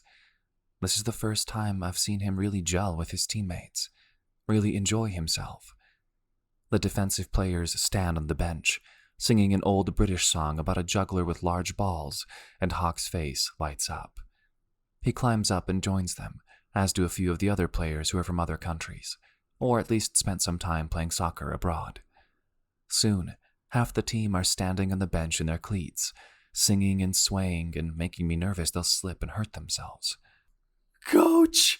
Reggie reaches out to me, distracting me. Did you see my speed? I'm faster than Hawkeye's flashy car. He and some of the offensive players embrace me, and I don't even mind the sweat as they do. I saw, I say, patting Reggie on the shoulder. All of you looked great. Hawk catches my eye and his smile shifts to another expression, this one heated and sultry. I clear my throat and run my fingers through my hair. I'm going to step into the hall so you can all clean up. I clasped my hands together. Amazing work, everyone. I lean against the wall in the hall outside the locker room, smiling at the media and the few scattered fans making their way out of the building. I grin as I see Kyoko approaching, his arms held wide. Lucy, my secret weapon. I return his friendly embrace, and he stands next to me, leaning against the wall. I have to thank you, he says. Not only do you provide my sons with the best playmate in the entire world, but then you come and join my staff and make these Forge players look like the superstars we all knew they could be. I'm not sure what to say in response to such praise. My first instinct is to deflect and say something about how I couldn't possibly have done all that much. But I think about my history with this work. I'm a good coach. I was damn good at my work at the university, and even at that gym, I was always able to help my clients reach and exceed their own goals. Thank you, I say to Kyoko. I meet his dark eyes. I really hope I can continue to build on this progress. Kyoko chuckles. Why on earth would things be otherwise? I hear his phone chirp, and he reaches into his pocket. Ah, look at this. He shows me a picture Tanya sent. Our 3 boys are huddled in the bottom bunk in the twins' room, wearing matching pajamas with the Forge crest. All is well, he says, and I agree. After our flight lands in Pittsburgh, and we all climb into the team bus, I get my own chirp text message, this one from Hawk. Can we talk? I feel a rush of heat in my belly at the thought, and before I can second-guess myself, I respond with a yes. We get back to the stadium, and I take my time in my office, listening as the players grab their things and file out to the parking lot. I hear them making plans for the evening, joking around. I hear their voices fade, and finally I hear nothing but a quiet tap on my doorframe. I look up to find Hawk standing there, arms crossed, gaze heated. Want to go for a drive? I nod, and when he gestures his head to leave, I follow him. He walks towards his car, gleaming under the lights in the parking lot, and opens the passenger door. I slide inside, running my hands along the leather interior. He climbs in and snaps on the radio, and I smile when I hear the local independent radio station pumping out bluegrass. I never picked you for a hillbilly. He grins. You like it, he says, glancing over at me when he stops at a light. You like a lot of things about me, Lucy. I close my eyes and bite my lip. I nod. Chapter 25. Hawk. Where are you going? She furrows her brow when I put on my blinker to turn right at the light near my apartment instead of left. I grin. I still don't have any furniture, I tell her. I was hoping you could help me pick out some stuff. Her eyes widen, and then her entire body relaxes. She grins. Are we going to West Elm? Does West Elm sell couches? She smacks my chest. Are they even open this late? They better be. Lucy purses her lips and moves to get out her phone. I checked. We have till 10, and I'll need every second. I shrug as she laughs. People usually do that shit for me. Lucy rolls her eyes. West Elm sells very expensive couches, and coffee tables, and nightstands. She pokes me with her index finger and then looks toward the store, considering as I park. I don't want her to run off again. I don't know why. Yes, I do. Damn it. I like her. I like that she's thorough and organized and good at coaching. I like that she's helping the guys improve their soccer skills by opening up their hip joints or whatever the hell she says her exercises do for us. Come help me pick stuff out, I tell her. I bring her hand to my mouth and kiss her knuckles. I don't know, she sighs. Come on, it'll take a half hour. Then, when we get my new couch back home, I can... Lucy roars with laughter, her head dropping back, her throat moving as she laughs. Just what I always wanted. Couch sex. I wink at her. I promise I'll make it worth your while. She sighs. I'm just teasing, Lucy. I could take you out for a drink after or make you some tea. She gives a tiny nod, and I know I've got her. 2 minutes later, we're breezing through West Elm with the sales clerk hot on our heels.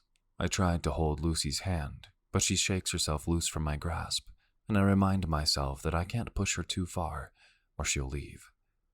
I point to a living room display. Do I want leather furniture, Lucy? It says it's timeless. She shakes her head. You'll get sweaty and your thighs will stick to it. I grin. Wouldn't want sticky thighs. Everything I'm saying to her is an innuendo, and she knows it. She blushes while she steers us toward a thick, plush sofa. This one is nice, she says. And it's on sale. Whatever the lady thinks, I say to the clerk, who has an electronic tablet where she's checking stock or some shit. Can you deliver this tonight? Oh, the clerk seems surprised. Well, I'd have to check our stock room. We want the floor model, I tell her. I hand her my black Amex card and her eyes widen.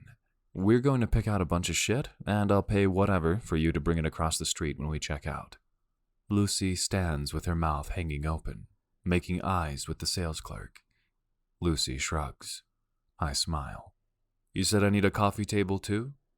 The clerk taps a finger on her lip and studies me. Do I know you from somewhere? Lucy initially grins that I'm being recognized, but then shirks back, as if she's scared she'll get noticed too. I want to tell her there's really not too much chance of that, since I know it makes her nervous, but she's already wandered away to where they have the bedroom models set up. A few minutes later, Lucy has picked out a cushioned headboard for me, as well as a bunch of pieces of furniture. Everything comes with human first names like Anton and Parker, and I tease her about it while I wait to get rung up. Are you going to start naming your drills after guys on the team? Tell me the really shitty workouts will be named Todd. Tucked behind a column, Lucy must feel confident nobody can see us, or else she's just gotten more comfortable, because she swats at my chest again, but smiles at me, like she's warming up to the idea of hanging out with me where people can see. So, I put my hands in my pockets and lean a shoulder on the wall near her. Couch tea or bar beer? Is that a thing? Bar beer. I don't think it sounds like a thing. She bites her lip. Can we do the tea? She gestures around the shopping plaza. The stores are closing, but the restaurants and bars are hopping, with football on the huge TV screen and a live band getting set up out in the courtyard. Sure, I tell her. It would be hard to hear each other talk out here anyway. I drive us across the street with the delivery truck right behind us. I slip the guys a few 50s from my wallet, and they get my shit set up faster than I can pour Lucy some herbal tea. She perches on a stool in my kitchen while I see the crew out of my house and lock the door behind them. I flop backward onto my new couch, which smells slightly like plastic wrap and air freshener. What do you think now, Lucy? More settled? She sips her drink and spins around to stare at me. It's a big difference. You should come see it from this angle. I pat the cushions next to me. She laughs and shakes her head. I feel a surge of joy when she sets her tea on the counter and walks over to the couch. she squeals when I tug her toward me and pull her in, wrapping my arms around her. I run my fingers through her hair and I wait for her to talk to me. When she doesn't, I ask, "How did you meet him anyway?" I feel her shrug in my arms. He was working on something electrical at the stadium while I was training the college players. I caught his eye. I stiffen as she tells me he was charming at first, how he bought her things and seemed so eager for her attention. I try not to draw similarities to my own pursuit of Lucy, knowing her story is about to take a dark turn. I feel her swallow. Eventually, I realized the attentiveness was jealousy, and then the jealousy began to feel scary. But I was pregnant and had left my job and sold my car. Hawk, I was totally reliant on him. Her voice is quiet, almost a whisper. I think he cut holes in the condoms. We always used condoms. I don't have any way to prove that, and I don't regret Wyatt. Of course you don't. I kiss the top of her head and squeeze her tight. I see how her son lights up her world, and I know because my own mother has always told me how much it meant to her to be my mother. I have implants now, she says, for birth control. I asked for them at my checkup after Wyatt was born. The doctor just puts them in my arm. I wanted to be in control of my body. I wanted it to be my conscious choice, you know? I can't help but laugh at that revelation. You saw how I am with condoms. Trust me, Lucy. I get it. We're silent as we fall asleep, and I just hold her, and she lets me. Chapter 26. Hawk. I arranged to meet my brothers at Tim's house. His wife and kids went out with... I forget which brother's wife and kids. Or maybe they're all together, talking about us. I'm not ready to meet the whole crew just yet. I'm on edge just at the idea of this. He told me to be here at 6, which left me with an awkward time gap after training. I try unsuccessfully not to fill it with thoughts of Lucy, so eventually I park down the block from Tim's address and call my mom. There's been tension between us lately, ever since I told her what happened with the reporter. I'm still feeling a lot of big, conflicting emotions about missing 26 years of bonding time with my brothers. "Hey," I say when she picks up the phone. "Hi, honey," she says. I hear a commotion in the background. "Oh, crap, are you at work?" "It's okay, I'm on my break." I can hear beeping skid steers and people shouting about crates of milk. I always hope my mother will go get a cashier job now that I bought her a house and paid off the mortgage. Maybe at a spa or something. But she insists she likes her Grocer Joe family. I sigh. I just wanted to tell you I was talking to someone with a shitty ex. She's a single mom. Anyway, she gave me some things to think about. Like, from your perspective. I appreciate that, Hawk. I'm sorry that I kept you in the dark, as you say. I clear my throat. I don't want to fight with her today. She takes a deep breath. I was talking to my sponsor about what happened, how you found out about your father from a reporter. I perk up at this. I don't think I knew you still have a sponsor, Ma. She laughs. I'll always have a sponsor, Hawk. That's how it works when you're an addict. There's a pause, and I hear her moving around. Baby, I've been letting my shame about my past take precedence over your pain. I let that reporter embarrass you by keeping you in the dark. She starts audibly crying, and I can feel my body tingling with strong emotions. Ma, What do I say to her in response to this? I can't say it's okay, because it's not. I appreciate you saying that, I tell her, finally, and then I change the subject. Sort of. I'm meeting my brothers today. In 20 minutes. You are? Wow. I can't think of anything to say to her after that. I think about Lucy pointing out that I can still have a future with them, that we can have a relationship, my brothers and me. But it's not that easy to shake off the sadness that I spent years not knowing they existed. Hawk, I know you wish I'd contacted them, that I'd reached out, that you could have grown up with family connections. Ma, But Hawk, what if he came for you? What if he tried to take you from me? You have to understand that I am an addict in recovery. A teen mom. Jesus, Hawk, do you know you're my higher power? What do you mean? You, She says, and I hear her sniff through tears. You are my thing, my focus, my sobriety meaning. When I was pregnant, I found the purpose I lacked. God, you were my miracle, baby. I couldn't risk losing you. If I didn't have you there, needing me every day, I'm certain I would have slipped back into that darkness, Hawk. I know it. I didn't realize any of that, Ma. She draws a shuddering breath. I know. I worked real hard to keep all that ugliness from you. But it's part of you too. And now you're a grown man. And I'm really glad you have this chance to make some connections. Ma, I don't want to put your sobriety at risk. Oh, that's not what I meant by telling you all that. I hear her blow her nose. I guess I wanted to explain. That's all. What I was thinking then and not telling you earlier. I used to hear you crying, Ma. My voice is almost a whisper as I confess to her. Oh, baby. I had no idea. But I wasn't crying because I wished Ted Stag would come into our lives and help. It was just hard, that's all. It would have been hard no matter what. She laughs. Kids are hard. So I've heard.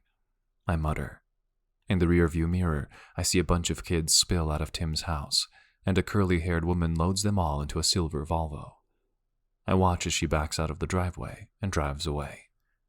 Hey, Ma, I'm sorry to cut out like this. I gotta go. What are their names? Your brothers? Timber, Tyrion, and Thatcher, I tell her. She repeats them back to me. We're hanging out at Tim's house. Well, enjoy yourself, Hawk. Send me a picture? A picture? Yeah.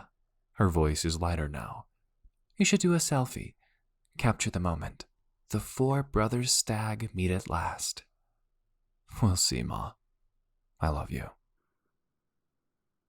We hang up and I climb out of the car, locking it as I make my way toward Tim's house. The door flies open as I raise my hand to knock. A huge man who resembles Tim opens the door and holds his arms out wide. Are you him? Of course you're him. You look just like us, except for the eyes. He leans forward and pulls me in by my shirt sleeves, wrapping his arms around me. Hey, Thatch, I think he smells like a stag. I hear a voice say, How's that, Tyrion? Mountain air, fresh cedar, and salt lick? I peer around the shoulder of the man who is hugging me, presumably Ty Stag. No, he says, sniffing me again. Old Spice. He looks at me. Do you use Krakengard? I see Tim standing at his kitchen counter looking stern, and another man with long hair and a beard, sitting on a stool with his arms crossed. I push back from the hug and straighten out my shirt. Nah, I say. Swagger. Ty's face lights up. See? I told you guys. Swagger all around. I might as well call it Stag Brothers. Oh, I'm Ty. Bet you figured that out. I used to be the youngest. I raise a brow at him. Let's hope I stay the youngest, right? All three of them laugh at that, and Ty slaps me on the back, ushering me toward the counter. We're silent for a while, Thatcher tapping his fingers on the marble surface. I give a little inhale through my nose, finding an odd sense of happiness when I recognize that all the men in the room are indeed wearing the same deodorant. Tim eventually slides me a glass of water, and I raise it to him in thanks. So, I say awkwardly, did he, say anything? About me? Or my mom? Who? Dad? Thatcher grunts. He mostly got pale and sank into a chair. We called his sponsor and haven't really talked to him since. I watched him swallow before he says, "Dad's been sober for about 5 years now. 6? 5, Thatcher confirms, since Petey's first birthday. They all nod. This is awkward as hell, Ty says, pacing around the room. And we can't even get shit-faced together because Hawkeye probably has a diet plan or some shit. Please don't call me that. I hate when my agent makes Marvel references, even if he just says he's just alluding to my deceptive left-footed accuracy. Thatcher snorts. Get used to it, man. Ty has a nickname for everyone. You love it, Thatchy, Ty says, dropping a kiss on his brother's cheek and making a move to ruffle his hair. Thatcher elbows him in the throat. Tim and I stand there staring at them both. So, Tim says, nodding toward the pair, now wrestling on the tile floor. Welcome to the family, I guess. I met my brothers today. I text Lucy as soon as I get home. After she came over last night, I decided I'm not going to push her to define anything, but I'm also not going to hold back anymore. Not when it comes to her. To us. I send her the ussy Ty took, his long arm holding the phone as he squished the three of us in against him. There are some benefits to being tall, not that the rest of us Stag brothers are short. My phone rings in my hand a minute later. Lucy. You all look so much alike, she chirps. Are they nice? I mean, Tim is stern. I laugh. Yeah, I tell her. They're nice. Kind of a pain in the ass already. They demanded VIP seats for the next Forge game. They can sit in the owner's box, right? I tell her how they have 9 sons between them, and it takes her a minute to recover from thinking about all that testosterone. So many fart jokes, she mutters. Yeah. It feels right to talk to Lucy like this. I know it puts her on edge any time I try to point out that we're connecting, so I just enjoy the moment, sharing it with her. Did you have soccer tonight? Mm-hmm. I scored a goal. Badass, I say, imagining what she looked like in her shorts, maybe a tank top, running up and down the field. I try to conjure some sexy Baywatch fantasy of her running, but when I picture it, I just see her as fierce and powerful, which is also sexy. Shit. Now I'm hard. I wish I could have seen that. You should come watch sometime, she says quickly, and then she gives a little gasp. Too late to take it back, I tease. You already made the invite. Kyoko comes sometimes, to get the boys from Tanya. You'd think they'd hire someone to help or something. Nah, Lucy says. They like the boys to see Tanya in her element. I like it too, when Wyatt watches me play. He thinks my team is as good as yours. She laughs softly, and I imagine her looking at her sleeping son with a smile on her face. I used to wake up sometimes and see my mom sitting on my bed, smiling at me, rubbing my feet through the covers. I'm sure the Fee-moms are amazing, I tell her, smiling. You remembered the name? I remember everything you tell me, Lucy. She's quiet for a bit, and I wonder what she's thinking, but I feel like I pushed her far enough for one night. So I tell her, I'll see you tomorrow morning. Chapter 27. Lucy. I'm starting to get careless, but I can't seem to stop. Hawk keeps sneaking into my office to grope my ass or kiss my neck, and I let him. More than let him. I lean into his touches and spend way too much time thinking about the next time I can get away from Wyatt and from work to get naked with Hawk. So when he texts me to take my time leaving work on Thursday, I do. I wrap things up slowly, listening as the team files out of the stadium toward the parking lot. I hear the loud steps of Coach Todd exiting the building along with his assistants. And then I hear the whisper of my door hinges. I look up to see Hawk standing there, dark and disheveled, his cheeks pink from his workout, or maybe the heat of his shower, or maybe both.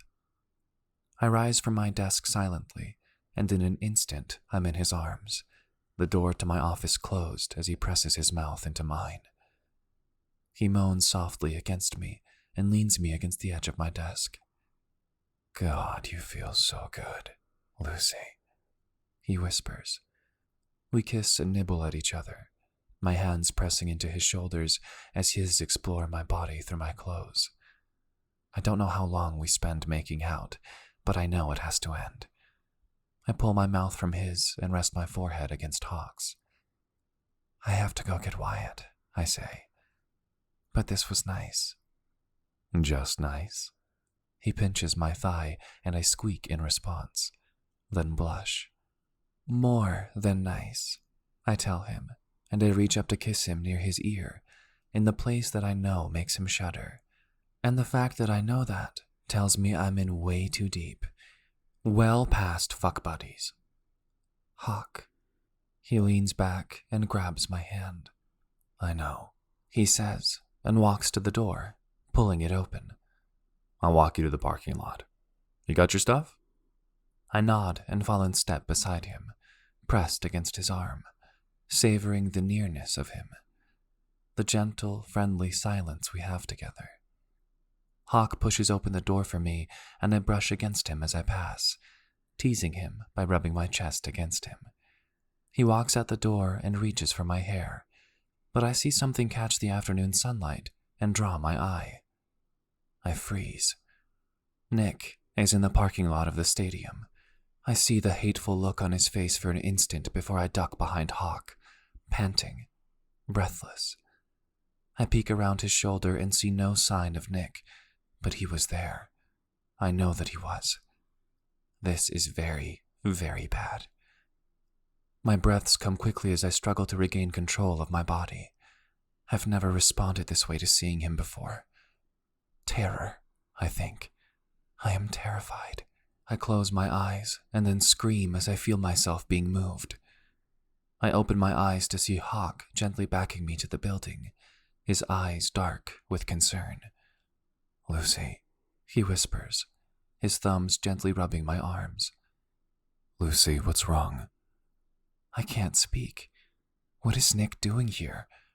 I mean, obviously he's spying on me or trying to intimidate me, or both. But what are the logistics of him being here? I have a PFA against him. "Lucy." Hawk's voice is thick with worry, and my eyes flash wide. "You're shaking, honey." I look down at my hands. They are indeed shaking. "Nick," I manage to say as Hawk stares intently into my eyes. "My ex." Hawk clenches his jaw and whips his head around. "Where? He's here? What the fuck, Lucy?" I press my hands into my jeans, trying to think. Erica was very clear that if Nick violates his no-contact order, I have to call the police. Because if I don't, he might be able to tell a judge that he doesn't pose a threat to me. "I have to call the police," I say, but my hands are shaking too badly to pull out my phone. Hawk is in front of me in an instant. He squeezes my hand and pulls out his own phone. The 911 dispatch operator patches him through to Zone 4 precinct, where my paperwork is filed. I swallow and feel a tear slip down my cheek. Nobody there ever takes me seriously. Maybe Hawk will carry more authority. "No," he says, his deep voice stern. "This isn't a simple custody dispute. I'm telling you, a dangerous man is... It doesn't fucking matter if I'm the boyfriend. He's breaking the law and it's your job to enforce this." I swallow again, imagining the conversation on the other end of the phone. I remember the first time Nick showed up at the gym when I was working, and the reporting officer said he couldn't do anything about a lover's quarrel. Hawk holds his hand over the phone and whispers, "They're checking his location." "Hello?" "Yes, I'm here." "Well, I'm sure he's back at his residence now." "What do you mean he's entitled to data privacy? You're not going to check where he was an hour ago? What the fuck are you all doing over..." Hawk stares at his phone in his hand. "They hung up," he says. "They said they'd make a note, and they fucking hung up." I nod and take a breath. I have to get Wyatt. I swing my purse around to my hip and start striding toward my car. Hawk places a hand on my arm. Honey, you cannot drive like this. Look at you. You can barely hold the keys. He's right. I'm fumbling, struggling to press the button to unlock the doors to my car. I start to cry. I have to get my son!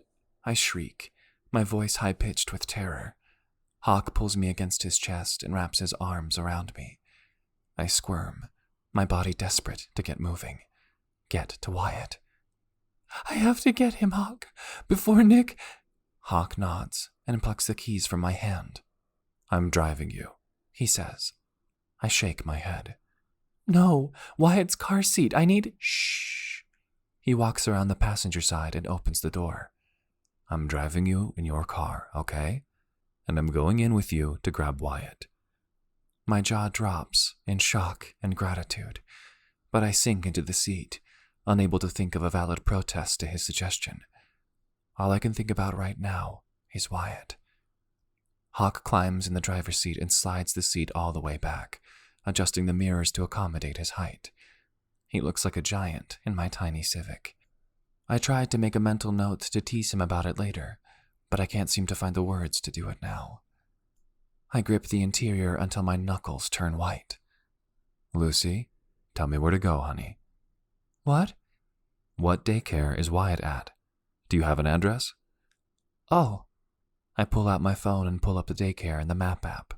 The Bluetooth in my car picks up the phone, and I relax a bit when the computerized voice says we will be at our destination in 12 minutes. I remind myself that Nick doesn't know which daycare Wyatt attends. Things will be okay for 12 minutes. They have to. This will be okay, I say to myself. I look down to see my legs are shaking and my fingers are twitching. Jesus Christ, Lucy, Hawk mutters, looking at me at a red light. I want to kill him for whatever he did to scare you like this. I shake my head rapidly. It wasn't me he hurt, I whisper. The light turns green, and Hawk's eyes bulge as he squeals ahead, driving faster than ever. Chapter 28. Hawk. I can't believe this is happening. I'm racing through downtown Pittsburgh to rescue a child from his own father. I can hardly breathe. I'm so angry at this fuck for scaring Lucy, and apparently hurting Wyatt. The kid is 4 years old. What sort of monster harms a child? The same sort who abandons his family. The same sort who leaves a pregnant teenager to overdose in a homeless encampment.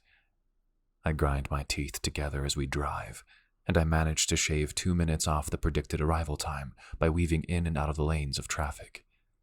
We reach the facility, and I thank everyone and everything in the universe that there's a 15-minute loading zone parking space I can pull into. I leap out of the car to make sure I'm right beside Lucy, who races toward the door. A staff member sees her coming and waves, buzzing open the door. Lucy rushes past her into the brightly lit space, and the staffer looks at me, confused. I clear my throat. Did anyone come here asking for Wyatt? She shakes her head. I lean on the counter. Lucy thinks she saw her ex today and was worried. The woman nods sympathetically. One of those days. She clucks her tongue. Well, we have all the relevant info on file here for Wyatt, so we would never release him to anyone not on Lucy's approval list. She eyes me up and down, no matter how good-looking they might be. I grin at her, appreciating the moment of levity. Just then, Lucy walks past the desk carrying Wyatt, who is wriggling and trying to get out of her arms. She has a vice grip on him. I'm so sorry, Sheila, she says to the woman at the desk. I just had to hold him, you know? It's okay, baby. Your friend here told me the gist of things. She pats Lucy's arm and smiles at Wyatt. We'll see you in the morning, won't we, baby? Wyatt nods and then sees me and grins. Hawk Moyer! This kid cracks me up. I give him a salute. I'd offer to carry him or hold his hand if I thought Lucy would disentangle herself from her son. Hey, bud. I pat his leg. You want a ride? Did you bring your fancy car? I shake my head. Nah, I'm driving you and your mom around in your car. I'm the chauffeur today. He furrows his brow. Where's your fancy car? Lucy is apparently concerned about this as well. Oh, Hawk, I'm fine at this point, really. I'll drive you back to the stadium and we can... I hold up a hand and cut her off. My car is fine. I'm going to drive you to home. No arguing. She bites her lip and eventually nods. We walk outside and I try to stay out of her way as she buckles Wyatt into his seat, but her hands are still shaking. Can I help? She has tears in her eyes when she looks up at me. She nods and steps to the side. I just can't get the buckle between his legs. Wyatt starts wiggling to try to see what the commotion is. My ball buckle, he says. It buckles my balls. I look into the car seat and scratch at my chin. I can see that, pal. Hey, I'm gonna do my best, okay? I'll help you, he says, holding one end of the buckle in his fat little fingers. I tug it into place and only pinch myself once before it clicks. Hey now! I hold my hand up for a fist bump, and Wyatt giggles as he slaps at my hand. I'll take it, I say. I turn to Lucy. Need me to get your ball buckle too, or you got it under control? Wyatt giggles. Mama doesn't have a ball buckle, silly. Lucy smiles thinly. I'll take that too, I whisper. I pull out onto the street and realize I don't know where she and Wyatt live. Hey, so I'm finally going to need that address from you. I wink at her, hoping my efforts to lighten the mood aren't too evident. I'm still mad as hell, but I appreciate Wyatt being here because we both seem to need to appear calm for him. Lucy types her address into her GPS, and I realize it's just a few blocks from where I live. I didn't know you lived this near me, I tell her. She nods. I used to work at the gym there by the taco place. She shrugs. I wanted to live closer to work. Makes sense. I note that her apartment is on the other side of Penn Avenue from my condo complex. I know money was tight for her, and I worry we'll be driving into an unsafe neighborhood. But I start to relax when I see tidy stoops with flower pots and cheerful signs in the windows along her street. This is us, she says, and I pull over, parallel parking her car in a tight spot. I toss an arm around Lucy's seat so I can turn around to the back into the spot, and I make a face at Wyatt after I back in. He loves it, but he starts kicking his feet, hitting Lucy's seat. The jolts seem to scare her again, and her face turns white. I turn off her car and place a hand on her thigh. Hey, I tell her, I don't think you guys should stay here tonight. She seems relieved at the suggestion and nods rapidly. You're right, she whispers. Why don't I come up and help you throw some things in a bag? You and Wyatt can come back to my place for a few days. Stay as long as you want. I'll order some pizza. You want pizza, bud? Pizza! Wyatt looks between me and his mother. Lucy puts a hand on my arm. Hawk, I really appreciate the ride, but we can't stay with you. I furrow my brow. Why the hell not? You're not staying here, that's for damn sure. Lucy, you're as white as a sheet. I'm not letting you be alone right now. She shakes her head. I'll call my friend Patty, she says. Wyatt claps his hands. Patty! She's She-Ra, Princess of Power. I stare at Lucy. I should have figured she'd want to stay with friends. I'm reminded yet again that I'm not actually her boyfriend. We are fuck buddies. Colleagues who cuddle but don't discuss it. I drag a hand through my hair and take a deep breath. Of course, I say. Whatever you need. Tell me an address and I'll drop you. She opens her mouth to protest, and I hold up a hand. I'm a superstar athlete, remember? I can afford a lift home. Lucy sighs and nods her head. Together we get Wyatt inside, and I play with him while she runs around packing a bag. Her apartment is a tidy studio bursting at the seams with stuff for Wyatt. Lucy's own things seem to be limited to a small drawer in the corner, and a closet that appears full primarily of Forge-branded clothes. I don't think this neighborhood is so expensive that her forged salary can't buy her a little bit more room, but I guess this isn't the time to ask her about it. Lucy drops 2 duffel bags by the front door and looks at me like she can't decide if she wants to carry the stuff or her kid. I stoop to pick up the bags, and, looking relieved, she picks up Wyatt. I don't stop to think about the consequences, but I reach out and stroke her cheek with my thumb, dropping a soft kiss beneath her eye. When I pull back, I see her face is wet with tears. Chapter 29. Lucy. I can't thank you enough for letting us crash here on late notice. I follow Patty into the house after Hawk takes off, Wyatt babbling excitedly about a sleepover with She-Ra. It's really not a problem, Patty says. My girls are at their other mom's house tonight, so Wyatt can have his pick between a gothic princess room or a ballerina paradise. I laugh as she gestures in the doorways of 2 very vibrant, very different bedrooms. I like the black one, he says, wriggling out of my arms to go investigate. I got some of my girls' old toys out of the closet for you, Wyatt, Patty says. Check them out and come find me if you have any questions. Wyatt's eyes bulge out of his head when he sees the huge box of blocks and play food. As soon as he's engaged, Patty nods towards the kitchen and says, Come on, I'll make a cup of tea and you tell me what's going on. I sink into a stool at her counter and tell her about seeing Nick in the parking lot.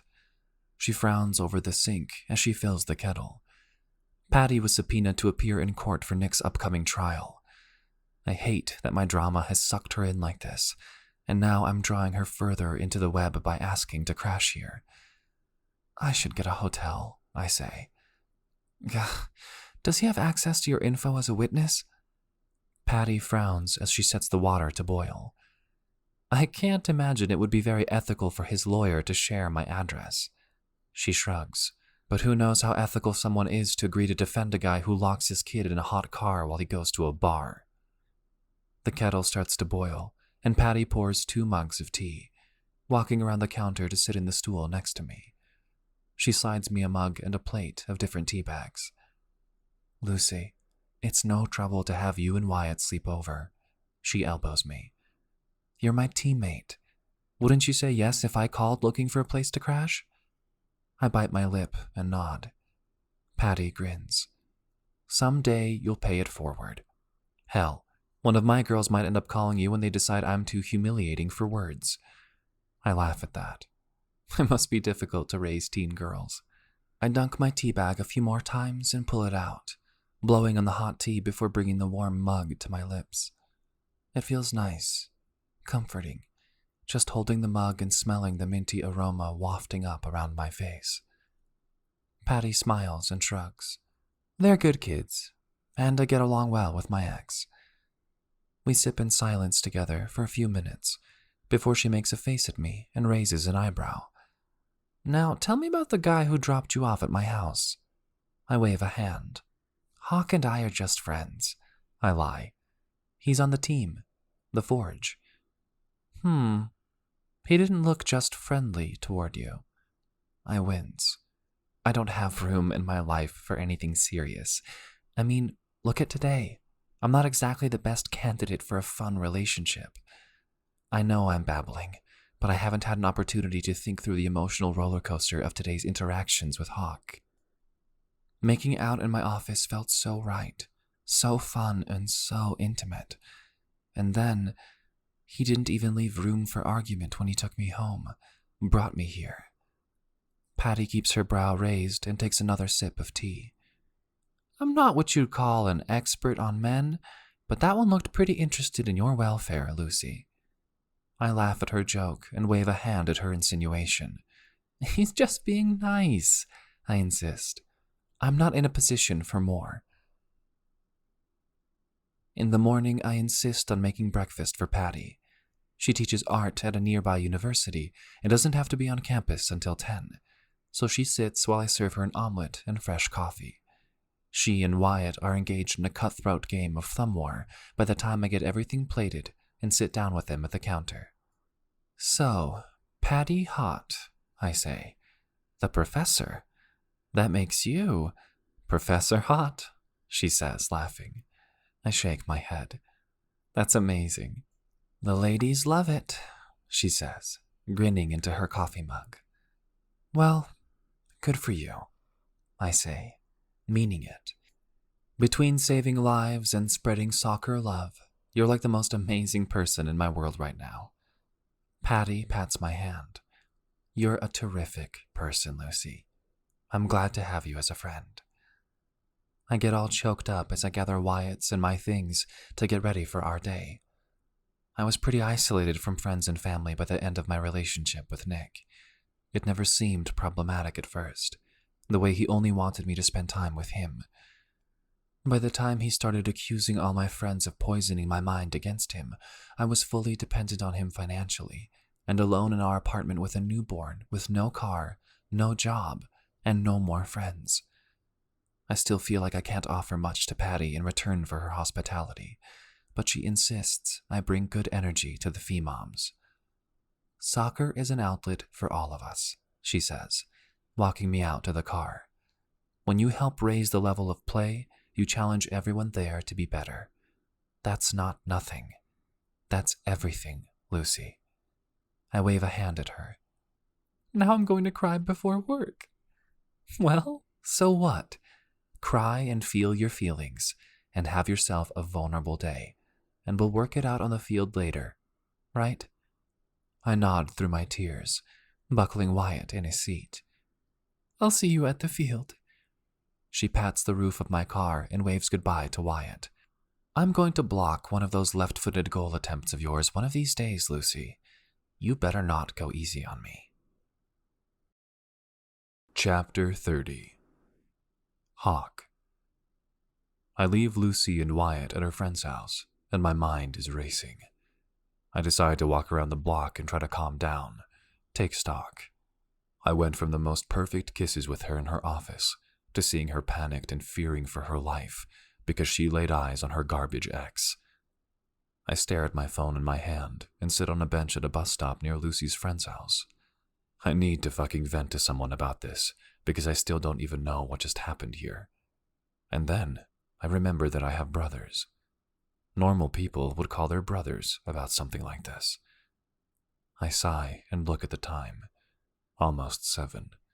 I don't want to fuck up dinner or bedtime for anyone, but I honestly have no idea what time either of those activities take place for a normal family. I decide to just call Tim, since I know he knows Lucy and a little bit about her situation.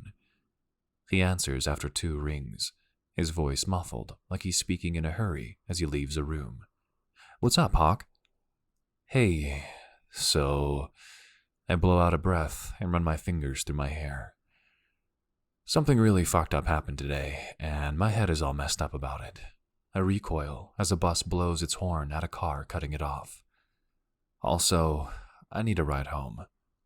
Tim tells me to hold tight, that someone will grab me soon. I don't have to wait very long to figure out what he means by that.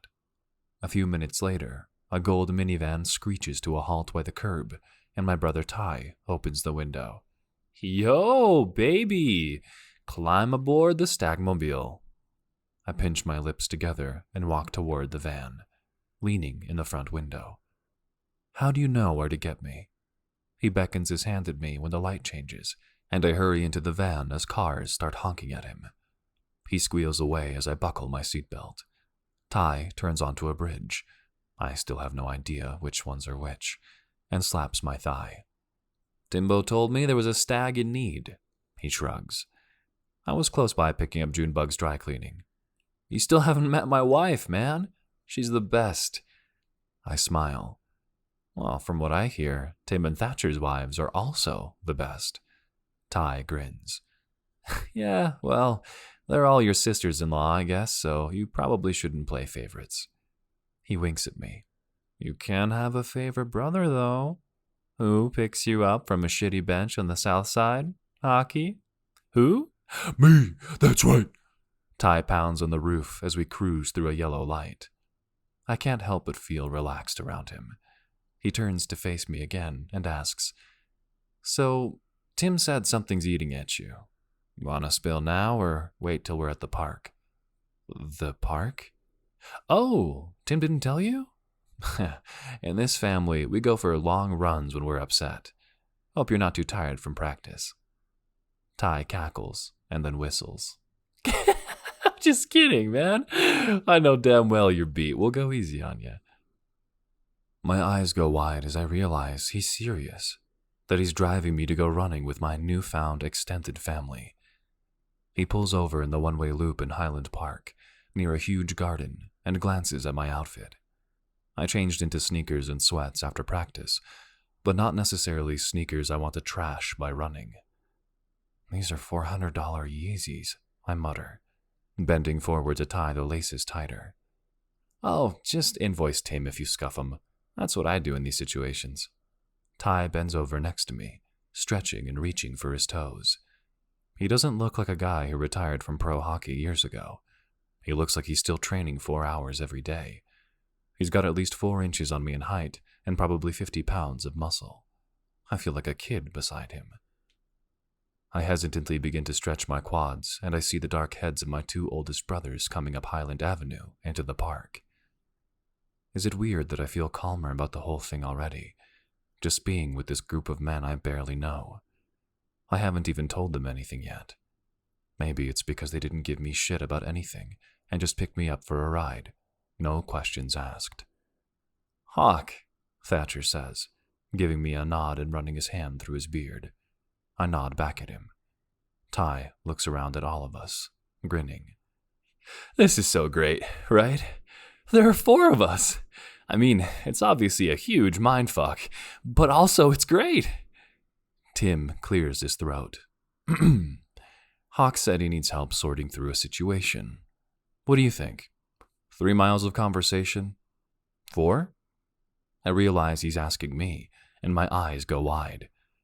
I, already had 2 practices today. 3, I guess? Tim nods and starts running, so I follow him. I've never been to this park before, and I take in the massive flower gardens before he makes his way around a bend. There's a wide pedestrian path marked off from the car traffic, and the whole thing seems to circle the reservoir. We run past families picnicking, kids playing on playgrounds, and a group of teens slacklining between some of the trees before Thatcher says something. So, the idea is, you're supposed to tell us what's bothering you, and we see if we can help. Tim frowns. I think he knows how it works, Thatch. These guys aren't even out of breath, and we're keeping a pretty good pace. I guess I come from good cardiovascular genes. I sigh. So, there's a woman. Ah, Ty nudges me with his shoulder. We're great at this sort of advice. You trying to woo her? Maybe?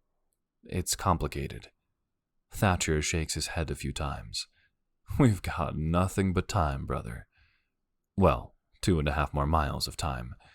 My wife might castrate me if I don't make it at home in time for the kids' bedtime. Way to make him feel like an asshole, Thatch. Ty shoves his brother, making him stumble, and Thatcher tries to trip Ty.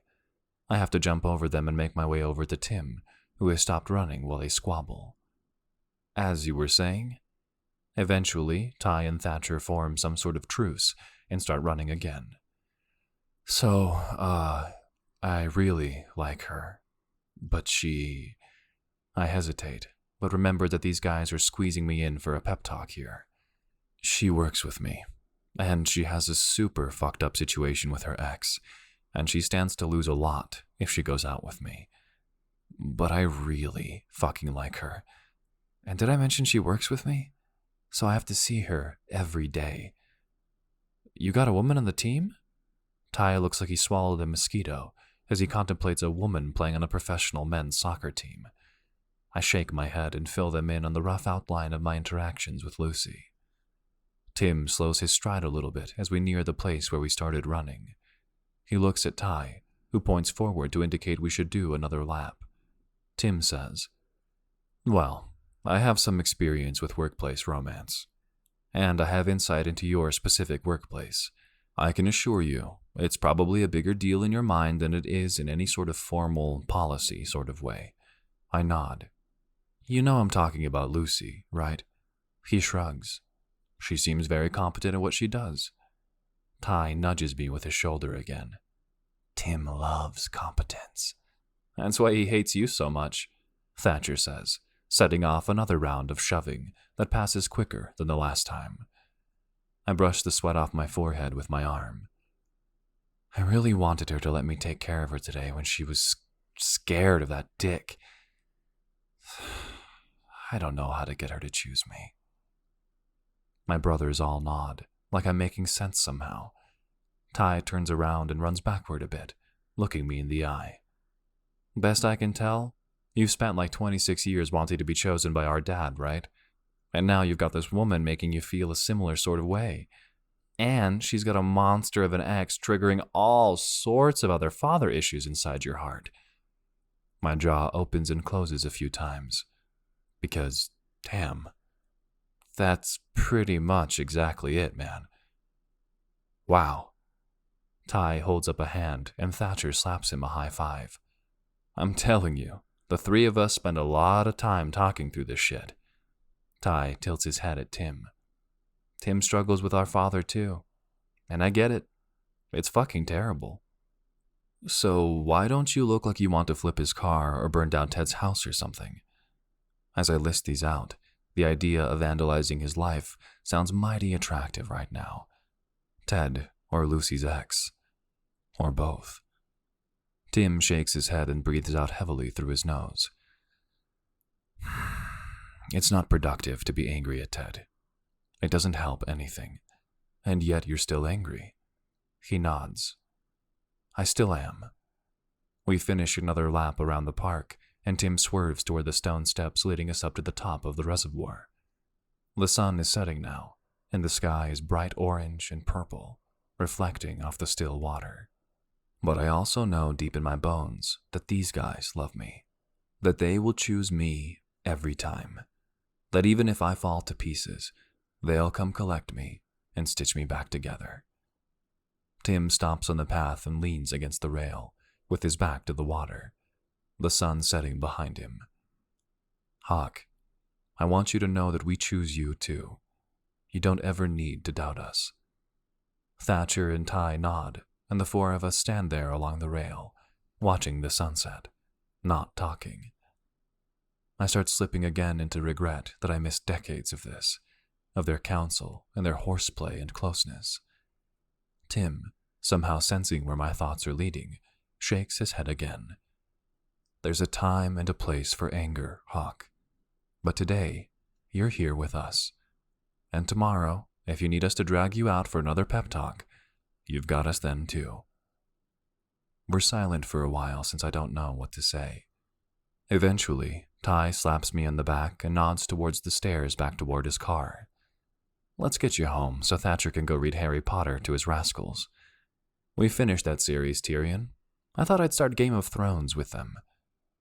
Ty screeches to a halt and whips his head around toward his brother. Are you fucking with me? You're reading that out loud to little kids, man? And Thatcher grins, because he is clearly fucking with his brother, who shares a name with clever, ruthless Tyrion Lannister. When we get to Ty's car, Thatcher drops an arm on my shoulder. Hawk, he says, I'm going to give you a hug, and then I'm going home. Sound good? I nod. He wraps his arms around me, and so does Ty, and eventually Tim. And damn it, I do feel better. Chapter 31. Lucy. I have to force myself to count to 5 and then let go when I drop Wyatt at daycare. If I don't back away now, I know I'll just sit here on the floor with him in my lap all day, and I can't miss work. Not only are we preparing for the playoffs, I'm also meeting with Erica to review what's going on with the custody case, and she has a call in to the prosecutors for Nick's criminal proceedings. God, I'm a mess.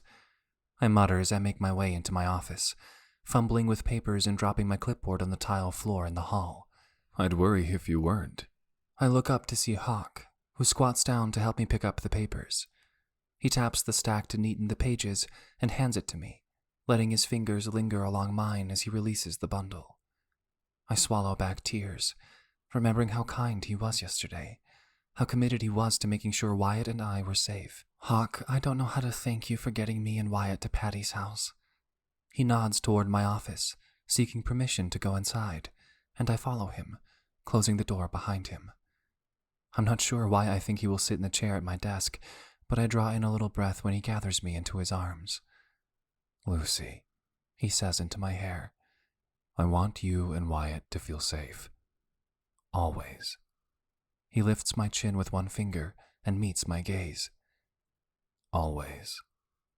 A tear slides down my cheek at his words, and the thought of a man who would say such a thing and really mean it. I close my eyes and take a deep breath. I'm working on it. I squeeze the bundle of papers tighter against my chest. I haven't had a chance to read anything Erica sent. I'm not sure she expected me to. A lot of it is notes she's putting together, collections of old text messages and social media posts from Nick, which got increasingly more disturbing after I left him. I was glad when I didn't have to read over them. I just requested a paper record for my phone company and handed her the entire heap. I don't want to read over them now. Hawk cups my cheek with his hand. Lucy, I know you don't feel comfortable staying with me, but I want to make sure you understand that you and Wyatt are welcome. Always. My house will always be a safe place for you. I swallow and nod. He takes a breath. But I also don't think you should stay where you are. You don't have security there, and there's no easy way for you to escape if he manages to get in. I see something pulse in Hawk's throat as he clenches his jaw. I'm working on moving, I tell him. I'm close to where I need to be. I just have to keep shelling out more and more in legal fees to make sure he doesn't get access to my son. Hawk's eyes flash at this, but he nods silently. I shirk back from his arms and walk around to my desk chair. Speaking of which, I have a lot I need to get done before training. I'm meeting my lawyer here while you guys are in film. He perks up when I say that. Oh, good. I'm glad. Do you need me to be a witness or anything? Tell them what I saw? I shake my head rapidly. He's on location monitoring. My lawyer says they can just check. We won't need to testify or anything. He drags his fingers through his dark hair. Jesus, Lucy. How do you just talk about all this so casually? You've got a criminal stalking you, and you're just calmly telling me your lawyer will run a report? I squeeze my lips together. I told you, Hawk.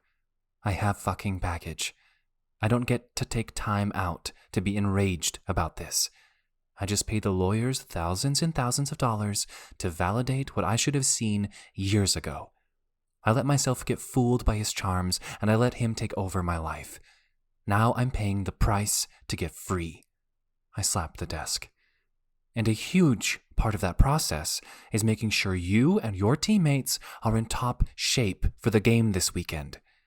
His nostrils flare as he stands there listening to me rant. So please, go suit up and bring your best effort to the field today.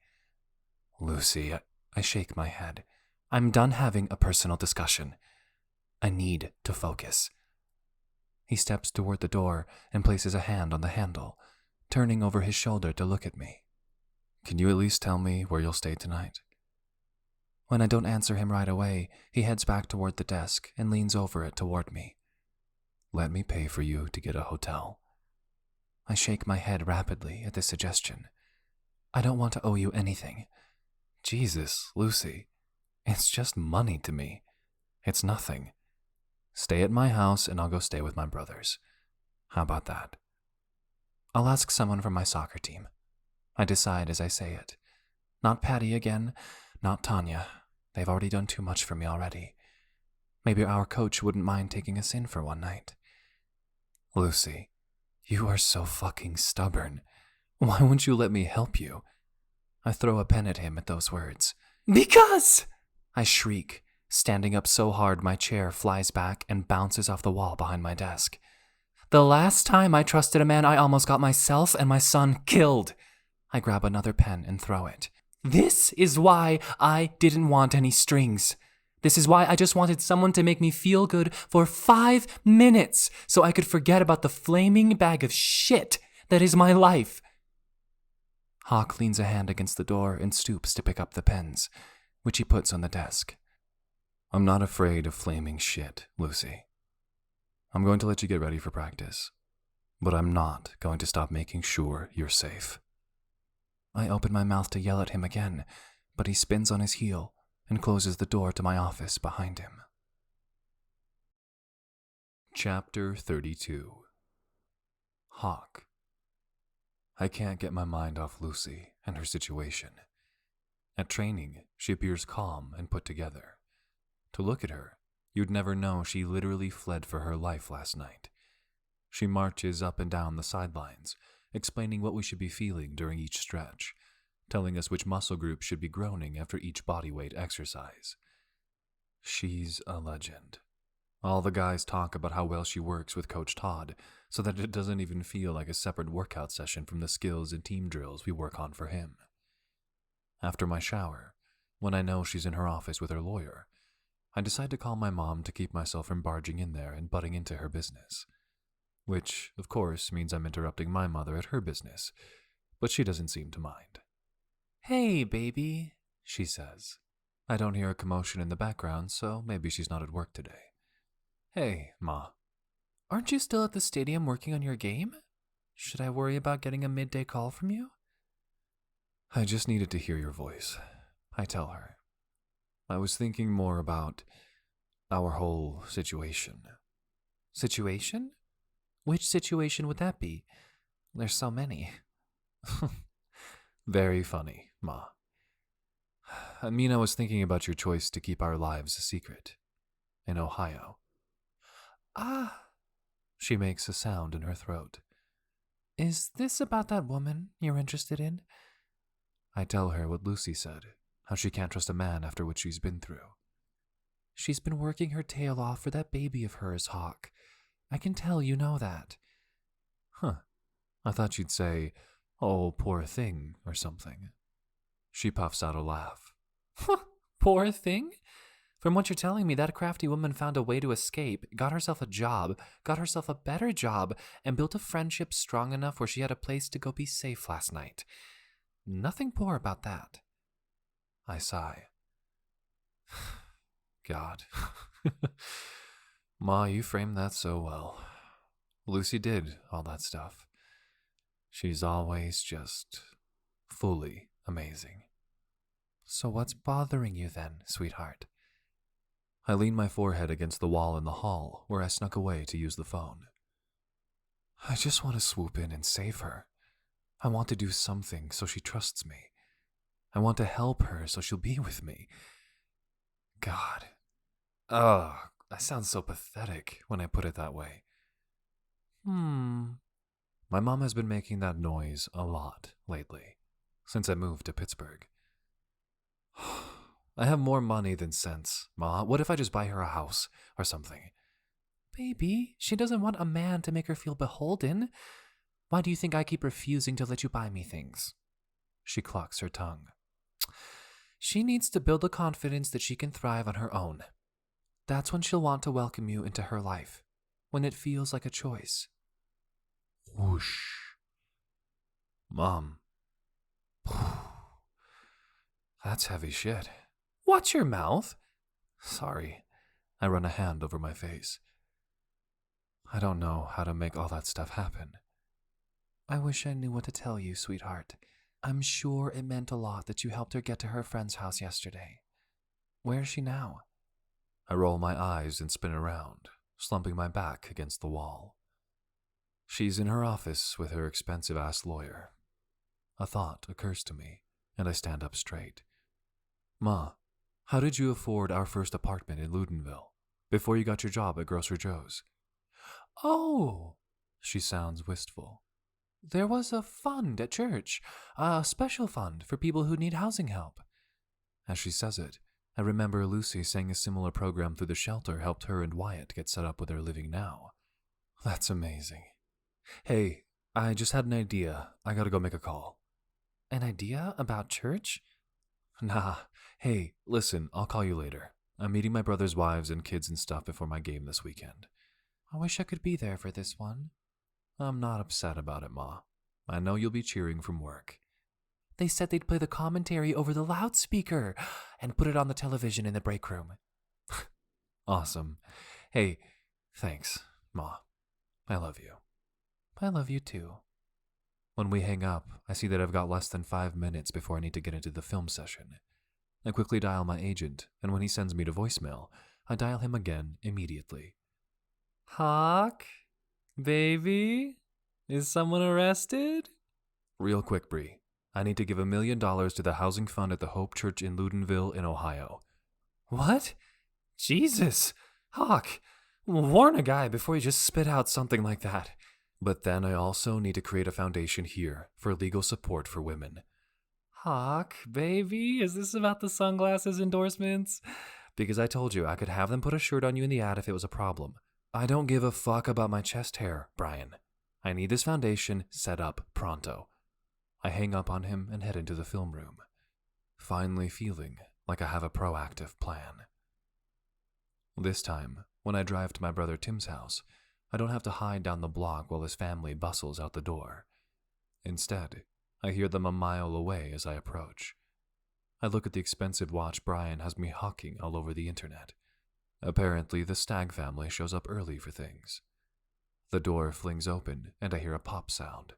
I duck before I'm hit in the face with a foam dart, and there's a roar from inside. Ty appears with a kid clinging to each of his legs. He has a dart gun, mimicking Sylvester Stallone and Rambo. Then he sees me wide-eyed on the doorstep. Oh, hey bro, he grins. Come on inside and meet everyone.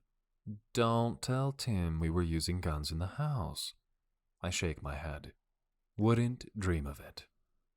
Ty and Thatcher line up all the kids in the hall and introduce me to my nephews Petey, Wesley, Odin, Gunnar, Alder, Stellan, Byron, Ricky, and Tucker.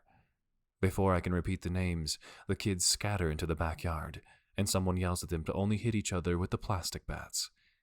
I can't help but grin at the chaos. Okay, so these are our wives.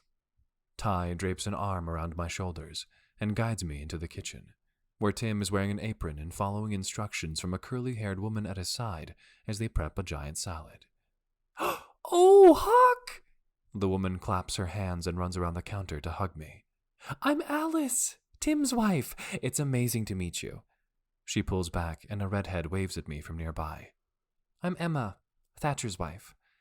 I feel Ty steer my body so I'm facing the woman behind the stove, sautéing a bunch of chicken. And this is the Honorable Judge Juniper Jones, he says. My wife, the Olympian. She rolls her eyes and hands him the spatula. Hi, Hawk. She shakes my hand. Sorry about him. I grin. I think it's great how much he loves you. I shrug. I didn't really get to see a lot of that. My family was just always my mom. Juniper takes a swig of her beer and grins. Oh, I know all about that. I just had my dad and then, well, you can see the family now. I look around the kitchen. Tim has stuck his head out through the sliding door to holler at the kids to stop beating up Tucker. Tim shakes his head and sits down at the table. Good to see you again, Hawk. Have a seat. Yes, please sit. Dinner is just about ready. A few seconds later, Alice has heaped chicken and salad and roasted carrots onto our plates. The smell is amazing, like citrus and savory goodness. And, strangely, it all seems in line with my diet plan. I can't believe I can eat all this. The entire meal. I stare at my plate as Alice beams. She pats my hand. I had Tim call up the nutritionist you guys are using, she says. I asked what the parameters are for in season, and then I consulted with Juniper to make sure everything sounded yummy. I furrow my brow, staring at her. Are you for real? I didn't imagine you. This is amazing. Seriously, guys, this is just so far beyond anything I expected. Thatcher grunts and adjusts his chair. Your family, man. They all burst into conversation, talking over each other to make sure I understand the terrific attributes of everyone at the table. I eat my food and soak it all in.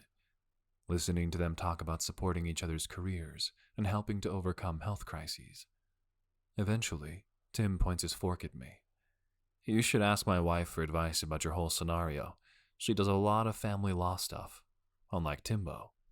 I arch a brow and turn to Juniper. You see custody cases and stuff? She gives me a puzzled look.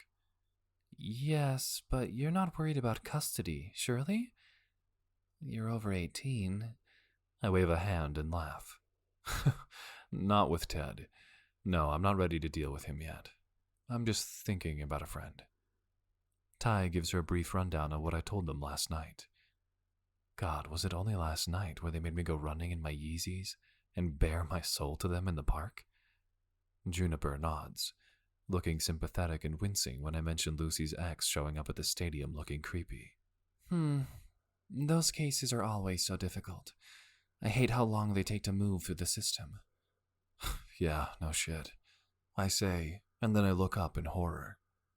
I'm sorry, I swore. Thatcher laughs. We don't give a fuck about that.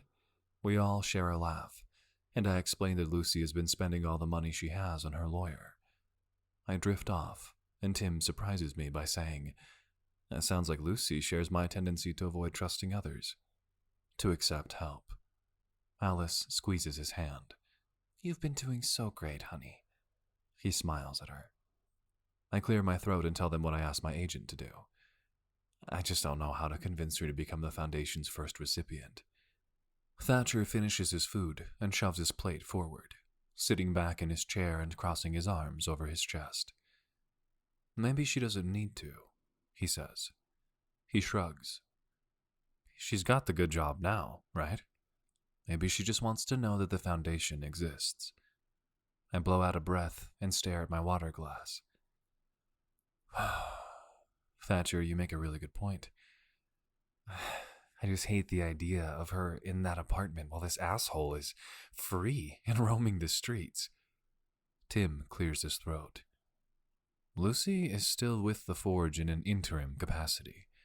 The team will make a decision about a permanent contract after the season ends. He meets my gaze.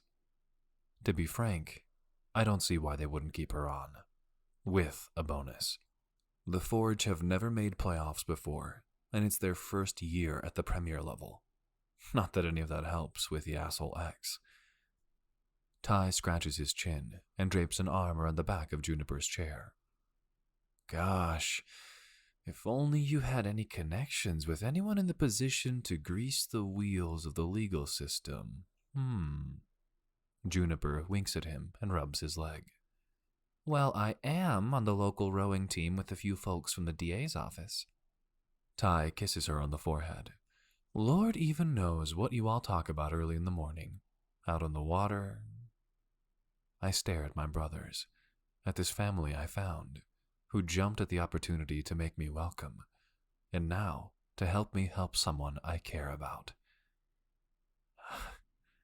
I don't even know what to say, guys. Tim grunts. Say you'll keep your nephews overnight during the off-season so I can sleep past 6 on Sunday morning. Chapter 33. Lucy. Wyatt loves getting breakfast in the hotel. I can't afford to be staying here, but I also couldn't bring myself to ask anyone else from the Femoms to take us in. And Hawk was right. There's no way I would feel safe at my apartment right now. So here we are, having an adventure. It's a little pathetic that our hotel room is actually bigger than our apartment. When I get to work, I see a call coming through from Erica, and I groan, knowing it's just going to keep adding onto my tab with her. I'll feel a little better when I get a contract to stay with the Forge permanently. It has to be coming. Surely they're excited about us making the playoffs like this. If I can just get that contract, I'll feel secure taking the leap to sign a lease on a bigger place. I nod my head, feeling good about the plan as I answer the call from Erica. She sounds out of breath. Lucy, I have some great news for you. I'll get right to the point. I grin. I just got off a call with the assistant district attorney who's handling Nick's criminal case. They were able to move up the motions court to Friday. I freeze in my tracks in the hall outside my office. Friday? Like tomorrow? Yes! I don't know what the man is thinking, but he's putting in a motion to suppress the charges. I'm pretty confident this judge isn't having it, Lucy. The DA confirmed that he was at your workplace the other day. Huge red flag. His lawyer is claiming he was there for a job estimate. That's easily verified as false. I bite my lip. I'm not sure how to feel about any of this. Relieved seems like the wrong emotion. So, if this suppression thing works, what then? Erica sighs. Look, that is not going to happen. You have a witness who rescued your little boy from a hot car. They're not going to throw those charges out, Lucy. They're just not. But if he successfully argues to suppress the charges, then... She sighs. Yes, if that happens, he'd get off, and his family would double down on the custody crap. I sink to the floor, my heart racing and my breath coming in gulps. Lucy, I hear you panicking. I'm telling you that is not going to be the outcome tomorrow. Your friend Patty has already been deposed. The judge has already seen all the pretrial paperwork. This judge's wife works at the women's shelter as a pro bono attorney for their clients. I assure you, he sees through your ex and his parents and their ploys. I'm not sure what happens the rest of the day after I hang up with Erica. I know I get a text from Patty that she's pumped to trash Nick in court. I know I walk out to the field with a whistle in my hand, and I know a few hours later I see a pile of sweaty soccer players collapsed on the field, but I have no memory of taking them through their workout. At one point, I'm standing in the middle of my office staring at an empty whiteboard when Coach Todd clears his throat behind me. I turn to look at him. Sorry. What? His face softens. Lucy, if I might, you've been really off today. Something bothering you? I shake my head. It's nothing. I'm sorry, I didn't sleep well last night. He makes a low growl sound. Like I tell these boys every day, Lucy, I'm a fixer. Something's wrong with someone on my team, and that includes my coaching team. I want to hear about it, and I want to help fix it. I blink away a tear and shake my head. It's something personal, but it'll all be taken care of tomorrow. I remember that I have to be in court at 9. I'm sorry, but I'll have to miss the morning training session. I can send the plans to you and your assistants. Oh God, the day before playoffs. Todd, I'm so sorry, but I have another commitment that I simply cannot reschedule. Hey. He rushes over and sets a thick hand on my arm. Lucy, it's okay. We've got this. Didn't you say they'll be peaking tomorrow? You've got them well trained, honey. The men will be fine. I look up to mutter some sort of thanks or an additional excuse, but I see Hawk standing in my doorway behind Todd. His face is etched with concern. Everything okay in here? I close my eyes and shake my head. Todd was just checking in. I wipe my eyes with the heels of my hand. I was explaining that I won't be at training tomorrow morning. Please extend my apologies to the rest of the team, Hawk. Hawk and Coach exchange a glance, and I fumble with the dry erase marker in my hand. Todd squints his eyes and looks at Hawk. He says to me, Look, Lucy, I know you and Moyer have struck up a friendship. I'm going to trust that you'll tell him what's eating at you, and he will, in turn, tell me if it's something I need to know. He pats Hawk on the arm, and Hawk nods solemnly. Coach walks out of my office and shuts the door behind him. Hawk crosses his arms over his chest and leans against my desk. Lucy, what's going on? You're as white as a sheet. I take a shuddering breath and tell him about court tomorrow, what Nick is trying to do, that Erica seems glad it's happening quickly and not something the judge is drawing out. Hawk nods, clenching his jaw. I want to come with you to court, he says. I gasp. Hawk, no! It's during training! I shake my head rapidly. Absolutely not. You cannot miss training for this. Erica says... Just no. He flings his long arms out wide, taking up all the space in the room. Jesus Christ, Lucy. Will you never, ever let me be there for you? Come the fuck on. You have to be in the same room as this monster, and you think I'm going to miss that? I clench my teeth together. Yes, Hawk, I do. Because you and I are not allowed to be together, and because you are a professional athlete starting in a playoff game the following morning, and your performance on the field will help determine whether I keep this job and can pay rent in a better, safer home for me and my son. As I rant, he steps closer to me. His face softens as he wraps his arms around me. Okay, honey, I hear you. I gasp. He tips my chin with a gentle finger. I hear you, but I'm sending my brothers to be there in my place. What? He nods. I'm sending my brothers, and they're going to watch out for you, for me. And they're going to be there in the hallway in case you encounter him, and they're going to make a human stag fucking shield. And if they need to, they're going to ram their antlers into Nick's eyeballs for me. I can't help but laugh. Did you say antlers? He smiles. I'm still workshopping jokes about my brothers. He pulls me into his arms and holds me until I actually do feel a little better. When he leaves, the adrenaline returns. There's no denying it. I am not okay. I am far from okay. I sit at my desk and close my eyes. I focus on my breathing, and that helps a little bit, but not enough. I have to figure out what to do. I can't go pick up Wyatt panicking like this.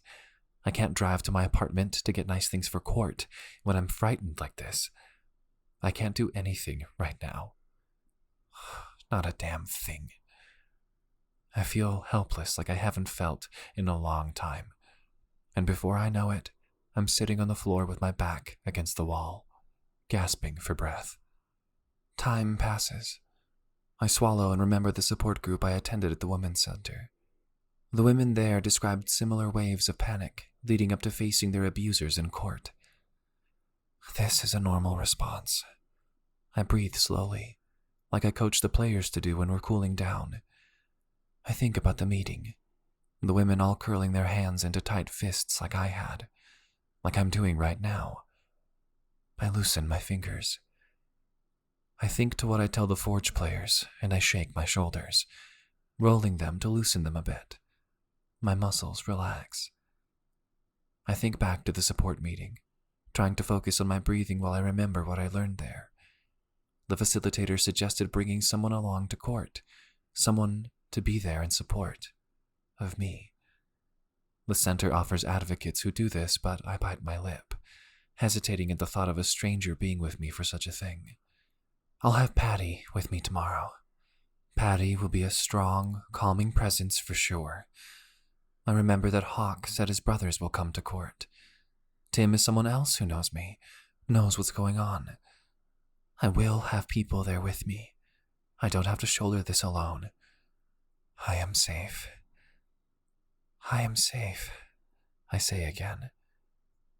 I realize I have a few different people I could call right now, and they'd listen. And I've worked really hard to build those relationships. I start to cry, but this time it's tears of relief. I stand up from the floor, feeling better, feeling like maybe things are going to be okay. Chapter 34. Lucy. Patty meets me outside the courthouse in the morning after I drop Wyatt at daycare. I had to leave our hotel extra early to swing by my apartment and get dressy clothes to wear to court. I grin, thinking Patty looks dapper in a suit, especially compared to the khakis and button-down that we'll have to do for my outfit. Patty hands me a coffee and smiles. Hey, Lucy, how are you feeling about today? I draw in a deep, shaky breath. A lot of feelings, Professor. Nervous, angry, anxious. I tick the emotions off on my fingers and decide my hands are better off wrapped around the coffee cup. I drink gratefully as we walk inside. Well, Patty says, holding the door for me as we make our way to the security checkpoint. I'm eager to share my view of what happened. I'm on Team Lucy and Wyatt, but you already knew that, right? She nudges me with her shoulder. I nod and set my purse on the metal detector. Once we're through, I'm not sure where to go. Criminal cases all take place in a different building from the family court, so I've never actually been in this courthouse before. Patty seems to know where to go, and I'm grateful for her strong, friendly presence at my side. When we get to the floor of our courtroom, I gasp when I see a trio of suited men sitting on the benches in the hall. Tim Stag, and I assume his brothers, stand when I approach. I tear up, realizing that Hawk really did call his brothers and ask them to be here in support since he wasn't able to miss training. Tim walks toward me and smiles. Lucy, good to see you again. Although I'm sorry about the circumstances. I shake his hand. Hi, Tim. Thank you for being here. And I turn to his brothers. Thank you. I don't know what to say. The tall one grins, and the bearded one sets his jaw. Tim places a hand on my shoulder.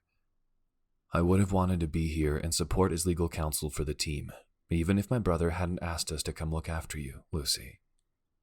Since the DA is the one prosecuting the criminal charges, Erica doesn't need to be here today, and I was happy enough not to pay for her time.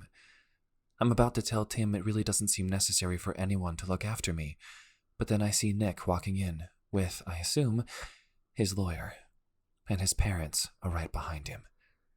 My knees almost buckle at the sight of him, and I realize that I'm far from free of the trauma he inflicted on me. I'm grateful for the team I've got with me. They're just here for me. Tim puts a supportive hand under my elbow, and Patty presses in closer at my side. I clear my throat. Tim, Stag Brothers, this is my friend Patty. I blink away tears. She's the one who saved Wyatt when Nick locked him in a stifling car while he went out drinking. My voice is steady as I say that last part, and I know his parents can hear me. Part of me wishes Wyatt was here so they could see the impact their adult son has had on his own child. But ultimately I'm glad he is spared seeing me visibly upset about this whole thing. The prosecutor arrives from the district attorney's office and ushers Patty and me inside. Tim and his brothers sit in the row directly behind me. Every time Nick's lawyer stands up to speak, one of the Stag brothers places a reassuring hand on my shoulder. The beginning of the proceedings pass in a blur until Patty steps up to speak with the judge. Nick's lawyer frames everything as if Patty was some sort of criminal, talking about how she vandalized his vehicle. Patty actually laughs at the language. "If that's how you want to word it, feel free," she says. "Yes, I shattered the vehicle window in an effort to save a terrified child from a sweltering car." Her eyes flash as she relays what happened, and I anxiously shred tissues in my lap as I remember how hot it was that day, how easily my son could have died. Patty eventually returns to my side, and Tim leans forward. "You doing okay, Lucy? We can ask for a recess if you need." I shake my head rapidly. The judge is reviewing notes. He stares at me, and then shifts his gaze to Nick. "Can someone tell me why we're here today?" Nick's lawyer starts to say something about the motion to suppress the charges, given the vandalism and the lack of Wyatt coming to harm, but the judge holds up a hand. "What I mean is, why am I being forced to endure this nonsense? Are you seriously suggesting I take seriously a motion to suppress these charges?" The lawyer adjusts his tie. "Your Honor, given the damage to Mr. DeLuca's vehicle, which the witness admitted to causing..." "Enough with that." The judge looks irate. "I'm not suppressing the charges. I've heard enough of that. And, for that matter, I want to know why in the holy hell the conditions of bail are not being met." "Conditions, sir?" The judge picks up a sheet of pink paper, and I recognize it as coming from Erica. She must have been helping the DA put together pertinent information. The judge says, "Why am I looking at a report that the defendant followed this woman to her place of work and to her... He squints at Nick and shakes his head. Are you following her to soccer practice? Soccer practice? In the park? Nick's lawyer clears his throat. Your Honor, those issues are related to Mr. DeLuca's custody concerns. Enough! Enough! The judge presses his palms against the bench and leans into the microphone. He looks at Nick. Do you want to go to jail? Nick shakes his head. No, sir. Listen to me very carefully. These charges are going to stand. I want to be very clear that this no contact order is going to stand. You are going to have no contact with Mrs. Nelson or with your son. If you look at them wrong, if you pick up the phone and call them, if you go on social media and poke them on Facebook, whatever it is, I will put you in jail so fast your head is gonna spin. Is that clear? Patty squeezes my hand as Nick fumbles to respond. Yes, sir. You do not leave your house apart from work. I see that you have no driver's license because you haven't paid your child support in months. So you get yourself caught up with that, too. The judge points a finger at Nick's lawyer. You've had long enough to deal with the psychiatric evaluation. Enough dawdling about that. I want it on my desk in a month. The judge leans back in his chair, shaking his head. Do you understand my orders here? Nick clears his throat. Those are very strict orders, sir. I hear Tim gasp behind me, and the DA starts laughing silently beside me.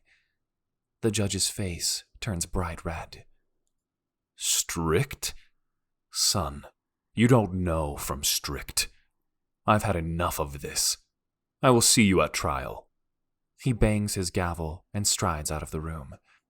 I look between Patty and the assistant district attorney. So what just happened here? The DA raises his brows and says, He's about to burn in a fire of his own making. Tim squeezes my shoulder again. Your ex pissed off the judge, and his lawyer's attempt to get rid of the charges blew up in his face. You and Wyatt are a lot closer to being safe, Lucy. Really? I choke back tears and wrap my arms around Patty. I don't know how to thank you. I step back and gesture to Tim and his brothers. All of you. Lucy, you don't need to thank us. Tim takes my hand now, patting it. His brothers nod. I wouldn't say no to VIP seats at the Forge game tomorrow. Patty winks. But seriously, Lucy, I did what I would want anyone to do for me or for my daughters. Hawk's bearded brother grunts approvingly at Patty. The tall Stag leans down and grins. I'm here because my brother cares about you, and that means I care about you. But I wouldn't say no to some sweet soccer seats if you can make that happen. Tim smacks him in the chest. What? Our brother has a playoff game tomorrow. I laugh, finally feeling lighter. I'll get tickets for all of you, I promise. Chapter 35. Hawk. Complete Stag Brothers group chat. Ty. The Eagle has left the building. Thatcher. I told you not to use a code name for Lucy, Ty. Tim.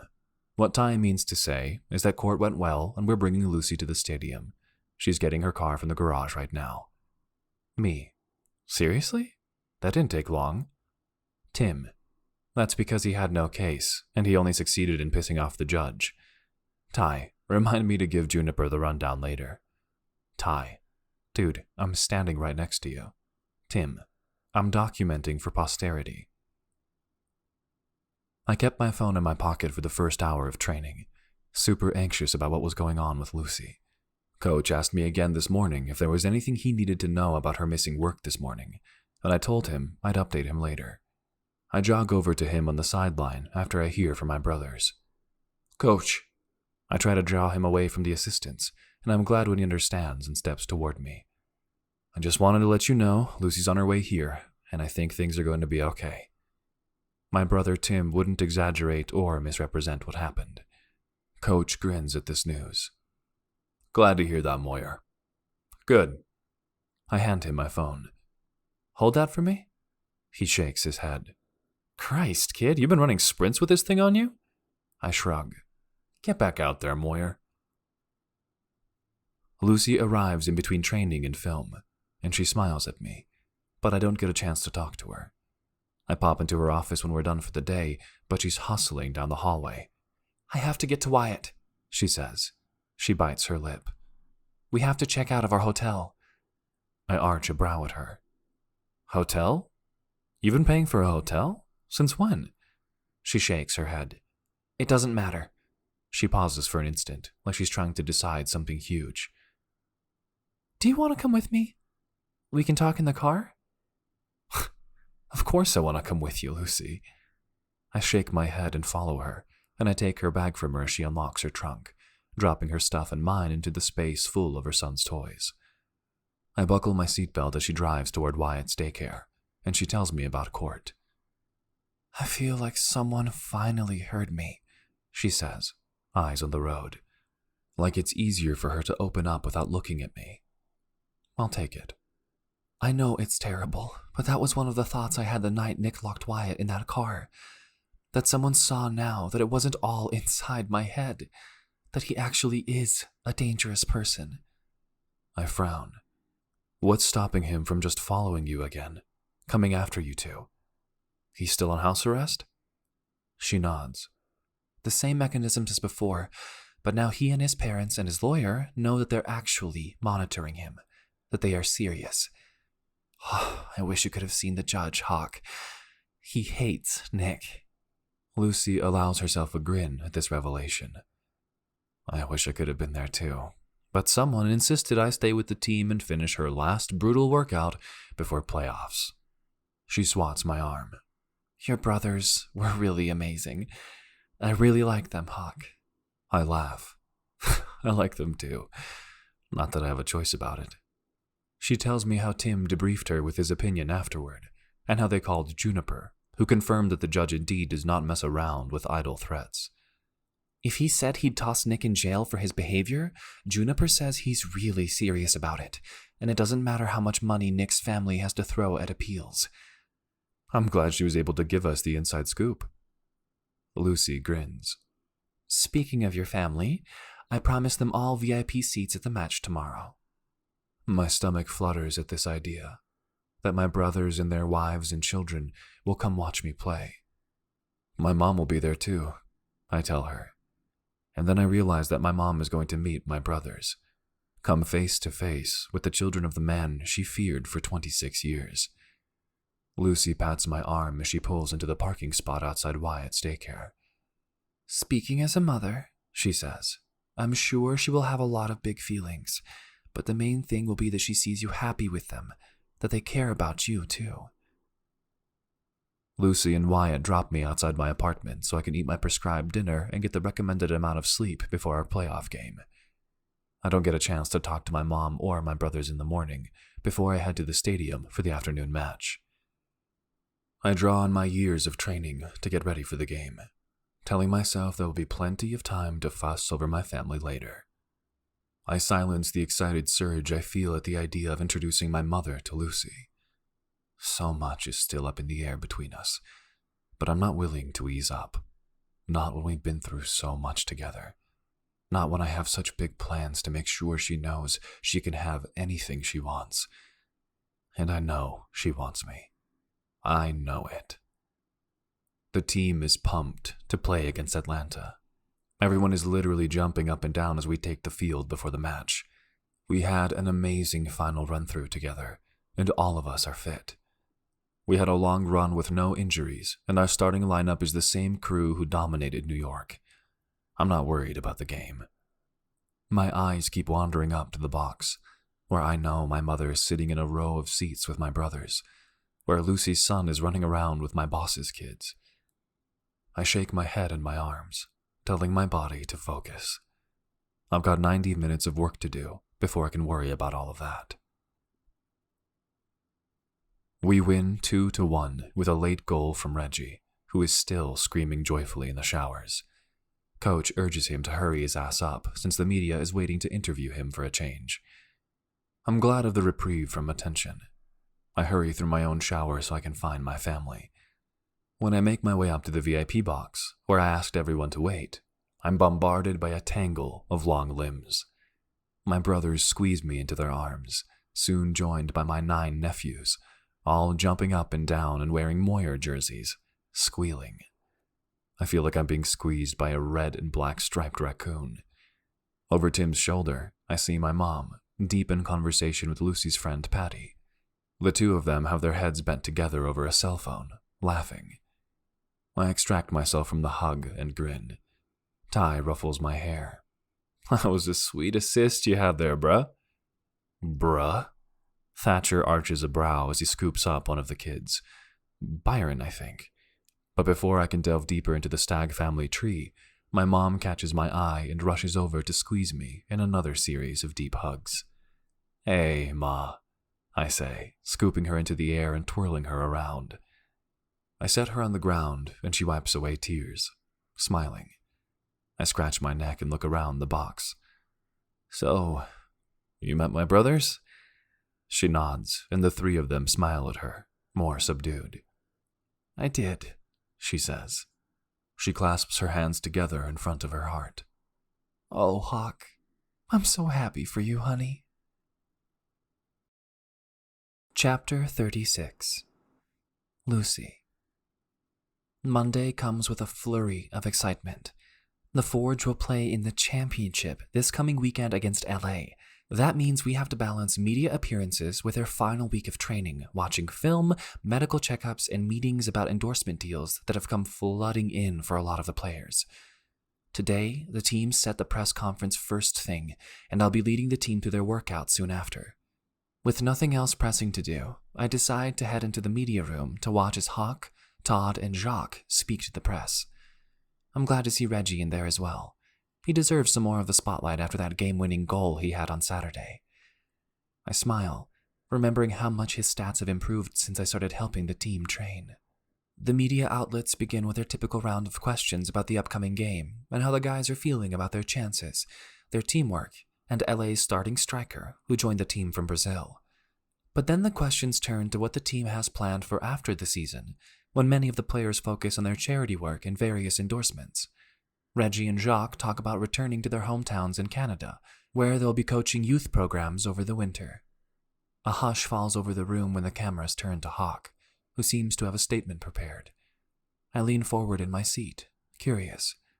He didn't mention anything about this Saturday night or Sunday, when he spent the day watching movies with Wyatt and me at our apartment. I thought he'd be hanging out with his brothers all weekend, but no. He said he wanted to watch Toy Story and play Legos. And he didn't ask me anything about Nick, didn't press me to talk about my feelings. He was just there, present. Hawk clears his throat. Thank you for this question. It means a lot to me. As I've said before, I was raised by a single mother who didn't always have the easiest time providing a safe home for me. Hawk, were you the anonymous donor who gave $1 million to the housing fund in Ludenville? A reporter stands and barks out the question from the middle of the room. Hawk turns his gaze to the reporter. I'll be happy to take questions in a few minutes. I want to say something, though. The reporter sits back down, cheeks flushed as the rest of the reporters glare at him. I chuckle until Hawk starts talking again. A lot of women struggle to keep their kids safe, and a big barrier to that is the high cost of quality legal support. I'm excited to announce that I've joined the board of the Women's Legal Support Foundation in Pittsburgh. A hush falls over the room, and I feel my heart surge in my chest. I swallow down a bunch of emotions I'm not ready for as Hawk continues talking. Along with a sizable financial contribution, I'm offering my connections to the foundation to help spread the word about the good work they do, and about how men who really care about keeping women safe can do so. The reporters all start to murmur, and Kyoko beams at Hawk, stepping behind him to pat him on the back. So, yeah, that's how I'll be spending the off-season. He pauses and leans into the mic again. Oh, and yes, I contributed to an organization in my hometown that supported my mother when I was a baby. There's a loaded silence in the room, and then a female supporter stands up, applauding with her notebook tucked under one arm. Hawk's teammates at the front table applaud as well, and soon the room erupts with excited questions.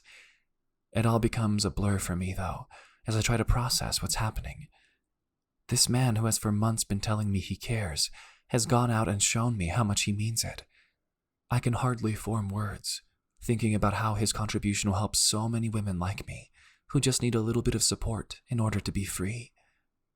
Hawk fields questions as I stare at him, my fingers clutching the seat in front of me, my heart soaring. He went and threw money at a problem that matters to me, and he's giving his time and his face to the cause.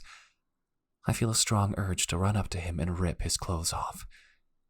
Eventually, the room empties out mostly. Todd gives me a salute as he walks past on his way to his office, but Hawk stops in front of my seat. I stand up, tears sliding down my face. "Hey," he says. I open my mouth to respond, but no words come out.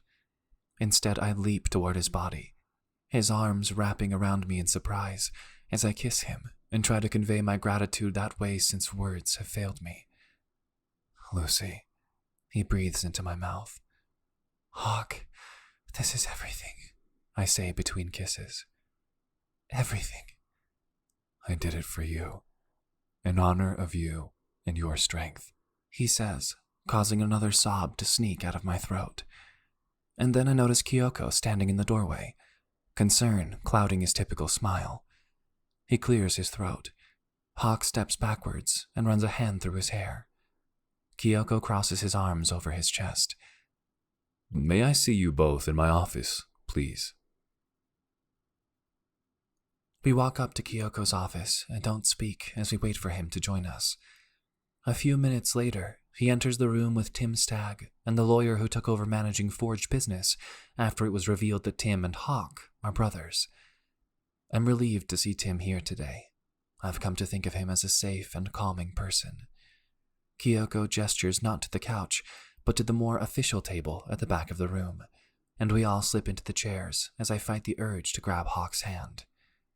Tim clears his throat. "It's come to our attention that a physical relationship has developed between a member of the coaching staff and a player on the Pittsburgh Forge," he says. He gestures to his colleague. "I happened to begin a review of the Forge employee handbook recently." He catches Hawk's eye, and I notice a small nod between the brothers. "There is currently no policy in place at all about this sort of relationship, and thus no policy has been broken." Kyoko's eyebrows raise, and his face relaxes a few degrees. "Is that so?" He directs this question to Tim's colleague, who nods rapidly. Tim continues talking. "Many organizations have policies in place about romantic relationships between management staff and their subordinates, but the world of professional sports seems to be remiss in establishing these sorts of policies.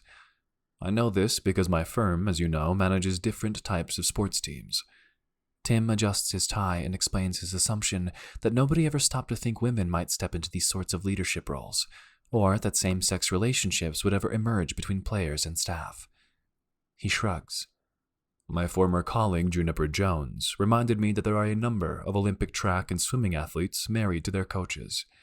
There's precedent, in other words, for these relationships to exist among successful competition."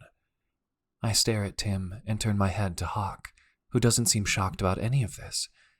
I start to wonder how much Tim knew about this in advance, whether Hawk confided in his brother or sought advice beforehand.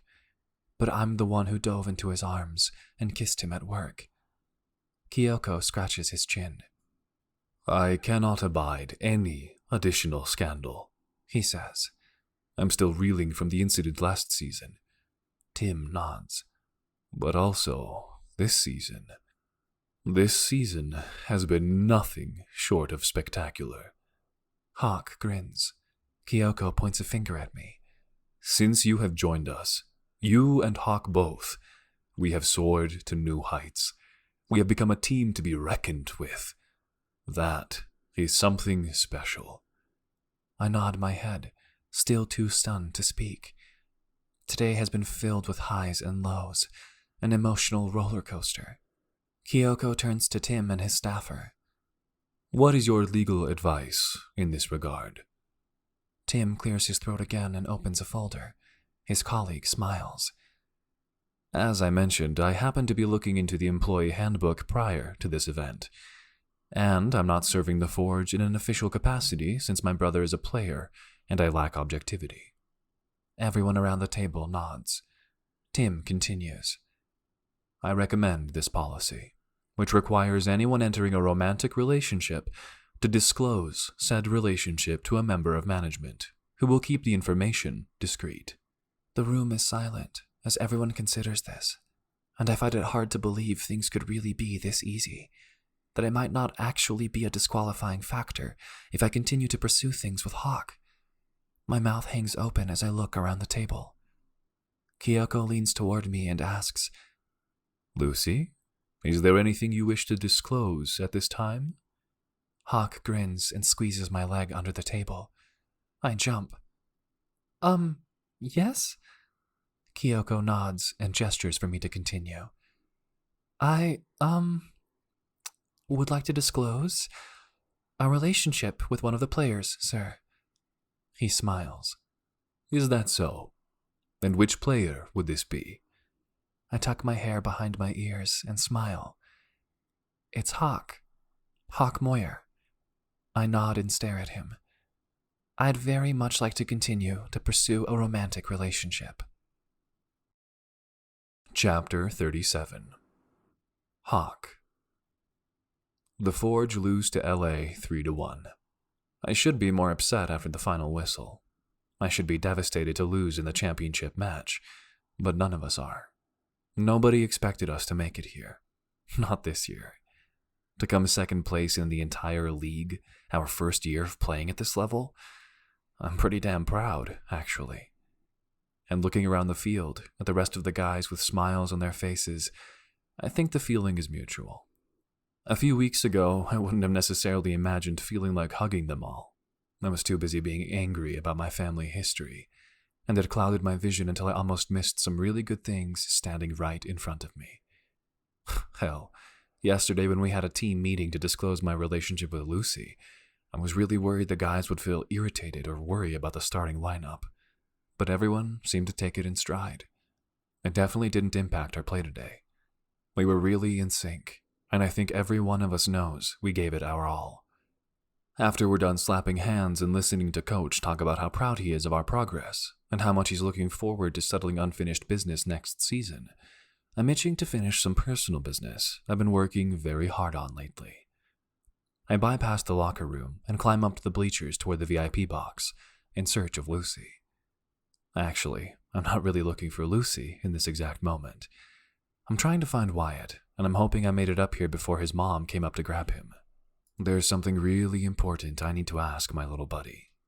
I reach the box and wave at Tanya, who grins when she sees me and points toward a long table, where a set of twin girls is deeply involved with some sort of hand-slapping game with Tanya's twin boys. Wyatt sits beside them, cheering. I do a double take for a minute when I see my mom in a romantic embrace with Lucy's friend Patty. I remember that the twin girls are Patty's daughters, but I wasn't expecting to see my mother today at all, let alone nuzzling with my girlfriend's teammate. Girlfriend. Right. Hey, Wyatt, I say, crouching down next to him. Can I ask you something? Hawk Moyer, he says, grinning like usual. What? I gesture for him to follow me to a group of seats overlooking the pitch, which is still abuzz with grounds crew and media cameras and fans lingering long after the whistle. Wyatt, I wondered what you'd think if I took your mom on a date. A date? Like for ice cream? I shrug. Sure. Ice cream, movies, that kind of thing.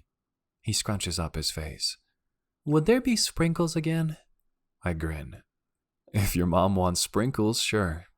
He seems to consider, and then shrugs. Yep, that'd be fine. Yeah? I want to make sure it's okay with you, since I know you're the main man in your mom's life. I look above him when I see a shadow, and Lucy is standing there, tears in her eyes, a surprised expression on her face.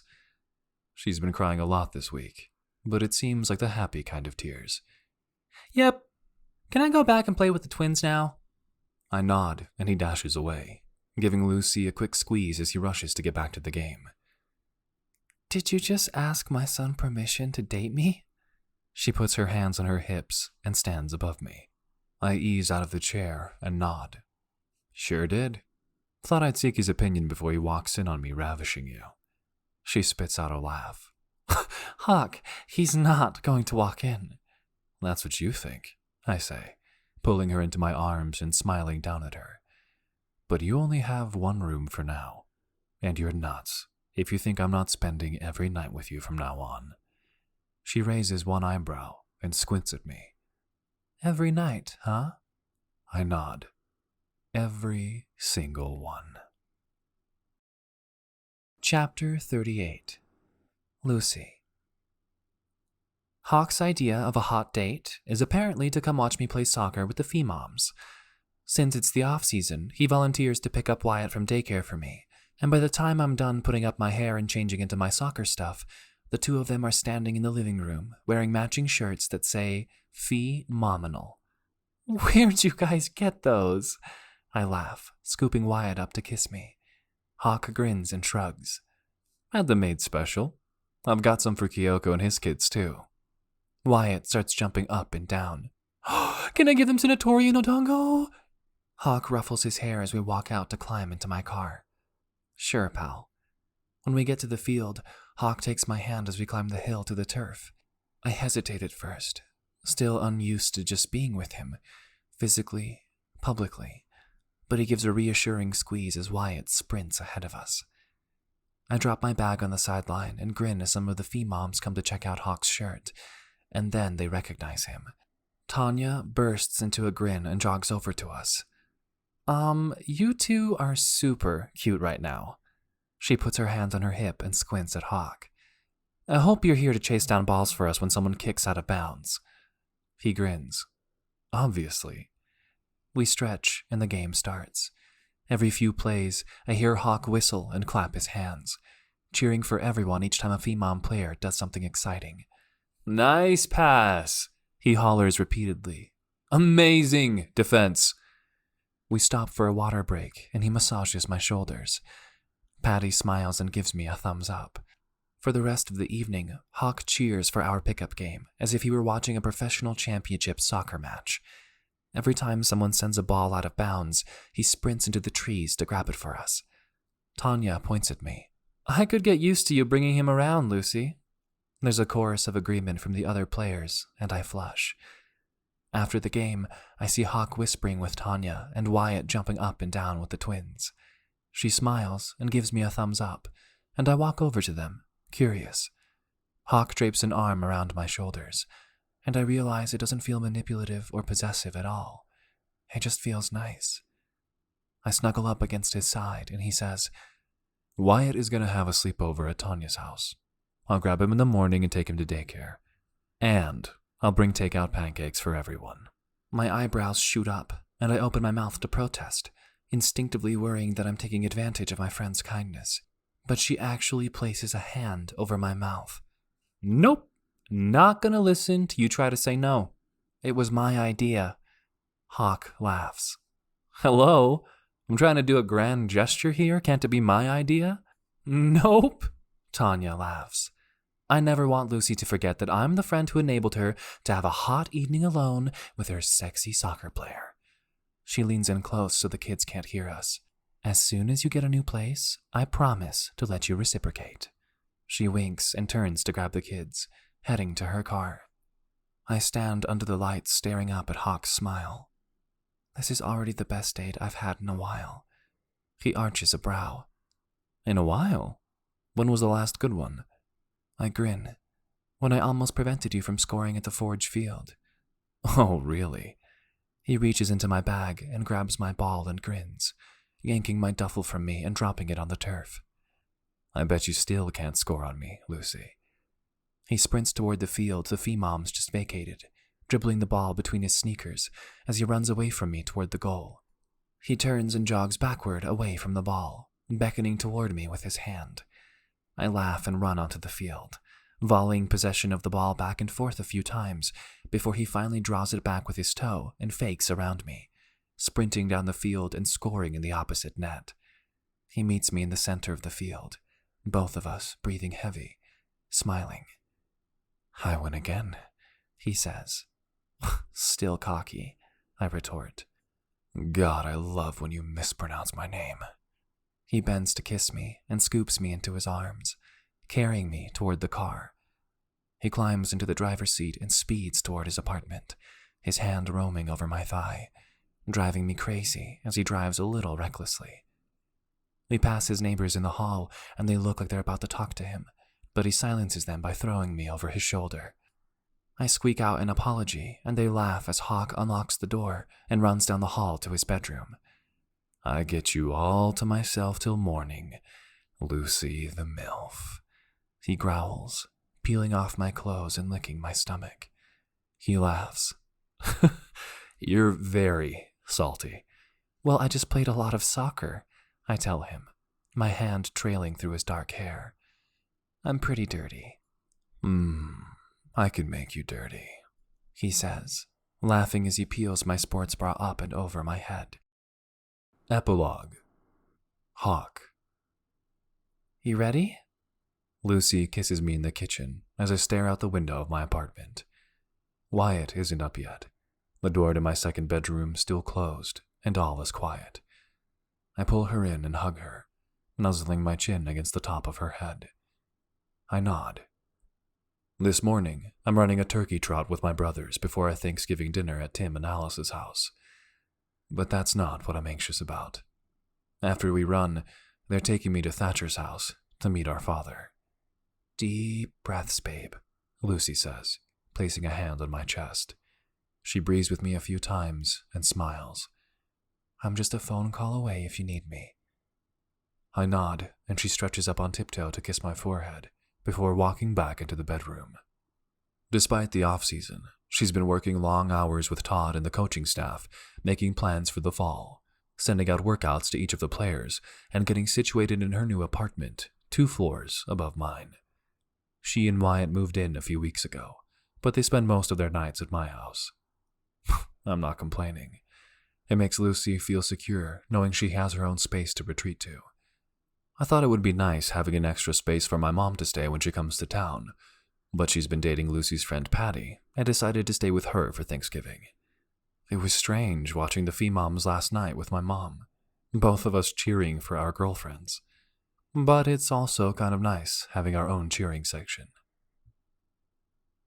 I take a deep breath and head out, stopping to Thatcher's to grab him before driving to the 5K start line, where Tim and Ty are waiting for us. We're quiet throughout the race, which shows me how much they're all feeling the weight of this too. And then I get nervous, wondering if I should call Lucy or my mom or just call the whole thing off altogether. "Hey," Thatcher says, looking over at me. "You got this. We'll all be there." Thatcher tells me how Ted has started going to more meetings since he found out about me, so he didn't relapse. He also started volunteering with the women's shelter, helping out with some of the sobriety programs that helped my mom when she was pregnant with me. He's trying to live a better life, and I feel ready to meet him where he is. I nod a few times and pull into his carport, raking my hands through my hair and taking a deep breath. I look out the window where Ty and Tim are pulling up to the house, waiting for me at the door before heading upstairs. Thatcher lives in an industrial loft, and we have to take an elevator to get up there. His house has one of those sliding doors that take forever to open, and I feel a lump in my throat waiting for the glimpse of my father.